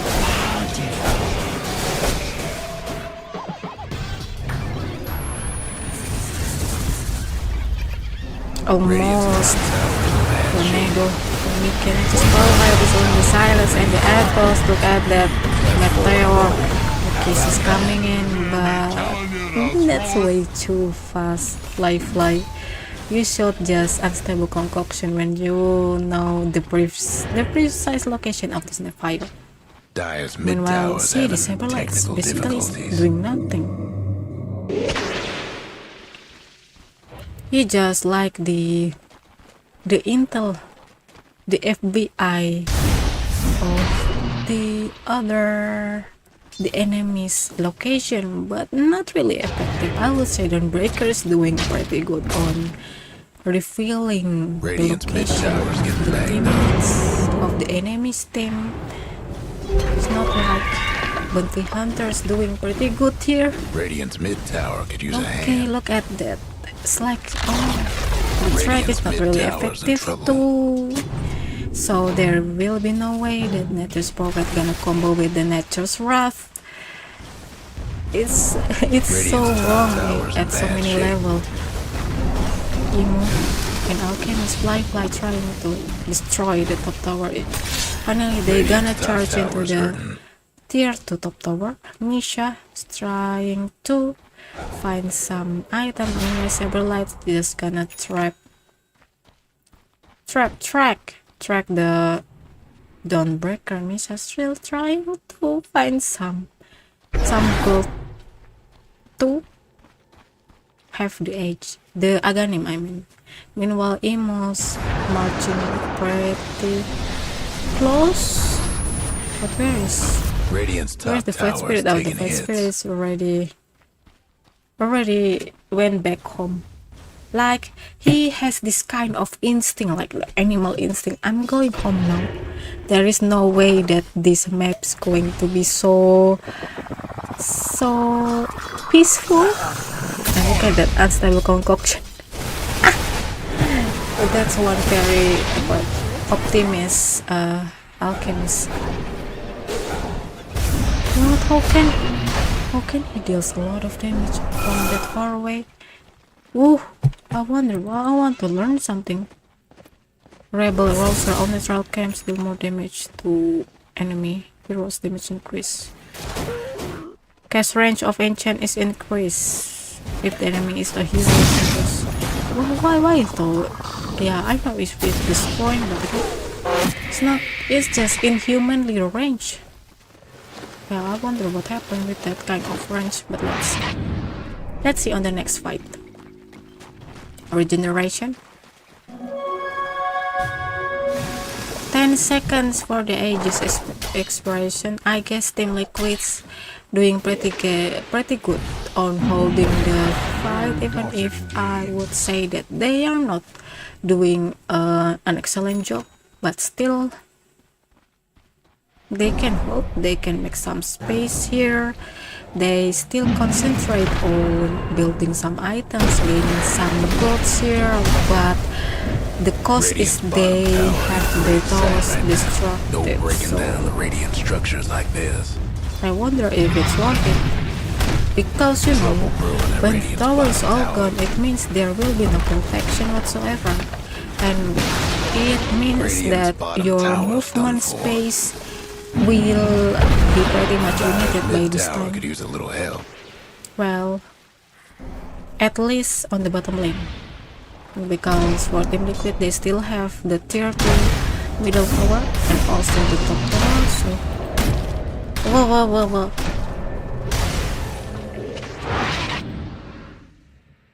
Oh! I forgot to turn on my VTuber. I'm sorry. So again,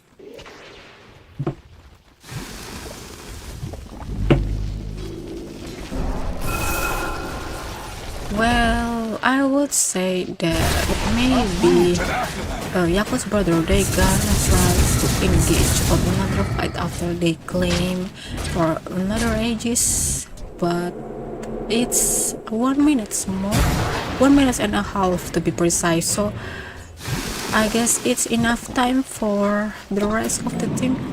Unstable concoction is ready in Altos and sounds right. Also the calling Nick is trying to hook the alchemist.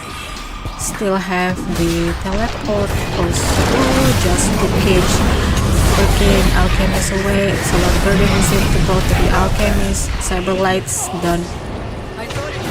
They still somehow try to kill Nisha. Okay, so the simulate to survive and astral step sound strikes not connected. Unstable concoction is still here.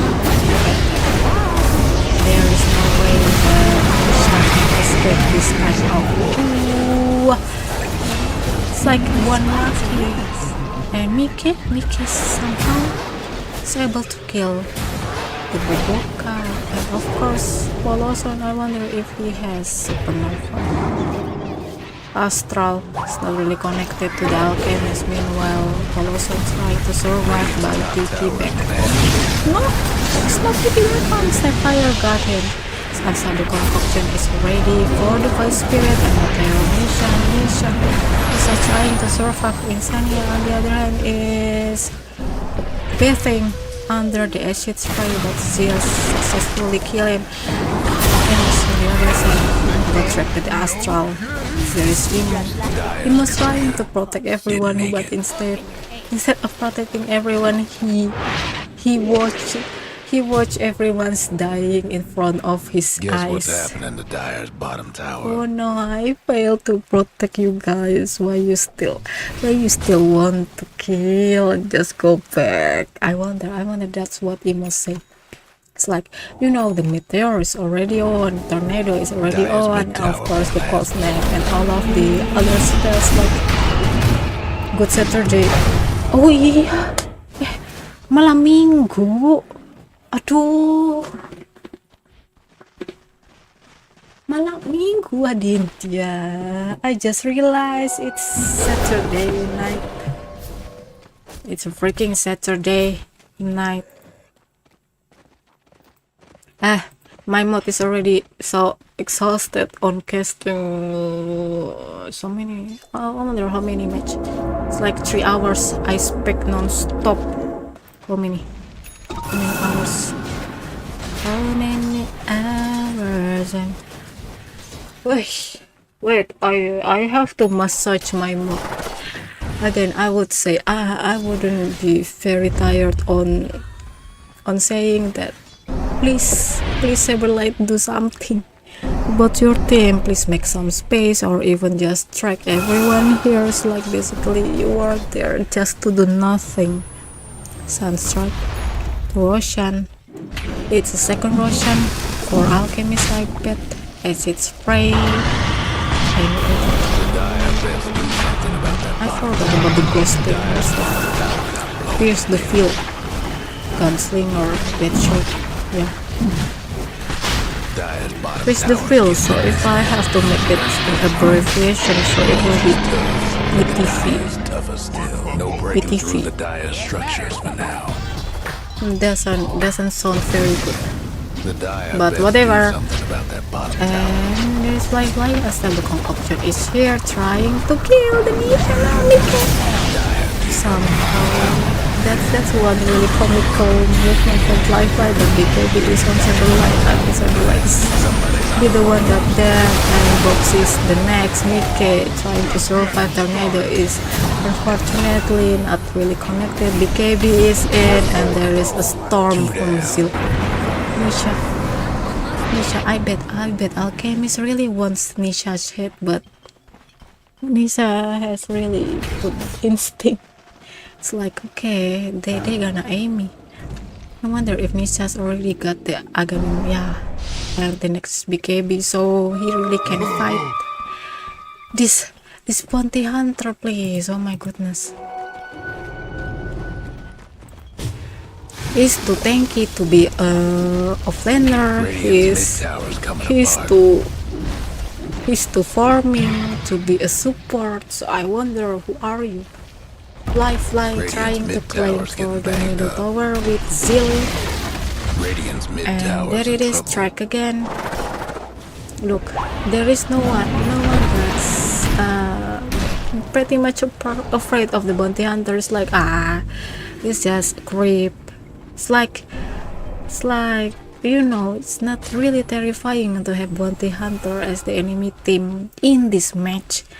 Meanwhile, you know, the successful bounty hunter is like the one that's going to roam around while bringing this kind of nightmare and pressure and some kind of void, like eternal void, sense, sting, aura. And this bounty hunter is not really, you know, the name is bounty hunter, but he's not really hunting for bounty anymore. Nikke trying to farm for another item here. It's really trying hard to carry the whole team, but at the same time too. And even if I'm gonna say that Zil's farming pretty good here, and even if there is some fights and the Solar Guardian in attaching some heal upon the arrival, well, again, it's like, you know, in this match they have two pretty much the similar offlaners, like the offlaner that doesn't exist on the battlefield, you know, the Dawnbreaker and the Bounty Hunter, they have the same kind of trait that doesn't exist in the battlefield, but again,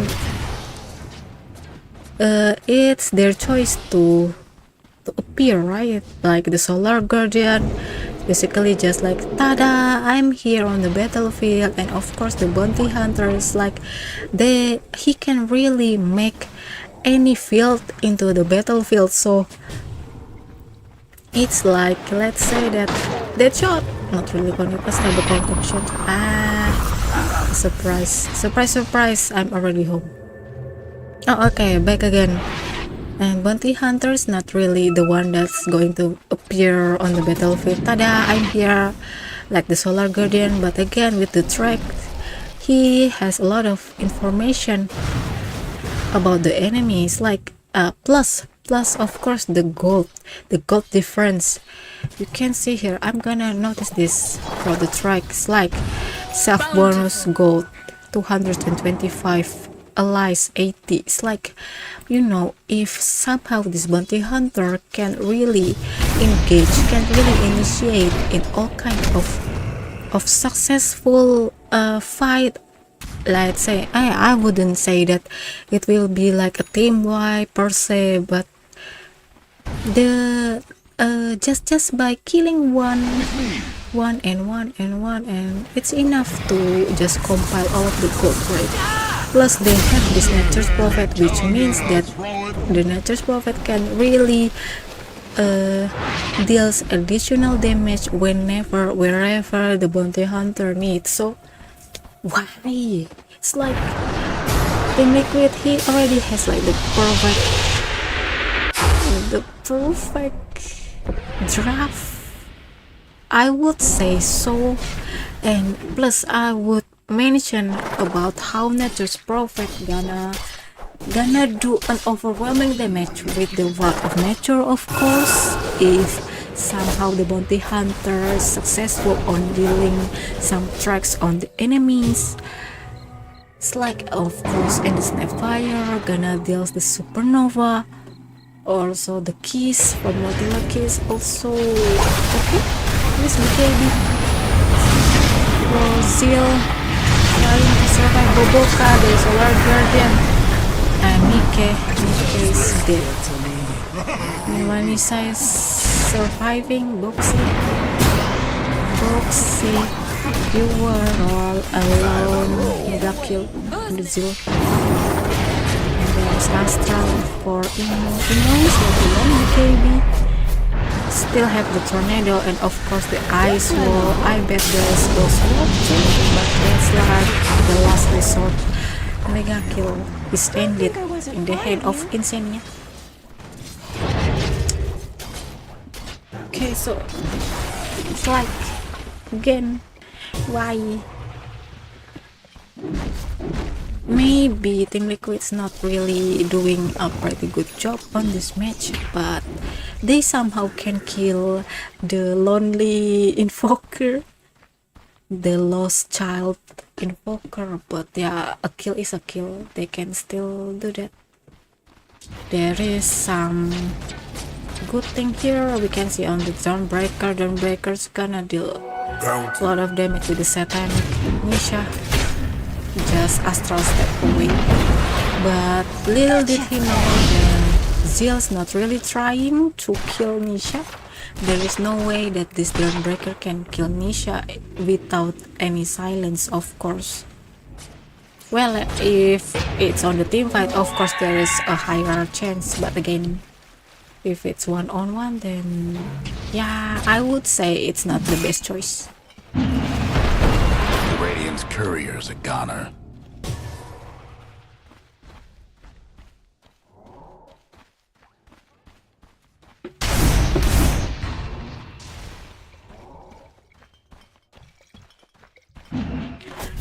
So for 9k network gap for Yakult's brother.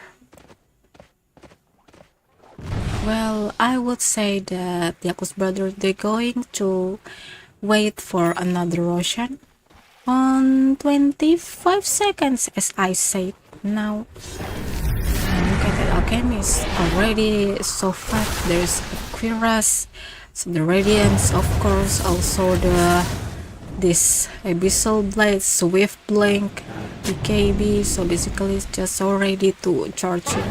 Even if I would say this like 100 times that Alchemist is not really a great dealer. No, his chemical rage is dealing a lot of health regeneration, but also the attack speed. But again, it's only, see here, it's only the health regen and move speed, so it's not really like a high damage per se.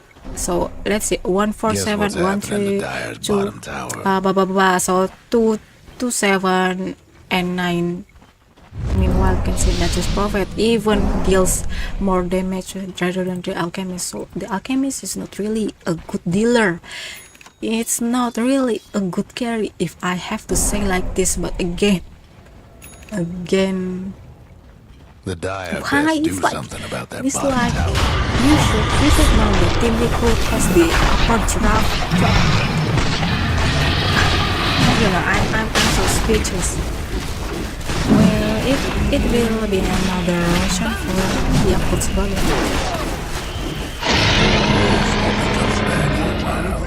Work for both of us? Get better.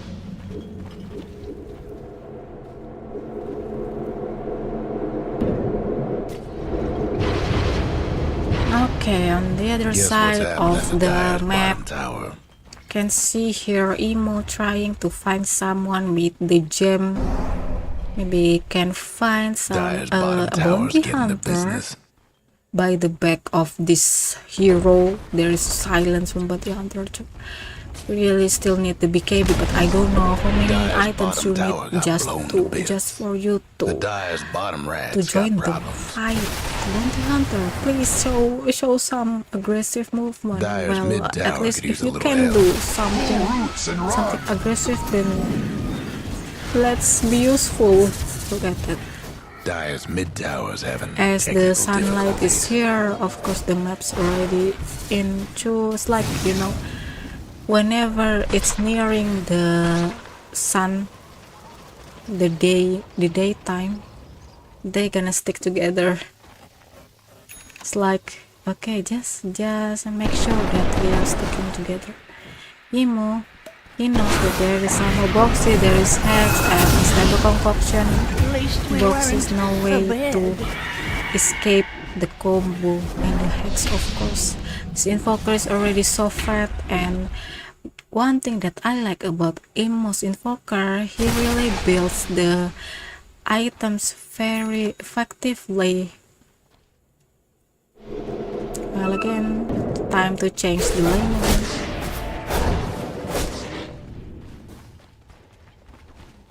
Well, I wonder what the Yakult brothers gonna do. You know, it's because Cyberlight. I don't think the Cyberlight's going to cut some waves. No, it's just farming. Oh my goodness, what happened with this bounty hunter? Actually, I'm so triggered. Oh, I feel bad for Team Liquid. Well, I know that Cyberlight is not like your fixed member, but again, it's like, why you made this match into a bit harder kind of tough. And look at that, Muerta's already on dealing a lot of damage with the carry building, but Cyberlight on the other side just TP back home. Well, they know that the bounty hunter is somewhere in this earth, but again, the Yakult brother, they somehow got distracted with this kind of shenanigans. The bounty hunters already did the snapfire building daedalus. At this point, all of the supports gonna so ready to build some damage. You know, I kind of feel, I kind of have an understanding about why the Muerta's building carry, right? Because the damage coming from the alchemist is not nearly enough to secure all of the kill. And let's see that Team Liquid's trying to smoke. They try to find someone or to find some that is of the field, silence and the kill. That's how it is. BKB trying to go back home, but not. Soundtrack is connected. Eesh. One early rescue BKB Solar Guardian took over. This fire is somehow gonna die soon. Go easy. Look at that Timo trying to really make the Void Spirits away from the rest of the team. Soundtrack again. Seems unstoppable. This is probably a GG. I would say this is a GG. Oh my goodness. I'm so tired. Okay, finally high ground, guys. I still wonder why the truck from Tundra, I mean, it's not like a dream draft, but he can somehow unable to utilize the possibility to the max. The Alchemist is trying to hit he doesn't have that much damage, but he's still trying. That's adorable for the Alchemist. There goes Radiant's bottom tower. It's gonna GG soon enough. Radiant's bottom red ain't no longer with us. Even if they don't have the Aegis, can still just destroy the towers and all the barracks here, the Astral Indonesia, just to disturb the Alchemist, but the Alchemist not really care. Hi, BKB taking away.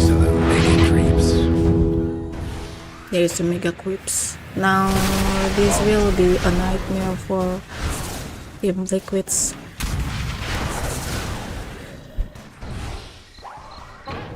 Look at that, Dawnbreaker is super fat. Is that it's the Abyssal.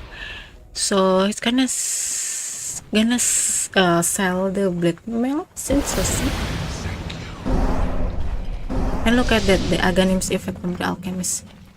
Gaining 25 bonus attack damage and 5% bonus spell. So basically, you know, this Alchemist is going to be like the super carry if it's gonna just spread all of the Aghanim to the team. Here I give you one, here I give you one, something like that. Like pretty much support, what the support does, right?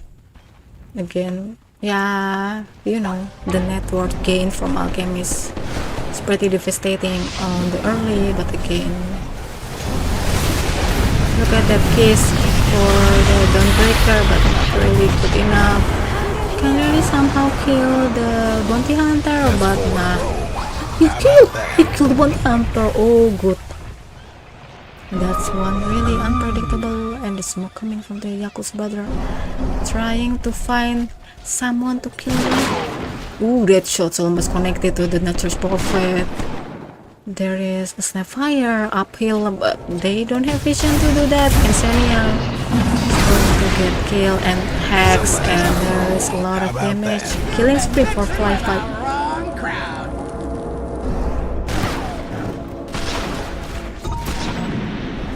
Uproot and after them.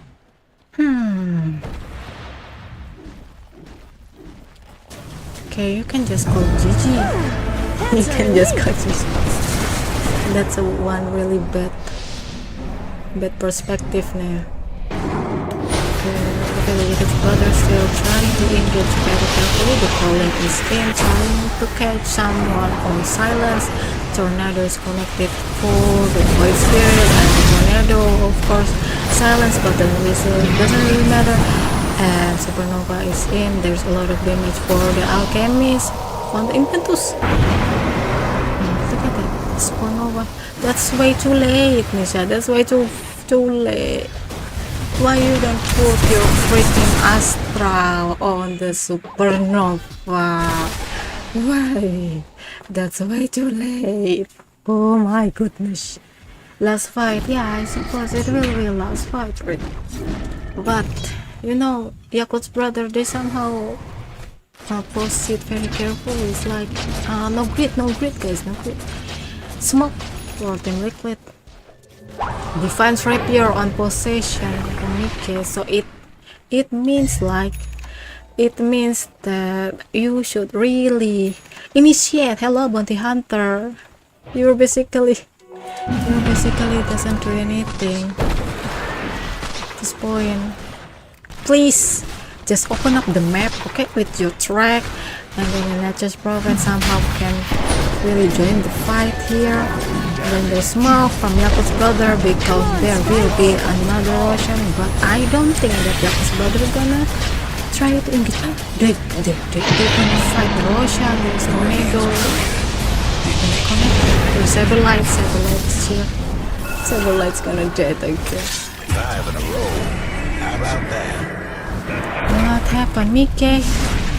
There is Abyssal for Mickey, cookies for Aegis. There is still a lot of things I can do, but that's a free define right there. And the hammer's Catron for Boxy. Just call GG. Just call GG. Just freaking call GG. There is no buyback for Bounty Hunter, Snapfire, and Nature's Prophet. So I wonder how can they defend on this kind of fight. It's basically just an open house. Like just come in.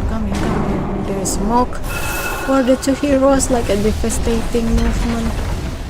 But okay, impetus. There's throwing away Abyssal and double sunset. There's Cataclysm and GG. Yeah, basically just so that's not the way to anything.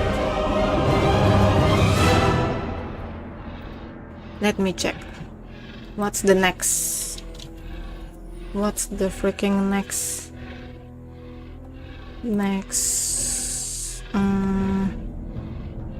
There will be Tundra versus Talon. Meh, I don't think that I'm gonna do this. Okay. Whoa, Yakult. Yeah, it's 100% Yakult's brother. Like the sibling of Yakult's mother. The only Yakult that I know is only Yakult's mother, you know. Yakult's lady, I mean, yeah, I'm sorry. So far, maybe if you listen from the early game about how I always yell, I should say I only yapping about Team Liquid's perfect draft, but this Saberlight somehow it's the pain in the eye. Again, it's like, you know, it's not like the dream draft that got like 1 million black hole or even 1 million epicenter, 1 million echo slam. It's not like that kind of dream draft. It's like a simple draft that can somehow make your enemy very devastated again. But again, Team Liquids, I wonder why. Since Stigma not in this tournament, which team is your favorite? Oh, which team is my favorite? Okay, so I'm gonna see. There is this Team Liquid, Gaming, Gladiator, Tundra, Team Falcon, Team Spirit, BetBoom, Aurora, Moose, Liga, Yakult, Talon, Nuns. Actually, I have this favorite. It's the, who is that? The South American team one. The PGL Walakia's winner. I forgot. Wait, let me check. But I don't think that they're qualified on this match. Well, PGL Walakia, the tournament. The winner is Heroic. Yeah, I love Heroic. But Heroic's not in this tournament, so it's not really answering your question. So let's see. Okay, I'm gonna, because I don't know anything, right? So Team Liquid, Gaming. I'm checking one by one. The team. I want to see what's the member. Alright, so I bet I'm gonna rely on the Tundra Esports because I love White Moon. Yeah, I love Aimon. What about you, Hai? Do you have someone you like? Someone you like? The team you like in this match? In this particular match? Tournament, I mean. Okay, so let's... Why Saberlight? What happened to you? I'm gonna... Let me check. Team Liquid Saberlight. Yeah, it's Saberlight. What's happened?